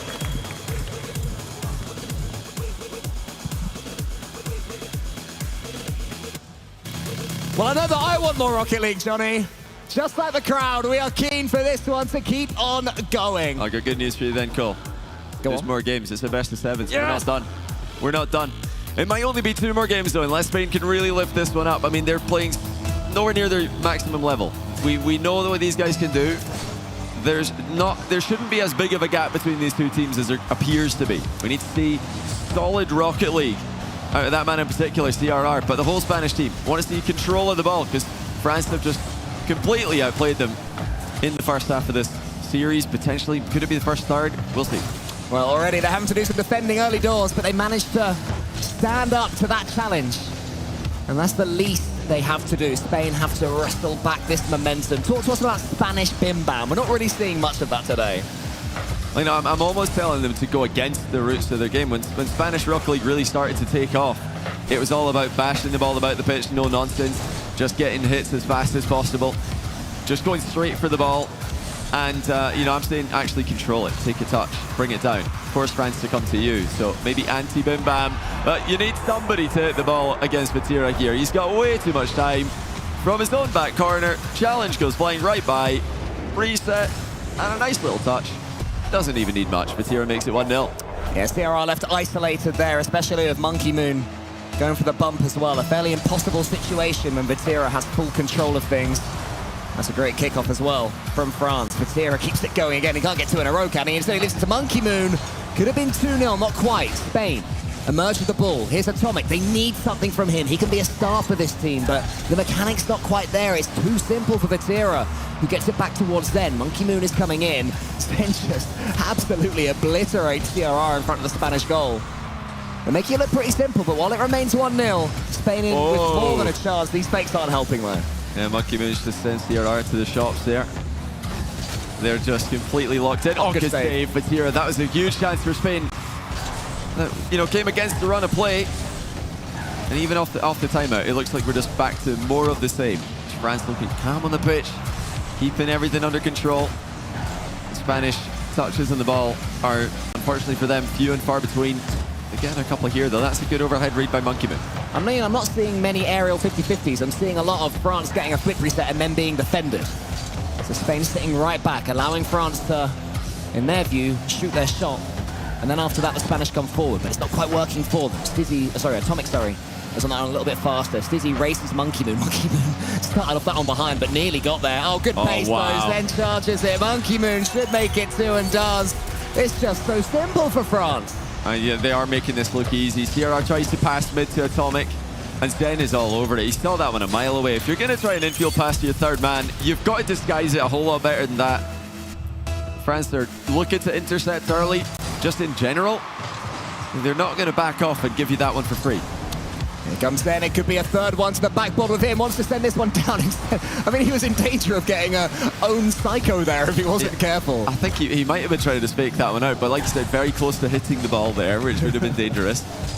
Half the game to go. Spain unable to find much. Oh, what a save though by Zen. I mean, even when Spain do get chances, these half chances on the center balls that are coming through, France are still stopping them. France, they look like a real team here, despite being 2/3 of the new Vitality plus Fatira. I mean, if you didn't know better, you'd think that these guys have been playing together for years. The synergy that they're showing in the pitch. Well, they've got 2 world champions / former world champions. And they've also got a major winner in Vatira. We've got players that have seen and done it all. Open era lands between these guys, 7. Monkey Moon with 2 worlds, Zen with 1 world, Vatira 2 majors, Monkey Moon and Zen a major each. Just incredible. Unbelievable. And you know, that's a trophy cabinet for a successful organization in Rocket League. Never mind just a few players coming together like this. Truly the best quality in terms of winning. When it comes to actually winning events, getting trophies, these are the guys to look at. Monkey Moon round at the top. Vatira just waits for CRR's hit. Vatira's got the boost to play with here. He goes to the ceiling, follows it up as well. Atomic with a better tackle there on the airborne player. We have seen a few more examples of Spain making sure that France can't have the ball all the way forwards, and they have control of it in the air. See, those are the kind of positions I really want to see Spain just 50-50 the ball. I see them out playing here. This is good. This is, it doesn't look like much, but that's the frustrating play for France to go up against. Instead of getting a free ball, it's bouncing free. Right. Brilliant. This is exactly what we need to see from Spain. Now France have to back off. Spain starting to make adjustments, but is it too late? In this game, it might be. We're inside the final minute, and they're still scoreless. Atomic over the center. Spain need a rallying war cry. CRR tries to launch it, but Monkey Moon wins the 50-50. Vatira now into the center. Stizzy. Spain are definitely in quicker in defense. CRR fakes out. Lovely pass there towards Stizzy. It's saved somehow by Monkey Moon. CRR thinks about going, realizes he can't, so leaves it, but Spain keep the attack going. That was brilliant by Spain. Spain. Clean sheet. Absolutely brilliant by the Spanish. I mean, all of a sudden, they pull out a team play with a fake and a passing play middle. Fully committed on it, but France have just frustrated them in this game. So many goal line saves. Zen, one more chance to put a little bit of flair on this one. It's going to go to the sides. Dizzy goes high. No matter what happens here, it will probably be too little too late. 1 second left. That puts this one into impossible to win territory for Spain. France, 3 up. And a simple sip of water from Monkey Moon to say, yeah, so far so good. I mean, what do you have to do to get a goal against these guys? Spain at the end there, second half of the game, started to really put it together, and still they cannot find a way through. The synergy, the composure, the positioning from France has been spectacular to watch. They're making an extremely talented team, a team who we all expected to make top 8 and really be a threat in the top 8. They're making them look like they have no reason to be here. They may as well have stayed in bed. I mean, Monkey Moon with that save, just hovering near the crossbar. That's just ridiculous against a passing play like that. You got to say for the French though, they are more than doing their job. They are keeping their concentration. That would be one of the keys in this one. If they are to let Spain in, momentum could be such a pivotal thing in Rocket League. 1 minute you can seem like you shouldn't even be sharing a pitch of your opponents. The next you're all over them. You're scoring the goals. You're getting the solo plays. Your mechanical players like Atomic are having everything their own way. And France are not letting them have a thing as we see the wonderful Chile roster there. Good to see them still watching. No, they're pulling for Spain. Of course. The fellow Spanish speakers. I mean, France have got some supporting regions, supporting nations, I should say, as well. Belgium and Morocco, all these guys very good friends. Some of them team together online. The Francophones. It's been good to see the fellow nationalities coming together, united by language. But there's not really going to be a lot to cheer for Spain, unless they can seriously elevate. And for me, I mean, at this point, it doesn't look likely. As soon as they lost that second game, it looked like a sweep. And, you might be thinking, well, you're the commentator, you're supposed to convince us it's going to be close. I'm not going to lie to you, though. I don't believe in Spain at this moment. They need to show me something if I'm going to believe in them. But these are great players. In the past, we have seen them do great things. Can they pull it out today? Ooh, almost a team pinch there that could have got a little bit of elevation on the ball. That could have been interesting. Nice burst of creativity from Spain. The bump follows up as well. Stizzy onto the backboard. Tira has a chance to shoot. Tira, the second goalkeeper saves. Atomic attempts to keep it alive. Good stuff from the Spanish. But also great defending from France. They get the ball away in the end, using every ounce of boost. That one's going just wide, so Monkey Moon can slow it down for a split second. Allow his teammates to pick up some boost. It's very important that France do that right now. Do not want to waver and give away an easy game or even a goal to the Spanish. You know, that's a lively start to the game for Spain. It's the best start they've had so far. They look like they've really woken up. No reward for it, but they are getting chances on net. Ended last game, started this one. Oh, they've conceded though. No one's back, and Monkey Moon just 50-50s it in the net. It just seems like even when Spain do put it together a little bit, they still get scored on. Atomic, they're missing. Stizzy didn't have any reason to expect that miss. And yeah, it's again France with an easy goal. That's one way to take the pressure off. Make yourself a goal. The ball goes back to the corner. Stizzy catches it. Then goes flying over him. In comes Atomic. Stizzy though, good touch from him. Pulling rank. Taking the situation upon himself. Atomic to the backboard with him. Zen clears it so far though. The distance that he gets on that one. Atomic thought for a second the ball was going to come to him, but Monkey Moon said no to that one. And I've got some demos coming in. I like this from Spain. Playing in front of the ball a little bit more. Playing more on the front foot. Yeah, unfortunately for them, it won't be anything France that haven't seen before. They're able to handle the USA pretty easily yesterday. It looks like we might have another one here. Stizzy to the rescue. Clatters off the post, but no follow-up from him. And that's a good cut there by CRR, covering the mid-pass. France have been comfortable up against demo-heavy teams in this tournament. Will Spain continue to play like that in the second half of this game? Matira via a brilliant challenge finds himself still attacking the ball, so it falls to Monkey Moon. One more goal for France. Could be huge. Three players who, until this tournament was announced, it seemed had won it all. But now real national pride is on the line. We all know that France is the dominant region in Rocket League. Others come close. The USA, Saudi Arabia, Brazil. Brazil, but France is one that constantly emerges at the top of tournaments. But to do it in the blue would mean so much to these players, and they are more than standing up to that pressure and that hope. Yeah, to go into an event with really no other result than first being acceptable, and then to deliver a performance like this against a dangerous Spanish team and completely demoralize them, it shows the level that France have achieved here.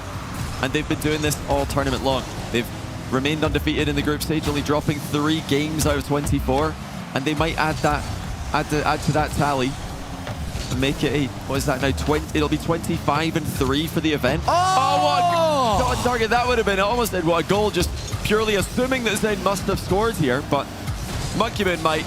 He does. It's Monkey Moon with the mind game, and it's 2-0. How do you play against that? Zen almost scores a worldie. The ball falls to Monkey Moon. Then he fakes the flip reset and just deftly places it, sweeps it into the top corner between 2 Spanish defenders. The beauty of Zen, the improvisation and ruthlessness of Monkey Moon. France in full effect. Atomic's going to get this one away as far as he can. Spain on the cusp of elimination. France are strolling into the semi-finals as it stands. Chance for Spain here. CRR is trying to bump. Monkey Moon's dodged it. Even then, just when it looks like they might have a chance once again, France continue to frustrate Spain. This is almost a response to this match after Saudi Arabia's 4-0 win over Chile earlier on today. For sure.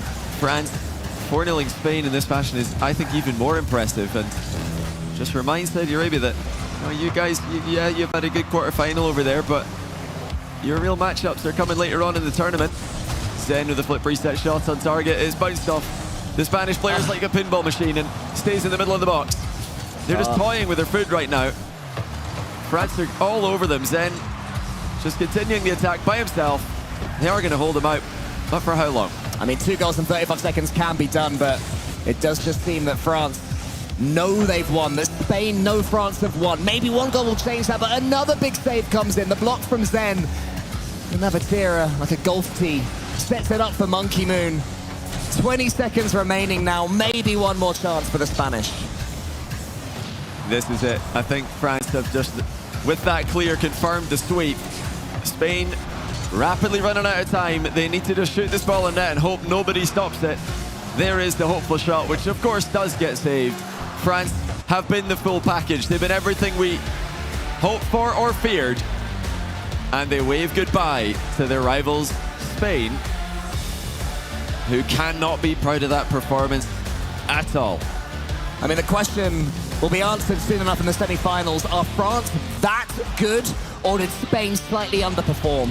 I think a bit of both, but my question for you, Cole, do you wish England were playing against France today, or after seeing that, are you thinking, you know what, I'm okay with Spain being the sacrificial lambs? I mean, I do feel like if the English players are watching this, they'll be thinking it should have been us. That any pro Rocket League player will be watching that thinking, should have been us getting swept. We could have underperformed. We could have overperformed there. But I mean, it might not have mattered. It might not have mattered at all. It could be that any team that finished 4th in Group A would have come up against France like this, in this mood, with this much fire inside them, and they would have been just demolished in the same way. It's good to see the Spanish vibes are still there. They're better than this. You know, they are better. It's a bad day for them, and they knew coming into today, if they don't have a good day, they're not going to have a chance, and they've had a bad day. So not only has it gone badly, it's gone about as badly as it can. France have made it look easy. Milos, standing by. What have you got for us? Well, gentlemen, I got Zen here with us. France victorious! Zen, there was a lot of booing around, but this was a clean game. Regardless, you made it look easy. Why is everybody afraid of France from your perspective? Dans Z, c'était une game hyper rapide, trop clean. Et il y avait déjà plein de gens ici qui disaient « Oh ouais, la France, ouais, il faut pas trop bien jouer. » Enfin, c'était top. Mais pourquoi est-ce que toutes les autres équipes ont peur de l'équipe française? De ton idée? Bah, je pense déjà qu'on a réuni les meilleurs joueurs du monde dans une même équipe avec un coach aussi qui est World Champ, donc je pense que ça fait partie de l'un des meilleurs coachs. Du coup, je pense qu'on a cet ascendant mental entre guillemets. And it's understandable. We have assembled, in my mind, the best players in the world with a champion coach behind us. So, of course, we're going to be doing well, and teams are going to fear us. Now, the semifinals later on would be either you against Netherlands or Morocco. Does it matter for you who you play against there? Is there someone you really like to play? Bien sûr, ça sera soit les Pays-Bas, soit le Maroc après. Qu'est-ce que tu voudrais bien jouer contre, ou t'imagines que vous allez jouer contre dans les demi-finales? Bah, moi personnellement j'ai envie de jouer personne, enfin du style je m'en fous de qui est contre nous, juste c'est match par match et on y va quoi. To me, it doesn't matter whatsoever who's on the other side. I'm not even thinking about it. I'm ready to go into it. Well, there you go, Zen. Congratulations. Bien joué. That was it. Team France victorious. And on to semifinals. Back to the desk. Thank you so much, Milos. Zen has been attained. The Monkey Moon is full, and the Vatira is S. That's a huge win for France, picking up 4-0, and they did it in style, Jorby. Yeah, you know, we're here in Riyadh. It's Saturday. It's the playoffs. But for France, it's Tuesday, and they're on the moon. And, you know, it's just another day on the moon for them. It was so easy. It was like Spain were like a rat dropped into the snake pit. And like that's what that looked like, is you can run around and you can escape for a little while, but we all know the end of this. Not the playing with your food analogy, but that is what it felt like. You know, France, it was the slow poke prod. We know we don't have to press ourselves too hard. A little bit of what Johnny Boy said the other day, right? Be on your best behavior. Don't give them anything for free. And over time, we're going to end up winning. There were a couple of moments where Spain early on were kind of their own worst enemy. CRR's defense was really lacking. He had that huge whiff low on the back wall that Zen easily converted right after, and a couple other defensive gaps for them. So, and that was when the score was close and France weren't completely dominating them. Like that game one, it felt like they might have had that was something. The best shot. And like it just fell apart. They could never build any momentum. Wow. We got a new stat board up here with some interesting information about our assists, our shots, our saves, our demos. What do you think of that, Achieves? I think that has to be game 4, if I remember correctly. So that actually looks about like you'd expect. You know, 4 shots Monkey Moon, 4 shots Zen. It was just take the shots at the net, force Spain to get moving left and right, go steal a boost here or there, and you just slowly but surely, you know, Boa constrict them out, right? Slowly but surely, with moments of absolute brilliance, especially in that game 4, Chiefs.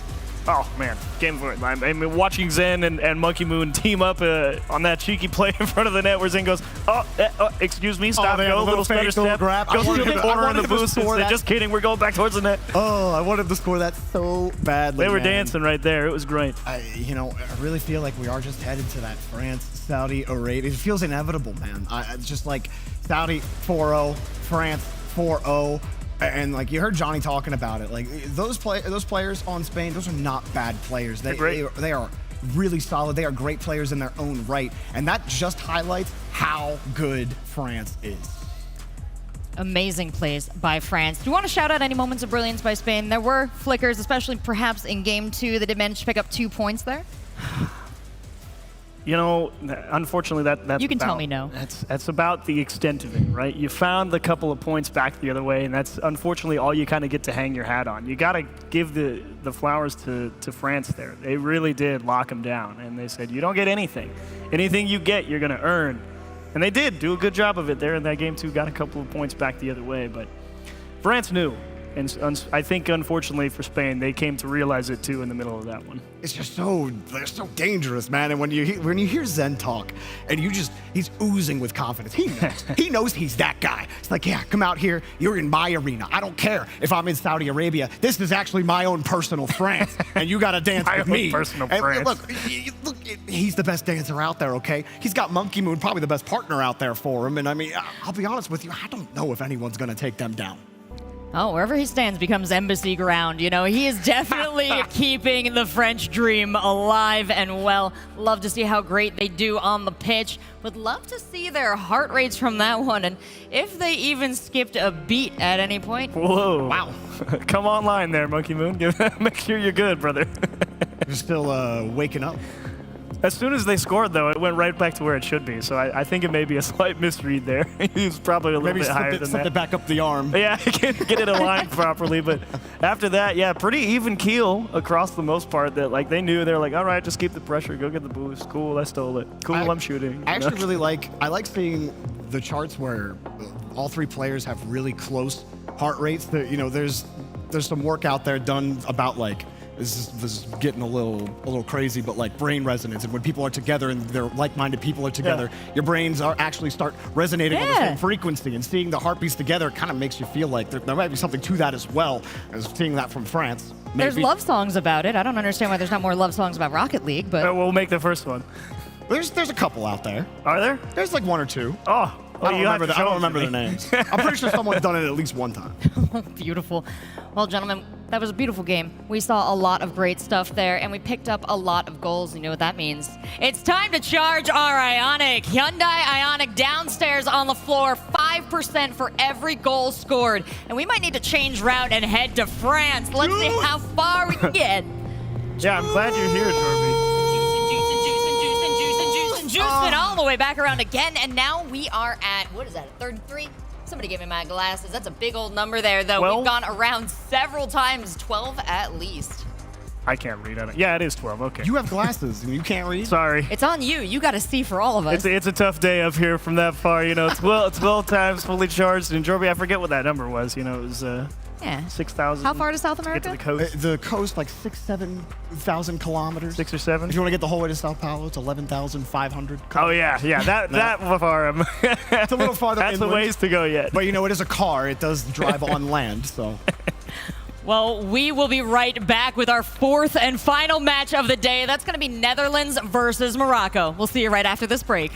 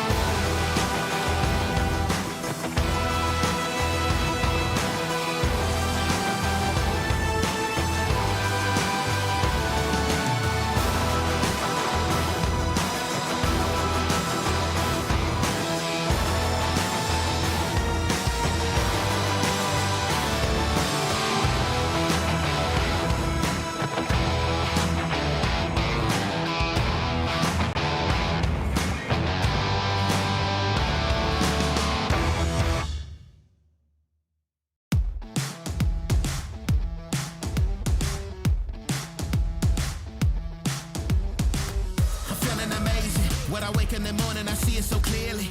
It's no competition. It's just on with the vision. We giving incisions. We feeling amazing. It ain't never gonna stop when we take to the top. We feeling amazing, feeling amazing, feeling amazing. Now back to the basics. We just keep it moving, ain't leaving no traces. Now look at their faces. Ain't no stopping us now, we controlling with aces. Now tie up your laces. Ain't no tripping, we living this, giving the chase this. Now turn up the faces. We keep living this grizzly, we got it to face this. Feeling amazing. Take to the top and we never gon' stop it. Feeling amazing. Take to the top and we making a profit. Feeling amazing. We just living our life and we keep it above.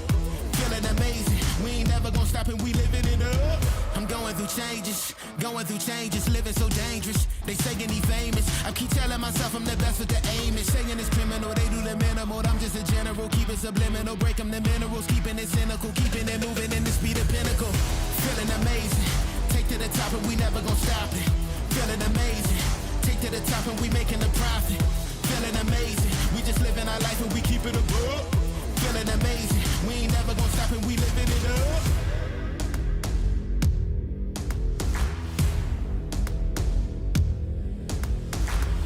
Feeling amazing.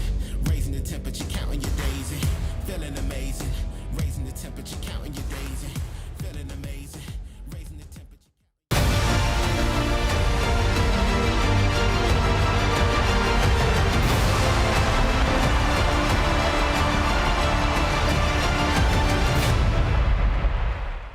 You are watching the FIFAe World Cup quarterfinals featuring Rocket League.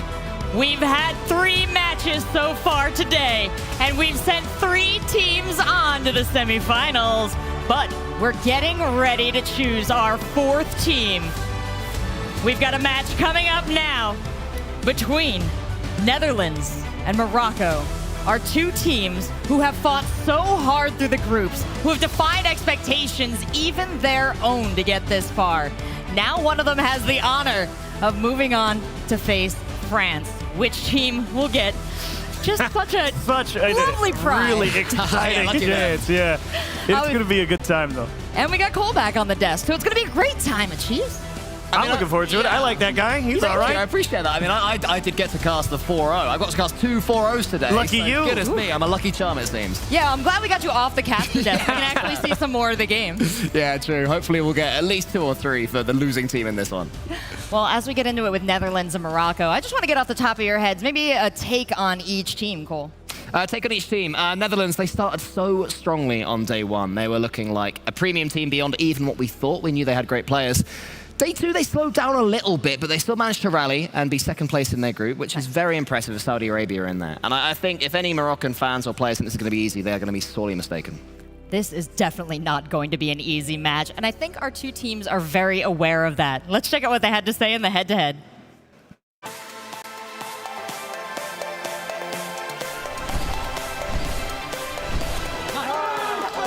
We were really good the first day especially, and I think we got a little bit over in our heads. After we lost against Australia, we had a really good talk. We did fall out a little bit during Australia, but then we picked it back up again. So we recovered really well. Group B was interesting. There were about 5 teams who could have made it. One part of the group that was really good, and there was another part that wasn't really as good. It gave us some interesting matchups. Yeah, I'm glad to have made it. I will not destroy you.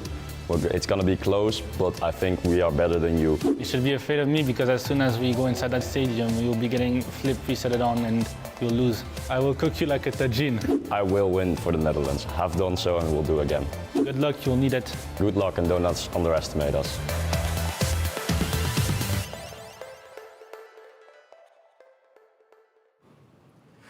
Welcome back, friends, ladies and gentlemen, to the FIFAe World Cup 2024, where action is about to begin. Game 3 might have been a quick washout for France as they advanced to semis, but we turned our attention to our 4th and final quarterfinal. That's right, the final quarterfinal, Milos. You know what that means? The winner of this will be going up against none other than France. A tough task ahead of them, but you know what? Let's kick things off with our Axe walkouts, and please, round of applause for Team Morocco.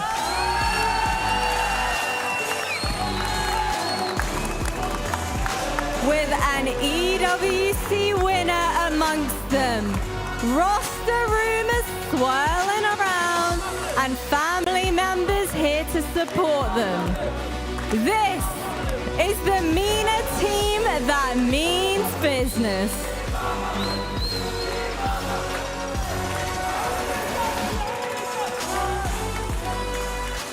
And of course, we're going to have a quick chat here with Sathia from Team Morocco, of course, the coach of the squad. Look, you might not be Moroccan yourself, but I will say it. Salam alaikum. Welcome to the stage.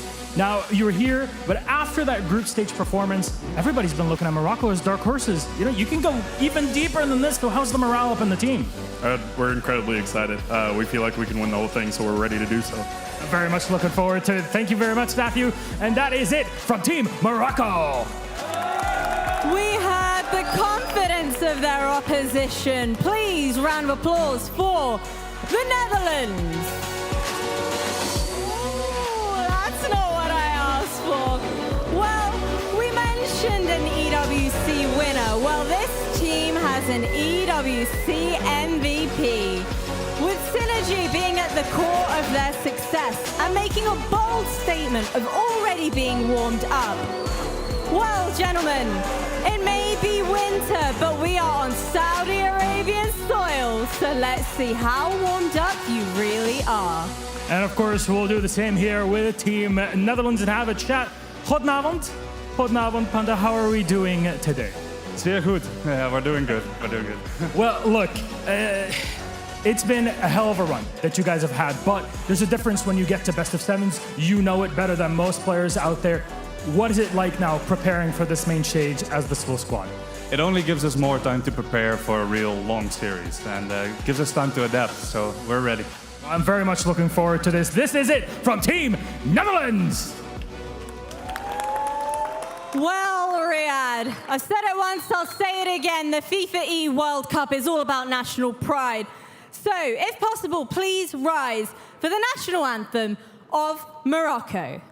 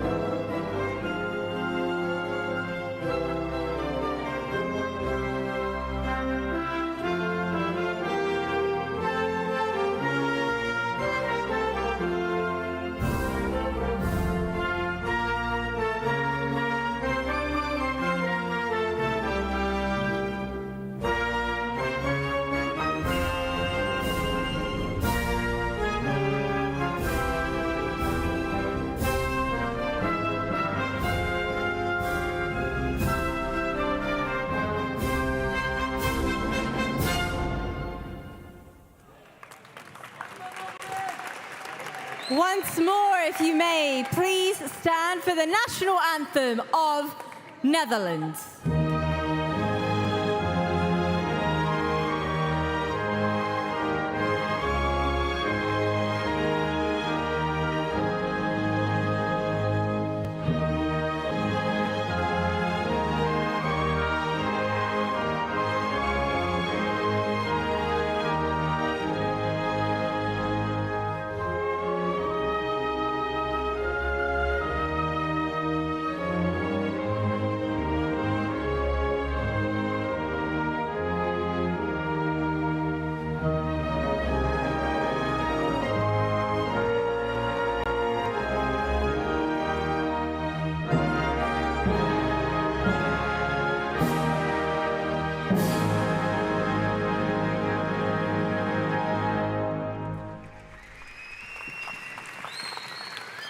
Teams, please give us a game to remember. Take to your seats.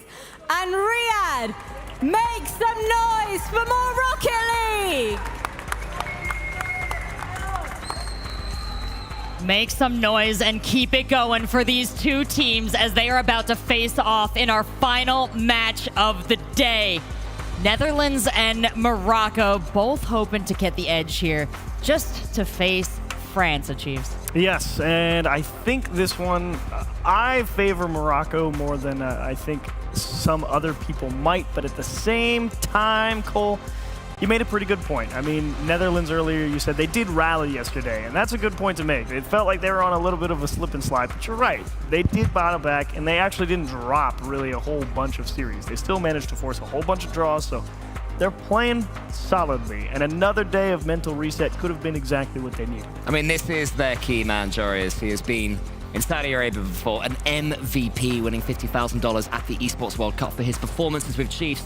Oli is no slouch, and Mike Boy is somebody who constantly gets slept on. He has been in and around the top 6, 7, or 8 EU 3v3 level for years now, for a very, very long time, and length of professional play is something that I truly value myself. And to come along here to represent Netherlands and to step up, that to me is the key. That to me shows competitors that are capable of really taking the fight to people, even if they are the underdogs. Although saying that, Chiefs, they are the underdogs. Because Morocco, they have a world champion on their team. They've got a major winner on their team. They've got Nas, who went to North America and was pretty darn good for M80 for the entire season. It was really good for G2 as well at the Esports World Cup. It's just danger from every direction. Yeah, Nas has gained a lot of very valuable experience, I think, specifically here in Saudi Arabia in the past couple of months. So looking to see him continue to have a pretty good day. I think yesterday really solidified what Morocco wanted to present here at the FIFAe World Cup, and that offense really started to show what it was truly capable of. And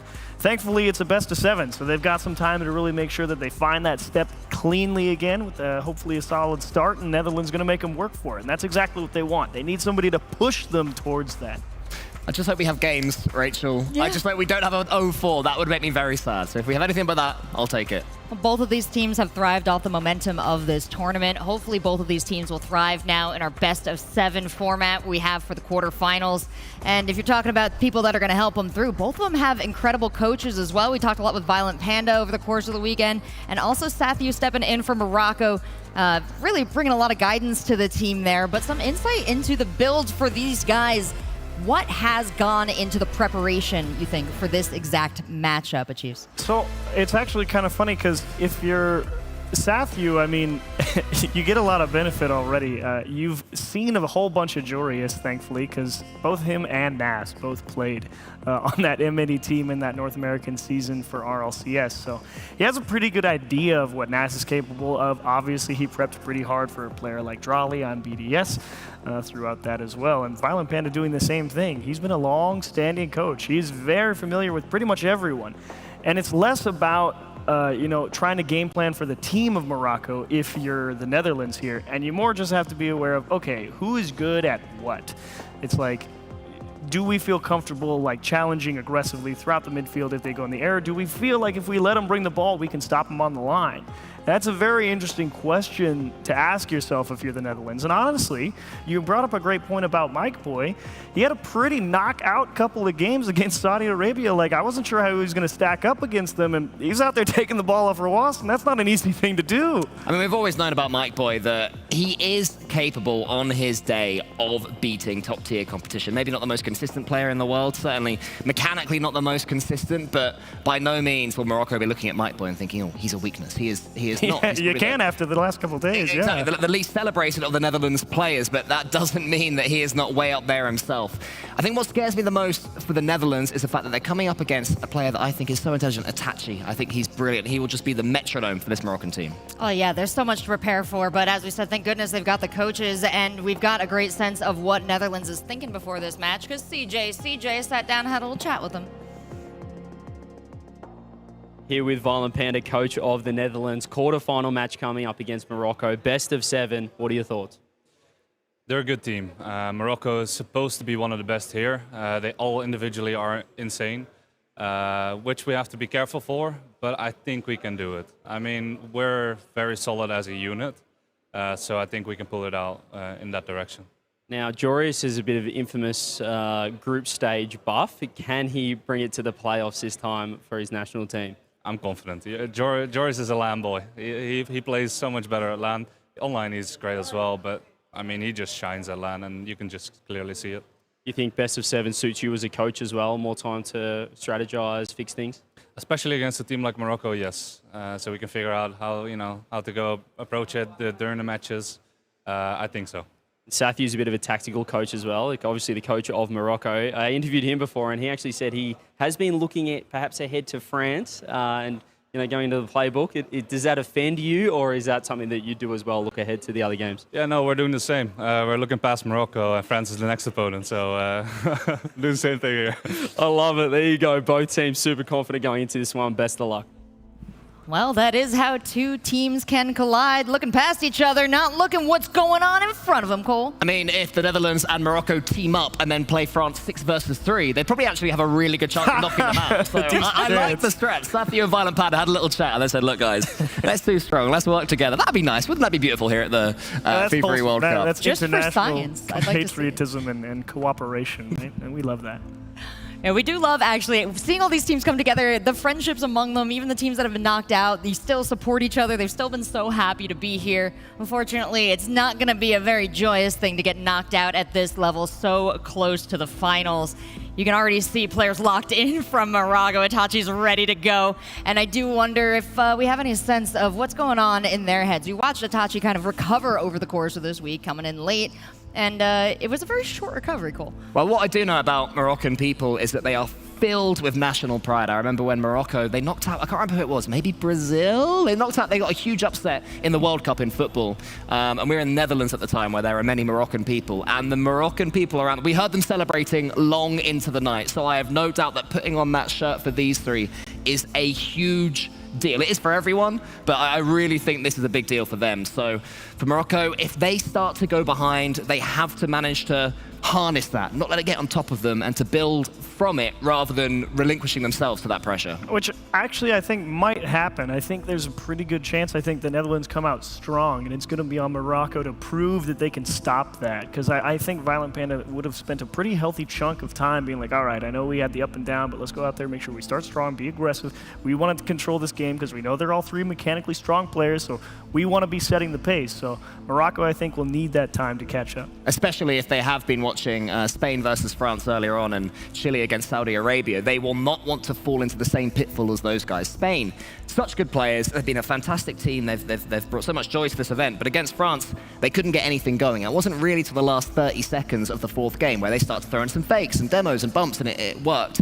I do believe that Netherlands are going to come out at this one like a house on fire. They are going to want to storm their way to a 1-goal, a 2-goal, 3-goal lead early doors and really put their emphasis upon this matchup. Well, it's on Morocco to stand in their way and then to overcome. Let's see how their coach Sathiu is feeling about this with CJ. Here with the coach of Morocco, Sathiu. Big quarterfinal match coming up. Best of 7 against the Netherlands. Let's get your first thoughts on that one. I mean, full confidence in the camp. They obviously were kind of the shock of the tournament with how well they played and like how well they placed. But they're good. I don't think it's anything special though, or like anything that's like different, or anything like that we specifically need to plan for. So I'm pretty confident. Best of 7 as well. Do you think this is into your wheelhouse as a coach? No longer sets of 2. You can kind of adapt more as the series goes on. Yeah, definitely. I think sets of 2 kind of made it tough. You'd win a game and then you'd lose a shocker, or you'd start off slow and lose one and then you have to get back into it. But then that was the end of it. So, yeah, I think this is a little better for me. I know you're looking ahead. You've got France in your side of the bracket as well, potentially a semi-final match. Are you already sort of putting in the ironing out the drills, I don't know, getting into the scrapbook or the training book for that match? Yeah, honestly, today we have replay files now, so that's huge. We have scrims against them in the past that I can kind of look at now. And I think I already have like a pretty good idea of what we're going to do against them to do well. And how amped up are the boys for this final playoffs bracket? To be honest, I haven't talked to them today because they're still not even here. Because it's we play so late, so they came in late, so that's fine. But I think they're amped. I think they're excited to rep Morocco and do well. Awesome. Well, best of luck against the Netherlands. Cheers.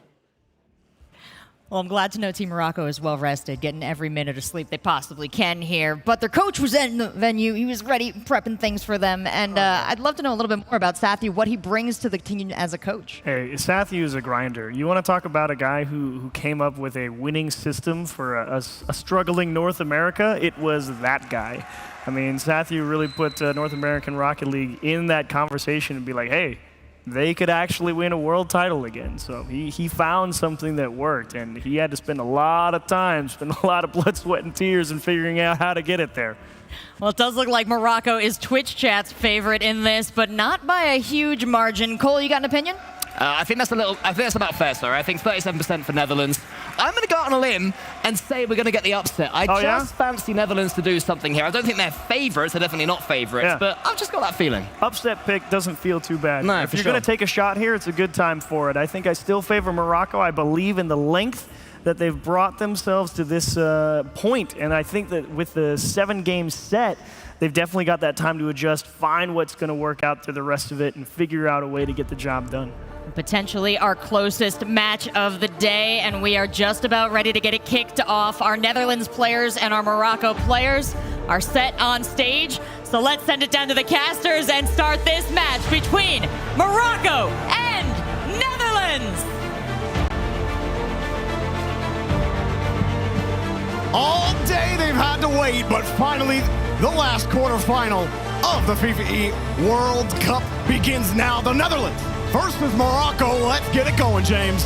Jorby, are you surprised by the approach that Sathy was saying he's taken into this match? I have to say, that's probably the spiciest I've heard Sathy. Just being like, Netherlands, they had a shocking standings, nothing special. Bringing nothing new to the table. Strong words from the coach of Morocco. We'll see how that plays out on the field. The dichotomy, too, with Violent Panda, him saying, Jorius, he's a lamb boy. But one thing that has plagued Jorius throughout all of his time as a competitor is when it comes to the group stage or Swiss stage or whatever stage that isn't the playoffs, he's one of the best players in the world. Quarterfinals. This stage is where he cannot get past. Top 8 has always been his peak.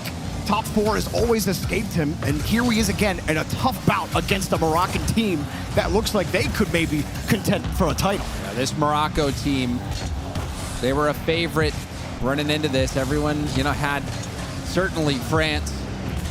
They had Brazil, but Morocco, another one of those teams, joining them in Saudi Arabia. Those are the 4 teams that people think really have a chance at winning it all.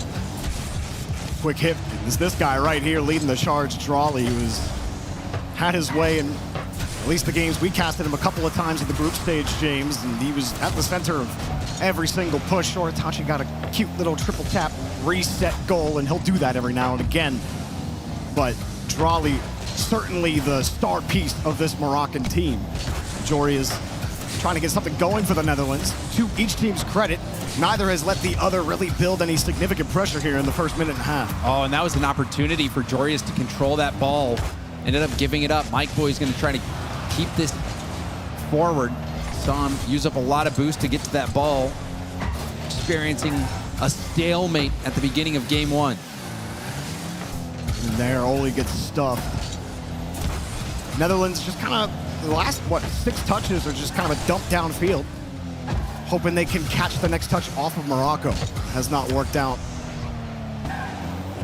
Drawley, heavy touch, but the angle's closed off. You saw he had the wingman there. Wingman decides to pull off. Nope, no window available. Window may be available now. It bounces up. Jorius, quick recovery to get back to the touch in time. And Drawley turns, puts it back in the danger zone. Itachi is the last back. Will buy time, gets the corner boost, bails off the ball, actually lets Mike Boy get that touch, and that turned out to be the right play. Morocco looking for the outlet. Let's give it to him there with Itachi on top of the ball. Mike Boy holds, uses the space, but that's the thing about the margins here. That ball skips a little too far off your card. You're not going to get the 50 you need. Oli does break out the Netherlands here, but now it's about holding and actually creating an opportunity. Something that really neither team has been able to do outside of that one try from Morocco that didn't really materialize into a shot. Now we see another chance materializing. Oli going for the bump. Itachi doesn't have enough boost to get that ball, but a lot of the attackers on Netherlands who are expecting him to hit that out, buying time for his teammates actually to come in and help. But Morocco struggling here. Jorius, the shot will be high. Follow-up will be denied by Nas. Oli's shot was a weak rebound shot. I'm sure he'll want that one back. It seemed like he wanted to chase it. I'd like to see him just roll into that one and try to get some power into that shot. Try to get some height underneath it. You're not going to do much going on pace with that ball, but still, I mean, Netherlands look pretty good when they get on the attack. Itachi, though, gets a free clear downfield. He didn't have any boost and had to chase a fast-moving ball.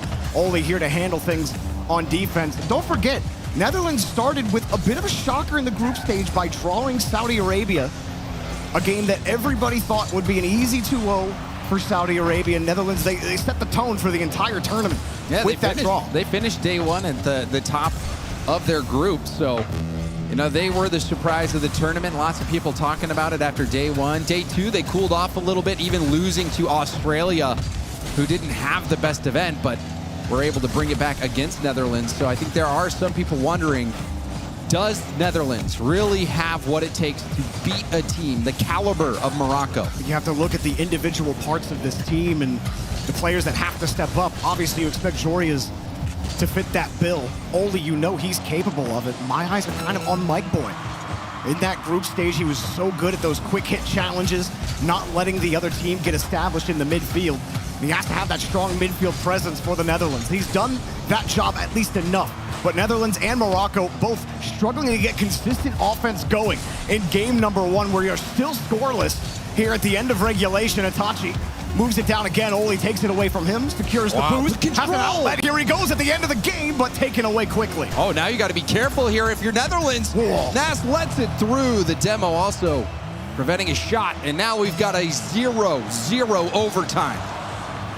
Well, you know, Safu said Hold nothing on. special, but sometimes you don't need anything special. You just got to be brutal. Ole got the demo, but the ball got away from him. Couldn't get around that ball. Had he sent that to this side, either side, he probably would have been able to make it work. High kick. That's going to be tough for Morocco to chase. They are forced to concede back to the wall. And only delay. Mike Boy here. Chain dash to get back to it. He actually goes for the bump instead. Forces second man to commit to the play. Dorian scoops around him. But it's just not enough to get through Morocco just yet. But they steal the ball away. Here's an opening. Goal! Ole gets the job done. Jorius keeps that ball in play. And you can see the boost steal. You saw the mounting pressure. You can see even Drawley said, where did we go wrong? How could we not get more opportunities on net? Started with that bump from Mike Boy. He got the chain dash, hit Itachi out of the way, forced second man to hurry up because he's playing Itachi's touch out. He's thinking downfield. But Itachi gets bumped, and all of a sudden you got to recorrect your path, get around it, and then Jorius makes another good touch in the corner, getting it away from the defender, forcing him to stretch. Just a series of really good decisions on the ball in there in the corner. Oh, man. I mean, even here you see the bump. This was a dangerous situation. Drawley couldn't land and recover soon enough. Itachi not able to clear that one out, but here we see the Ole goal. Ole, you know, he was playing well even near the end of the last game. You saw the control that he was able to maintain when he was taking it up his own corner. And you could tell how locked in Ole was, ready to take that shot. He even almost had the play right off kickoff in overtime where he scored. He beat two defenders. It was finally one-on-one. Couldn't get the shot around him, but even still that helped the Netherlands continue to keep up such good pressure that eventually they were able to break them down. It was a solid play from Jorius to get that shooting opportunity, and with how open that net was, Ole's not going to miss that. Yeah, I mean, really efficient rotation from Netherlands that whole game. It took a little bit for the offense to get going, but Morocco also weren't doing much on offense. It seemed to be who was going to break that dam first, and it just comes to that bump on the side. You know, we're going to go back to it because Sathu said, you know, they're not doing anything special. James, sometimes we watch great teams, they don't do anything special. They just do the basics perfect. They do the fundamentals perfect, and sometimes that's all you need. As an NA fan for a very long time, there was a good stint there, really when Violent Panda was at the top of the world, where it didn't seem like Europe was doing anything special. Oh, Drawley cut me off. 13 seconds in, Nas, the air dribble gets the bump on Ole. Drawley, light touch. Jorius, he's thinking that maybe there's a flick he has to defend, but that 50 was the play Drawley went for, and it was the right call. I mean, you needed that. 13 seconds in, you weren't able to get anything going on offense in game one, and that just completely flips the brain switch if you're Morocco. However, Netherlands might be able to turn the lights back off quickly, but Itachi will take it away. Netherlands trying to hold on to that midfield line. Morocco looking for a way through as they line up Jorias, but Jorias just lines that ball up back to his teammate. And just going back to what we were talking about before, unless we see another goal, sometimes it doesn't matter if it's boring as long as it's effective. If you are just outright beating them and you can see it coming but still can't stop it, just like what Morocco is doing to Netherlands right now, it doesn't have to be fancy. You just overpower your opponent. Doing nothing special right back at him. Nice shot from Itachi, though. That's a beautiful placement, just on principle. And there you go, 2-0 early on. The Netherlands, this one will be difficult because that offense, again, it took a while to get going in game number one. And now you have to find a way to get 2-all and find a third goal just to take the lead in this game. So Morocco, a very strong start in this opening minute. Good play from Oli, getting that around. Drawley. Late reset, pass into the middle. Itachi, the double, it's good! Well, well, well. Morocco making a statement in game two. Short game one, that's fine. But we have Drawley. And we're going to get the flip reset pass into the bump. And, of course, Itachi is always good for an easy open net double tap. A little bit of deja vu as well. I think it was Nas who did it before, but they're starting these air dribbles on their own back wall, getting the late flip resets, and then looking for that pass. Morocco individually so excellent, and those plays are a perfect example of what they can do. Netherlands get quickly. There's a lot of time on the clock. They start the scoring clock and within this 3-minute mark. Maybe you talk about it, but Drawley is not thinking about that at all. He's just thinking about a fourth goal. He keeps getting that fast, quick transition down the field and into the net, no problem. He ain't leaving your half. He's gonna put that ball in. Morocco not happy with how the last game went. Look at this, 1, 2, 3 passing play. The positioning catching Netherlands completely off guard. This is a beatdown. We're not even 2 minutes into this one. Morocco already up 4-0. Now, of all the players to drop your eyes on, Drawley's the last player you want to do that to. Oli, oopsies. Missed the musty. By a wide margin. Game two definitely got away. When this happens, you really just try to go back to the fundamentals. A lot of what we're talking about, right? Just trying to get set. You talk about feel good being wishy-washy or whatever. You're down 4-0, but it's a long series. But you can make it that way. Getting a goal or two back here will give you confidence into the next game. 4-0. Already talking about game two being over, really. We still got plenty of time left, but 4 goals, that's really where things start to get difficult. You don't see it too often in the game of threes, especially when Morocco has been looking so good comparatively. Netherlands struggling to get much going right now. Drawley is a true problem right now. Every touch is just through at least 2 Netherlands defenders. And even if he only gets through 1, the ball's hit with such force. They have to account for a little bit more. That's a weak shot. Jorias was ready for the rebound, hoping to set it up for Mike Boy. But Mike Boy's challenged immediately, and Netherlands are forced to retreat. Full boost for Nas. Into a reset, has Drawley in support. Drawley does get blocked by Jorias, but look at how well Morocco are playing with each other. Get back to it again. Every touch for Netherlands gets a little bit away from them. They're not fully winning their back boost either. So feeling they gotta hurry up with every touch. Jorias keeps trying to pitch it high and away, and it's just not working. You pitch it high, Drawley goes higher. Nas lobbing it in. Jorias gets the first save, but it's a rebound shot and barred down from Drawley. Smothering pressure from Morocco. And Morocco coming into this, and the Chiefs said it a couple of times on the desk this week. You know, this is a strong team on paper. All the analysts giving a lot of respect to teams that have been together coming into this tournament. Teams like the Netherlands and Morocco coming together for the World Cup specifically, but Morocco are actually meeting the paper and putting that ink into practice with this 5-0 against Netherlands, showing you that these three really know how to ball together. Drawley just continues to impress time and again when he plays this game. Tasha will let that one go. Jorias Just kind of parked the car waiting. All right, what are you going to do? Come to the net, please. You already scored 5. Morocco, the 3 seed out of Group B, playing Netherlands, who were the 2 seeds. So Morocco just showing you how tough their group was, because they are dominating in this game. Yeah, Netherlands, it looked so good in that first game. They were able to get in front of those passes. Drali didn't have nearly as much space, but Drali just started playing quick hits. Like, fine, we're just going to move the ball as fast as possible, control it. He's been going for the quick hit off the ceiling to control it, try to catch a challenge out, force a bad 50 out of Netherlands, and it's worked. It's caught them out multiple times, and there's just been nothing Netherlands could do. You're looking towards game number 3. Oli, Mike Boy, and Jorias need something else in the think tank here. Violent Panda, what is he telling the boys here for the next game? Some big adjustments needed. This game, it felt like it got chalked up pretty early for Netherlands. What was there? I think 4 goals in the first 2 minutes or so. Jorby, it was out of hand pretty quickly. Netherlands, they'll have a lot to discuss after this game.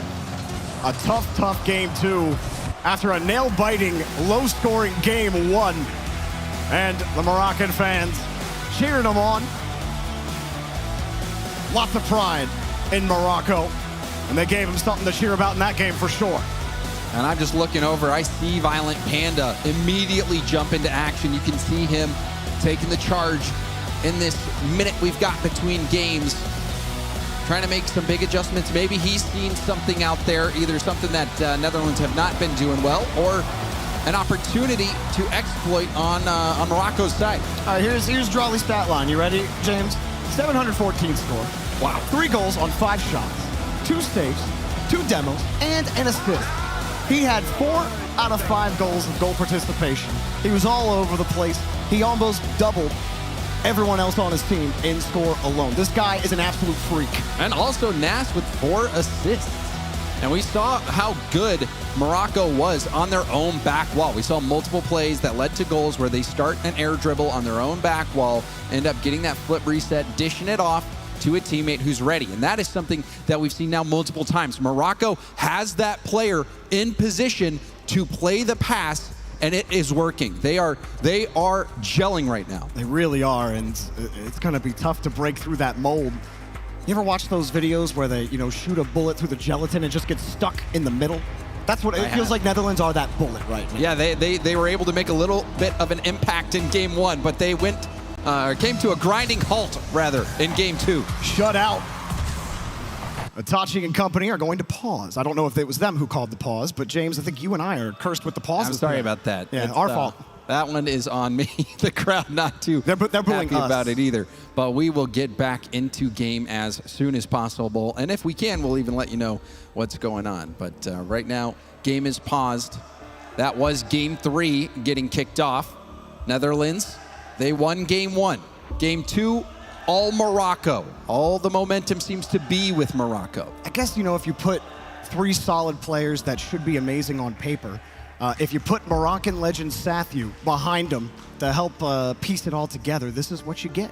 I actually think it's really cool that Sathiou got the chance to go and coach this team. I know he's really excited about it, and just listening to him, the confidence that oozes from him, already looking ahead to the semifinals. If it continues as it is, that confidence is earned. He knows the absolute force of the 3 players that are in front of him. Yeah, he coaches the best that North America has to offer. He knows what greatness looks like. He coaches it day in and day out. And so that's why I think he can confidently say what he did. And I think we saw in game 2 is the reason for his confidence. That was such a dominating performance from Morocco. Listening to Sathiou talk about his process with coaching, he had to earn the respect of his players. When he coached G2, he had to earn that respect, and when he did, they ended up becoming his champion. They ended up delivering his message. That shows you how special that is as far as coaches go in Rocket League. we've talked about the role that they play, and it's much a mystery. It's been a mystery for a long time, but coaches are being more vocal about what their role on their teams are. It's not just hype men behind them anymore. You're getting veterans behind there. Violent Panda on the other side. Sathu's a veteran himself, and these guys are finding ways to coach up their players and not just be mental players or mental coaches for these players. It's actually finding ways to make them better players, and when you get your players to respond that way, that's exactly what happens. This is exactly what happened with this Moroccan team as well. They're all great players. You got to put it all together, though, as they haven't played together before. Netherlands really struggling on the other side. And these technical pauses are even more of a window for coaches to make an impact. We're thinking we'll be in a game in the next minute or so. Thank you for your patience. We had to recreate the lobby, but that process hopefully is almost done. So we'll be getting back into game 3 very, very soon. But this pause giving Violent Panda a little bit more time to try to coach his team up after that heart-wrenching defeat that they experienced in game 2. And, this game, it feels like just a lead up into the trap room in Tomb Raider, because France are waiting in the semifinals. And we saw what they're doing to pretty much everybody. So you want to try to put your best effort forward to prepare for that gauntlet. Certainly France, the hot hand, the team that without a doubt dominated their group. They have been looking untouchable. But if there is a team that could do it, if Morocco keeps playing like that, maybe they can get something going. But we've seen magic from Netherlands as well. Game 3, Netherlands versus Morocco. Let's get back into it, Jorby.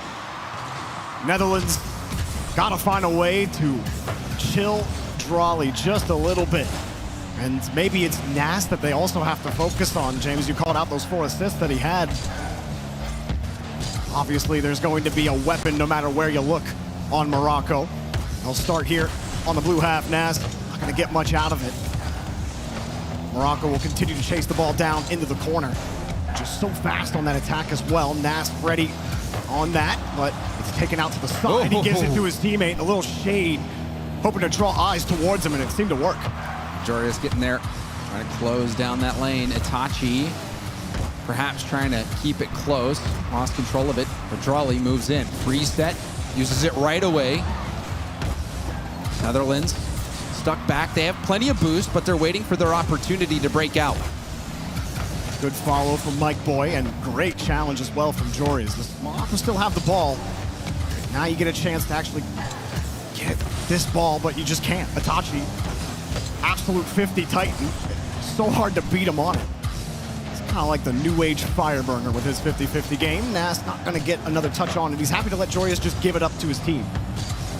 See that little hesitation there, only moving in. I think they're in their heads. Yeah, I mean, well, Netherlands, I think that was a good play to leave that for Oli. Netherlands still just trying to get out of their half, and they're not successful.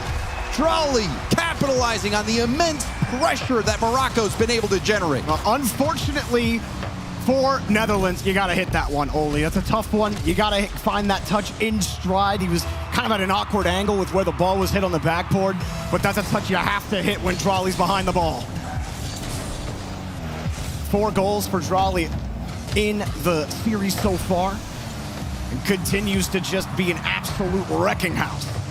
Drawley, recently an RLCS world champion, taking down G2 with his team BDS. Drawley showing you what he's made of here in the quarterfinals. Another shot, this time it's from Nas. Nas also, he had played with Jorius last season. They played on M80 and NA, and he really taking it to him. Drawley gets a little bump on Jorius there. But maybe that is something to look forward to. It seems to be going one way right now, James, is Drawley getting to play against his teammate in Monkey Moon. Would be certainly a fun one to watch if we get to see it. And right now, this is the Morocco show. Netherlands, after their Game 1 performance, have had no response. Nas, with plenty of boost, gets the early reset, sees Itachi.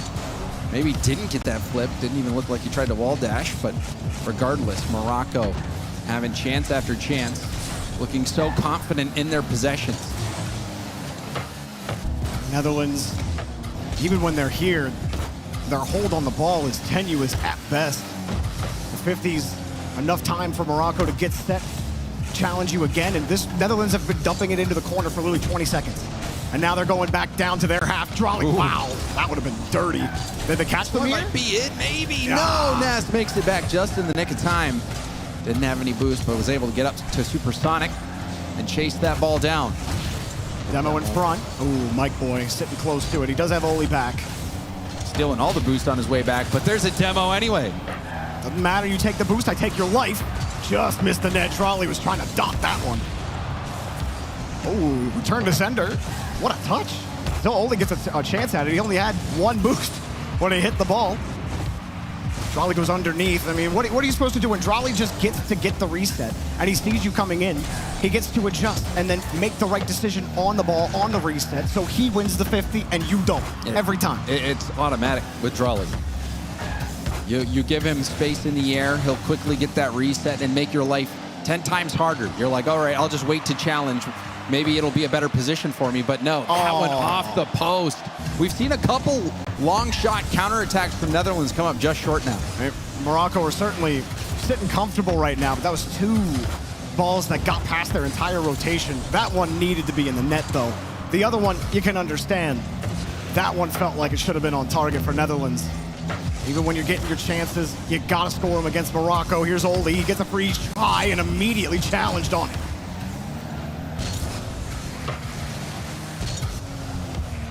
I mean, there's nothing here for Netherlands, James, no matter what they try to do.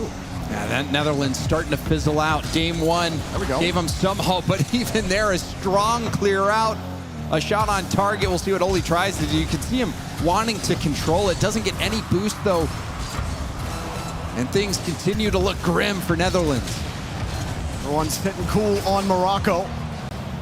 We're wondering after game 1, are we in for a low-scoring overtime nail-biter fest?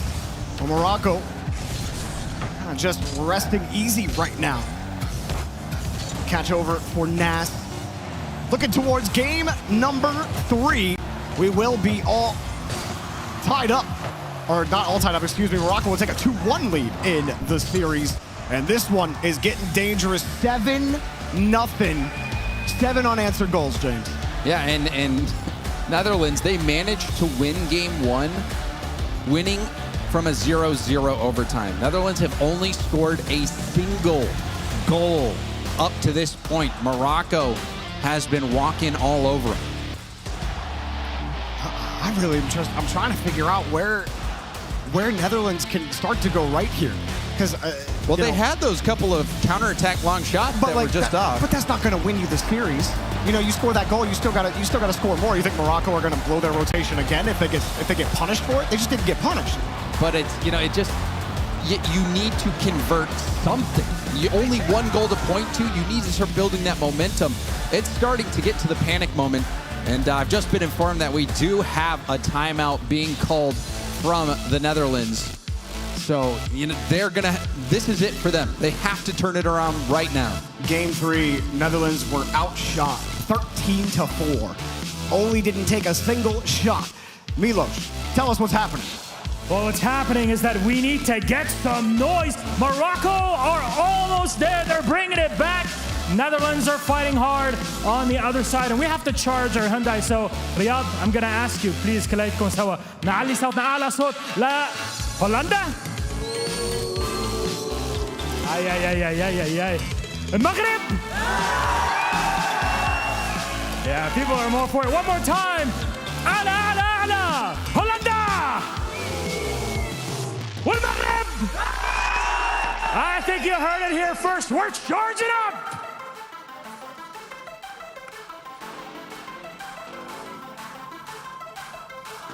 We are trying to get this car over an ocean. We got to charge it some more. Got to make some noise. It seems like there's a lot of love for Morocco out there as well. Morocco, the favorite, and man, you know, it seems like the tournament kind of playing out with the favorites continuing to perform. That's what Best of 7 Rocket League does, doesn't it, James? It's just so hard to actually beat those teams that are better than you. And the best of 2s, it creates a lot of drama. It creates a lot of fun. We got a lot of that action. But now it's no-nonsense Rocket League. Best of 7 is where the greats show their stuff. Morocco are showing it right here. We're going to get in to game number 4. Morocco could put Netherlands on match point as they are continuing their JV shutout attempt here on the Netherlands. That's just 7-1. 7-1. That is how much Morocco has been outscoring Netherlands. Netherlands, they called that tactical timeout. We'll see if anything changes from here on. Oli try to get it started. It's a good 50 to get it going. You get a little bit of space with Mike Boy. Mike Boy, double tap. Oh. No, he couldn't get it. Ran out of boost to adjust. Nas.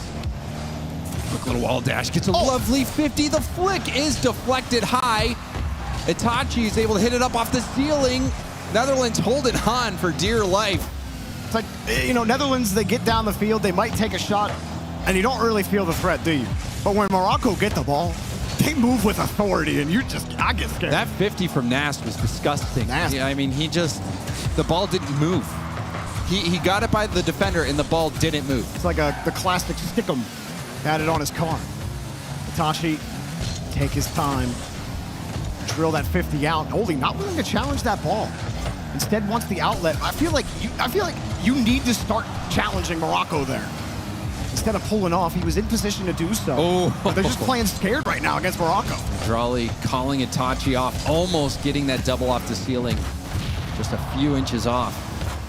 Itachi will lob it over to Nas. Nas trying to drop it back down. Drawley will still take possession. Drawley going for a 50 instead. Lovely decision. Almost pays off for Morocco. And caught 2 in the net as well. The boom downfield. Netherlands, can they actually get something set up here? Bringing it down. I like the idea, but Nas's 50 forces them to stretch a little bit. There's nobody there to tackle. Itachi's got a lot of space, but gets harassed. Good play there from Oli. Oli picks the pocket. Nas popping it up for Drawley. Ceiling pass down. Itachi doesn't bite. Will go straight up in the air from the reverse position. Off the ceiling, gets bumped off the ball. That lets Jorius clear it. Now we're starting to see those little 1v1s where we're playing it. We're not jumping at that ball. We're seeing where the high value opportunity is. Bump them out of it. Give your teammate just the free ball rather than trying to tackle it there. But do something on the challenge. Get there. Drawley just drilled that 50. I mean, every single touch he's had, I don't think he's lost a single one of them so far. He'll get around, but the touch is hard, and right back to the midfield line. Netherlands will take that. Good pass. Not on target. Oli had a perfect bounce pass to him. That's when you can generate the most power on your shots. But Oli couldn't get around it. That looked like a good chance. That's the type of opportunity that Netherlands can generate again, but they have to actually threaten Morocco there. Oli not able to put that on target, but Netherlands looking much, much better this game. Looking a little more like game 1. Yeah, it feels like a must-win game for Netherlands as well. They went all in with that timeout. And so far, it looks like things have been paying off, but they're going to have to fend off this attack. The ball bounces off the backboard. Light shot. It's going to be wide anyway. Oli will take it up with a full tank of boost. Reset, trying to take it down to the ground. 50 by Drawley out to the middle. Another 50. Jorius has no boost. Tries to flick it over to a teammate. Oli not having any boost either. Man, it seemed like that was a really good opportunity because Morocco had sent 2, and there was 1 back. It just took so long to actually get that ball going. Yeah, because Jorius was boostless. Tough. Even when you're winning, you're losing if you're the Netherlands, but you still have the game scoreless. Oh. And there it is. Drawley is inevitable. And this, I love seeing this. Look at this ceiling pass. Going up, boom, right off the ceiling, straight back down. The defense, when they're on the back wall, that is the play to make. Yeah, I mean, Jorius, he has to respect the play towards the backboard, right? You can't just let him take that. And Itachi, of course, is going to make that smart touch. And Morocco have been playing that game all series long. Just win the ball. All that matters is winning the ball. We don't care where it goes, just as long as it's not towards a blue card. Will Netherlands score again? That's the question at the top of my mind, Jorby. Starting to feel like they just might not, James. It's really been so locked down. And you want to, if Morocco wanted to make a statement to the rest of the tournament, to Saudi Arabia, to France, to Brazil, which is, if you think this is going to be an easy out, think again. Nas will set it across. Netherlands trying to get something going. This 1-0 feels like a 10-0.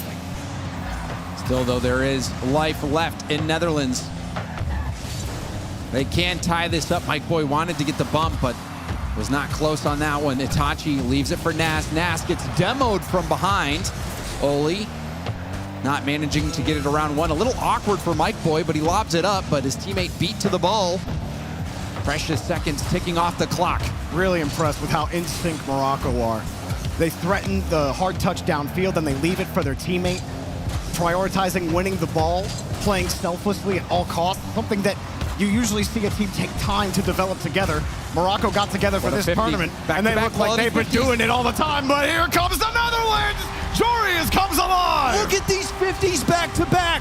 The first one, the second one, Mike Boy wins it off the wall. You need to not only get the 50, but have it out to a teammate in the middle of the field.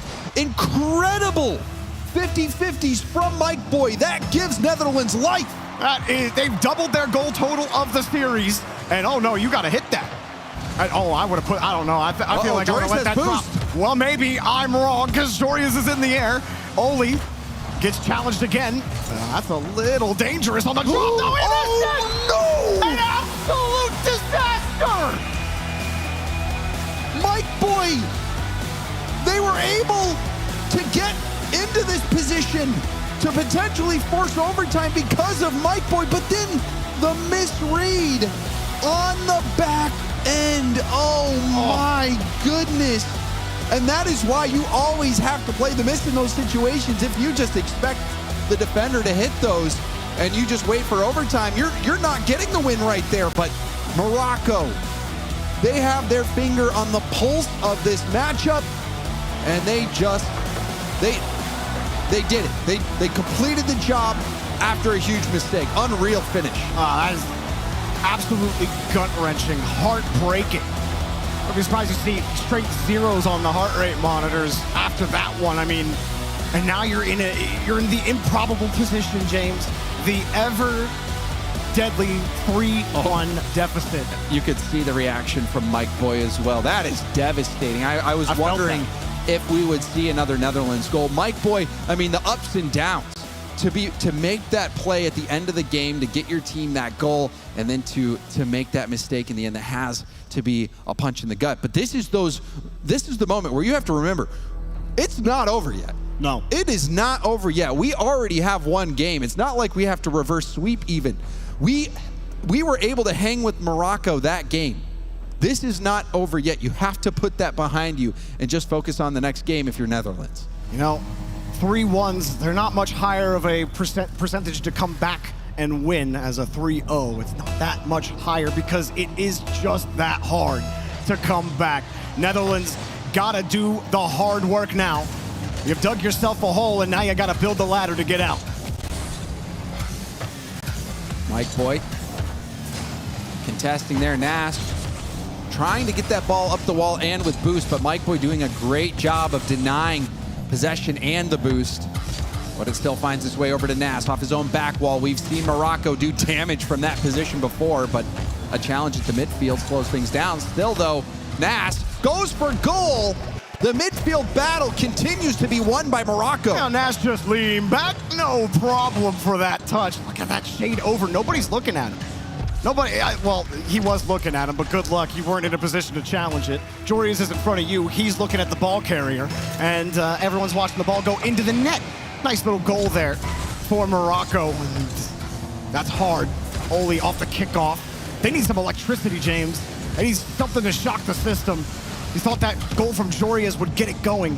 But Mike Boy, he needs to establish some confidence in himself into this game.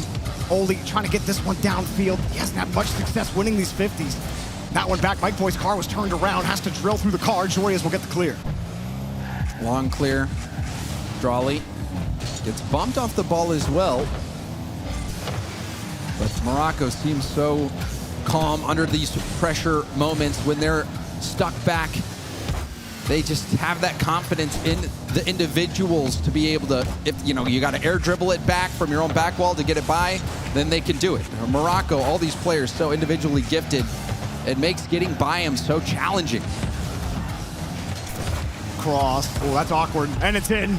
Yeah, that's a tough one to actually squirrel out. If that ball doesn't pinch off of you and your teammate here on the back wall, almost assuredly will go in. Oli gets drilled out of it, plowed like snow. And Nast, I mean, you see him doing the unpredictable move in the corner, getting around the first defender, then the 50 on the second, effectively taking out 2 players of the Netherlands defense.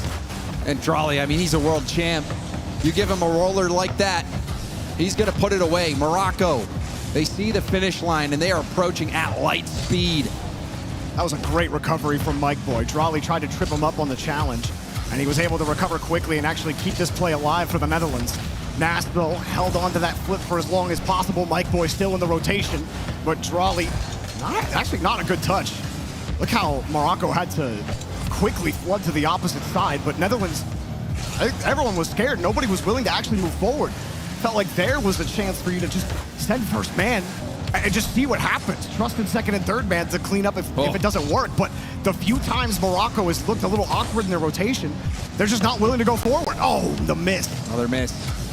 And Drolly actually driving over the corner boost at 100. You don't pick it up if you're at full boost.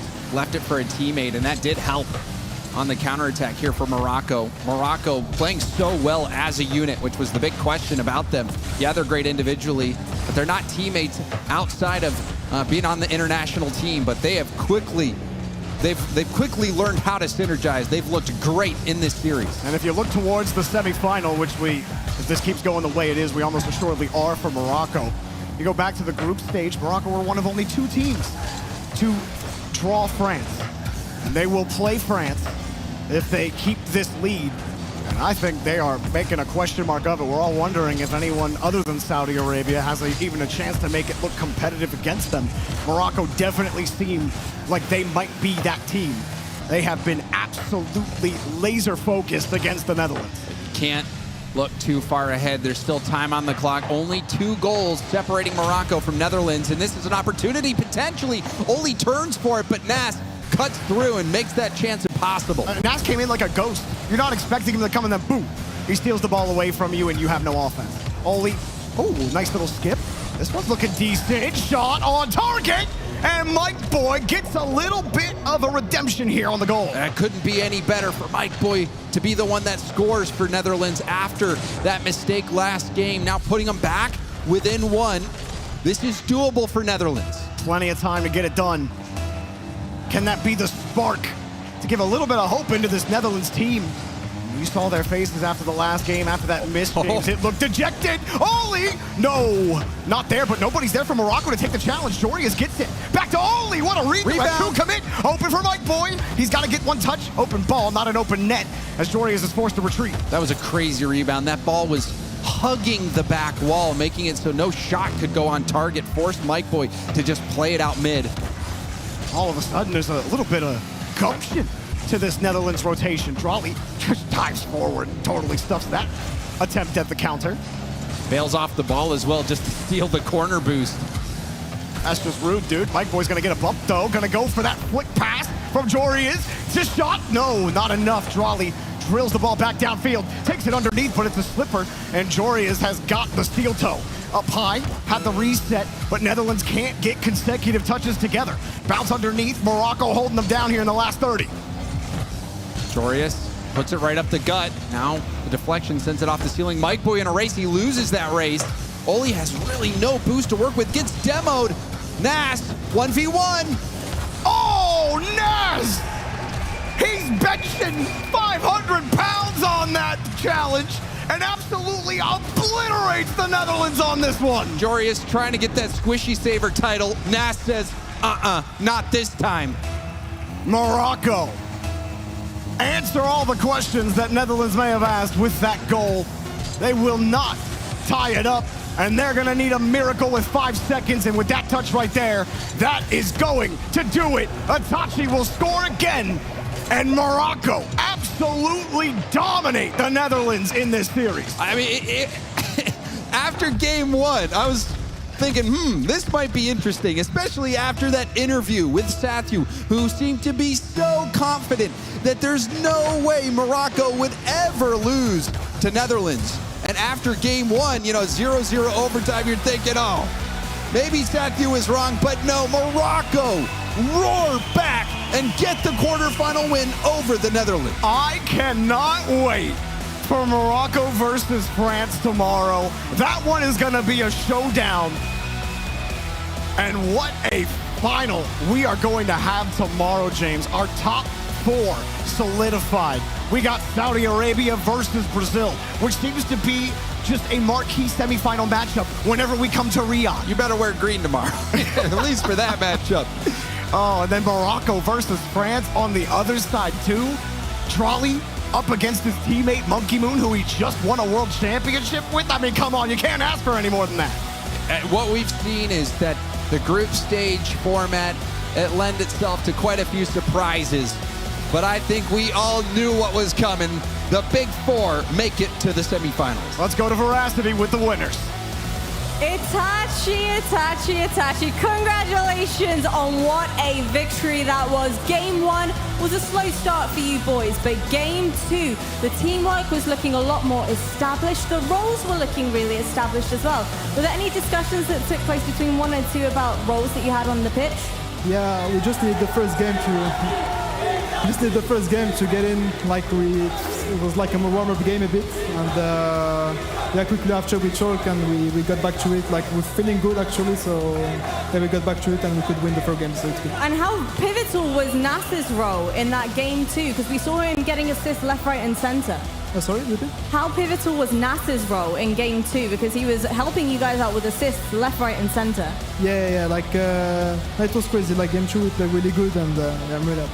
And yesterday I had the opportunity to interview your dad in the crowd. He's now here front and center. And I quote, he said, "I love my son, I love this event, and I love this game." So what do you want to say to your dad now? No, I love him so much. Like every time he can come to the events, he does. And he has free time, and it's wonderful. Like I really love him. He loves Morocco as well. Like he follows every time Morocco football, everything. So he's really happy that I can play for them, and yeah, he's enjoying his time. So it's perfect. Well, you went 1-1 against France in the group stage before. So you're going to explain to me, everybody watching, and everybody here, what makes Morocco better as you face them next? Now, like, I think it's going to be a really good match, close match. Like they're my friends as well, and they're a really good team. So tomorrow is going to be a really, really good match. I'm really hyped to play, and let's see. Hope the best wins, and I hope we win. So what do you want to say to everybody here that's been cheering for you? Because they've been incredible. Yeah. No, they're amazing. They're supporting us as well, so it's crazy. And thank you very much to be here. Yeah. Well, GG's Itachi. I'm going to let you go ahead, join the rest of the boys, and Desk, break that one down. Thank you. Thank you so much, Veracity. I'm excited for the breakdown here, too. I've got Cole and I've got Achieves, and we've got 5 matches to look at. 5 rounds of games, Achieves. Yeah, so it played about as we were expecting. Netherlands did come out there like a house on fire, like you thought, Cole. They put the squeeze on early to Morocco in game 1, came away with a solid win. And it turns out that Morocco only needed 1 push. Okay, fine. And games 2 and 3, great solo efforts, constantly testing that Netherlands defense, finding ways through, up, left, right, down, didn't matter. They found their way through 2 solid games, and Netherlands started to battle back there in that game 4, probably their best chance to get back into it. Well, I said to you after game 1, I said to you after game 2 when Morocco beat them, I think it was 5-0. The difference of this series to the French one earlier is that Netherlands won the game 1 0-0 overtime. So even though game 2 was dominant, they can come right back. But sadly, Morocco, I mean, some of the goals they got, they were freebies from Netherlands. And when you're coming up against a team like Morocco, you cannot give them away. That 0-second mistake from poor old Mike Boy, who, by the way, has been brilliant this event. I think that was the real moment. It was just GG's, even though it was game 4. Yeah, we've seen Netherlands take on such huge opponents and show themselves to be so strong here. What was it about Morocco that really seemed to trip them up? We did not see the incredible synergy that we saw in the last couple. I think it was their team play. One of them would start a solo play, and they would always have someone following it up. It's not like you're just watching Nas go on, Nas, you can score. Itachi's right behind him, so if Nas gets it past a couple of them, the player is there to put the finisher away. There is no thought Achieves of, oh, what if he misses? What if he messes up? And the part about it is what makes it even more lethal. Morocco, all 3 of those players players are capable of slotting into that solo play role. So there's no chance to actually breathe because that support comes in hard, and even if the Netherlands clear it out, that guy who catches it back on the other end immediately comes right back down at you, and there's just no time. So Morocco just doing a great job maximizing pressure on the ball. The awareness, too, of Morocco. It seemed like they were always aware not just where the ball was, where every three players were, what the angles were to defend against them. Was there anything they missed at any point? I mean, honestly, they looked like they were chilling. I don't think so. They're pretty dialed in that whole time. Yeah, you're going to give up a few here and there. It's unlikely you're going to clean sweep a team like Netherlands. They will find a couple, but that was locked and loaded if you're Morocco. That was awesome. Yeah, that was just a brilliant round from Morocco. I don't want to take anything away from Netherlands there. It was just Morocco doing what Morocco does. They acknowledge Netherlands is a good team, but as the coach said, nothing special from what they've encountered here. And now Morocco will move on to face France. As the caster said, a phenomenal matchup here. But in your estimation, Cole, how's Morocco feeling about this? How's Morocco feeling about this? I think they will be absolutely looking forward to facing off against France tomorrow. I think that the Rocket League viewership, the neutrals are happy that we've got the four that we have: Saudi, Brazil, France, and Morocco. It's like the ones that we all expect to see in these semi-finals, but that's not always how it goes, Chiefs, and that's how it's gone this time. It does feel like, for the first time in a while, we've got the top four that you should feel like they will be the top four, and they all had to battle to get here, and they earned their way, so you can't say that they had the, the Mickey bracket or anything like that. No, you had to go out there, fight for your seating, fight for your spot, and they all got the job done. Well, these are our top four teams now, and we have top four players for you to choose from, community, for the Axe Player of the Day. So let's find out who they are. Oh, very nice, very expected, with representation of all four teams there, Cole.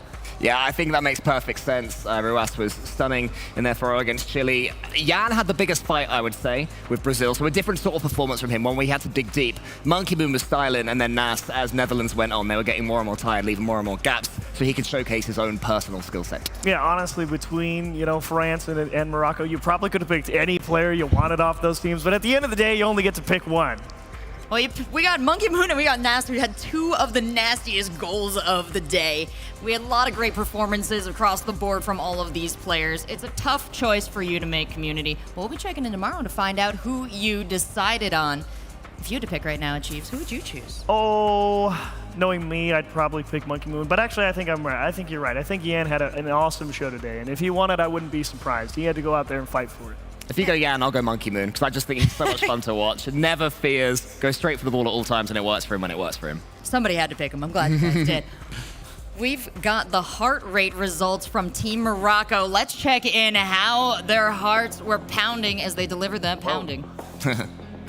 Yeah, I mean, you can see there that they went up towards the end. I thought they'd be slowing down as it went on when that one became clear, but I guess that equalized from Netherlands achieved just one more final spike before they were done. Yeah, you had to make sure to put them away. Say, whoa, hold on, and let's not tail off too quick. Make sure we get the job done, and obviously the spike at the end, knowing that they definitely got the job done. Nothing could take that win from them, and talk about being locked in from the start. They were ready to go game.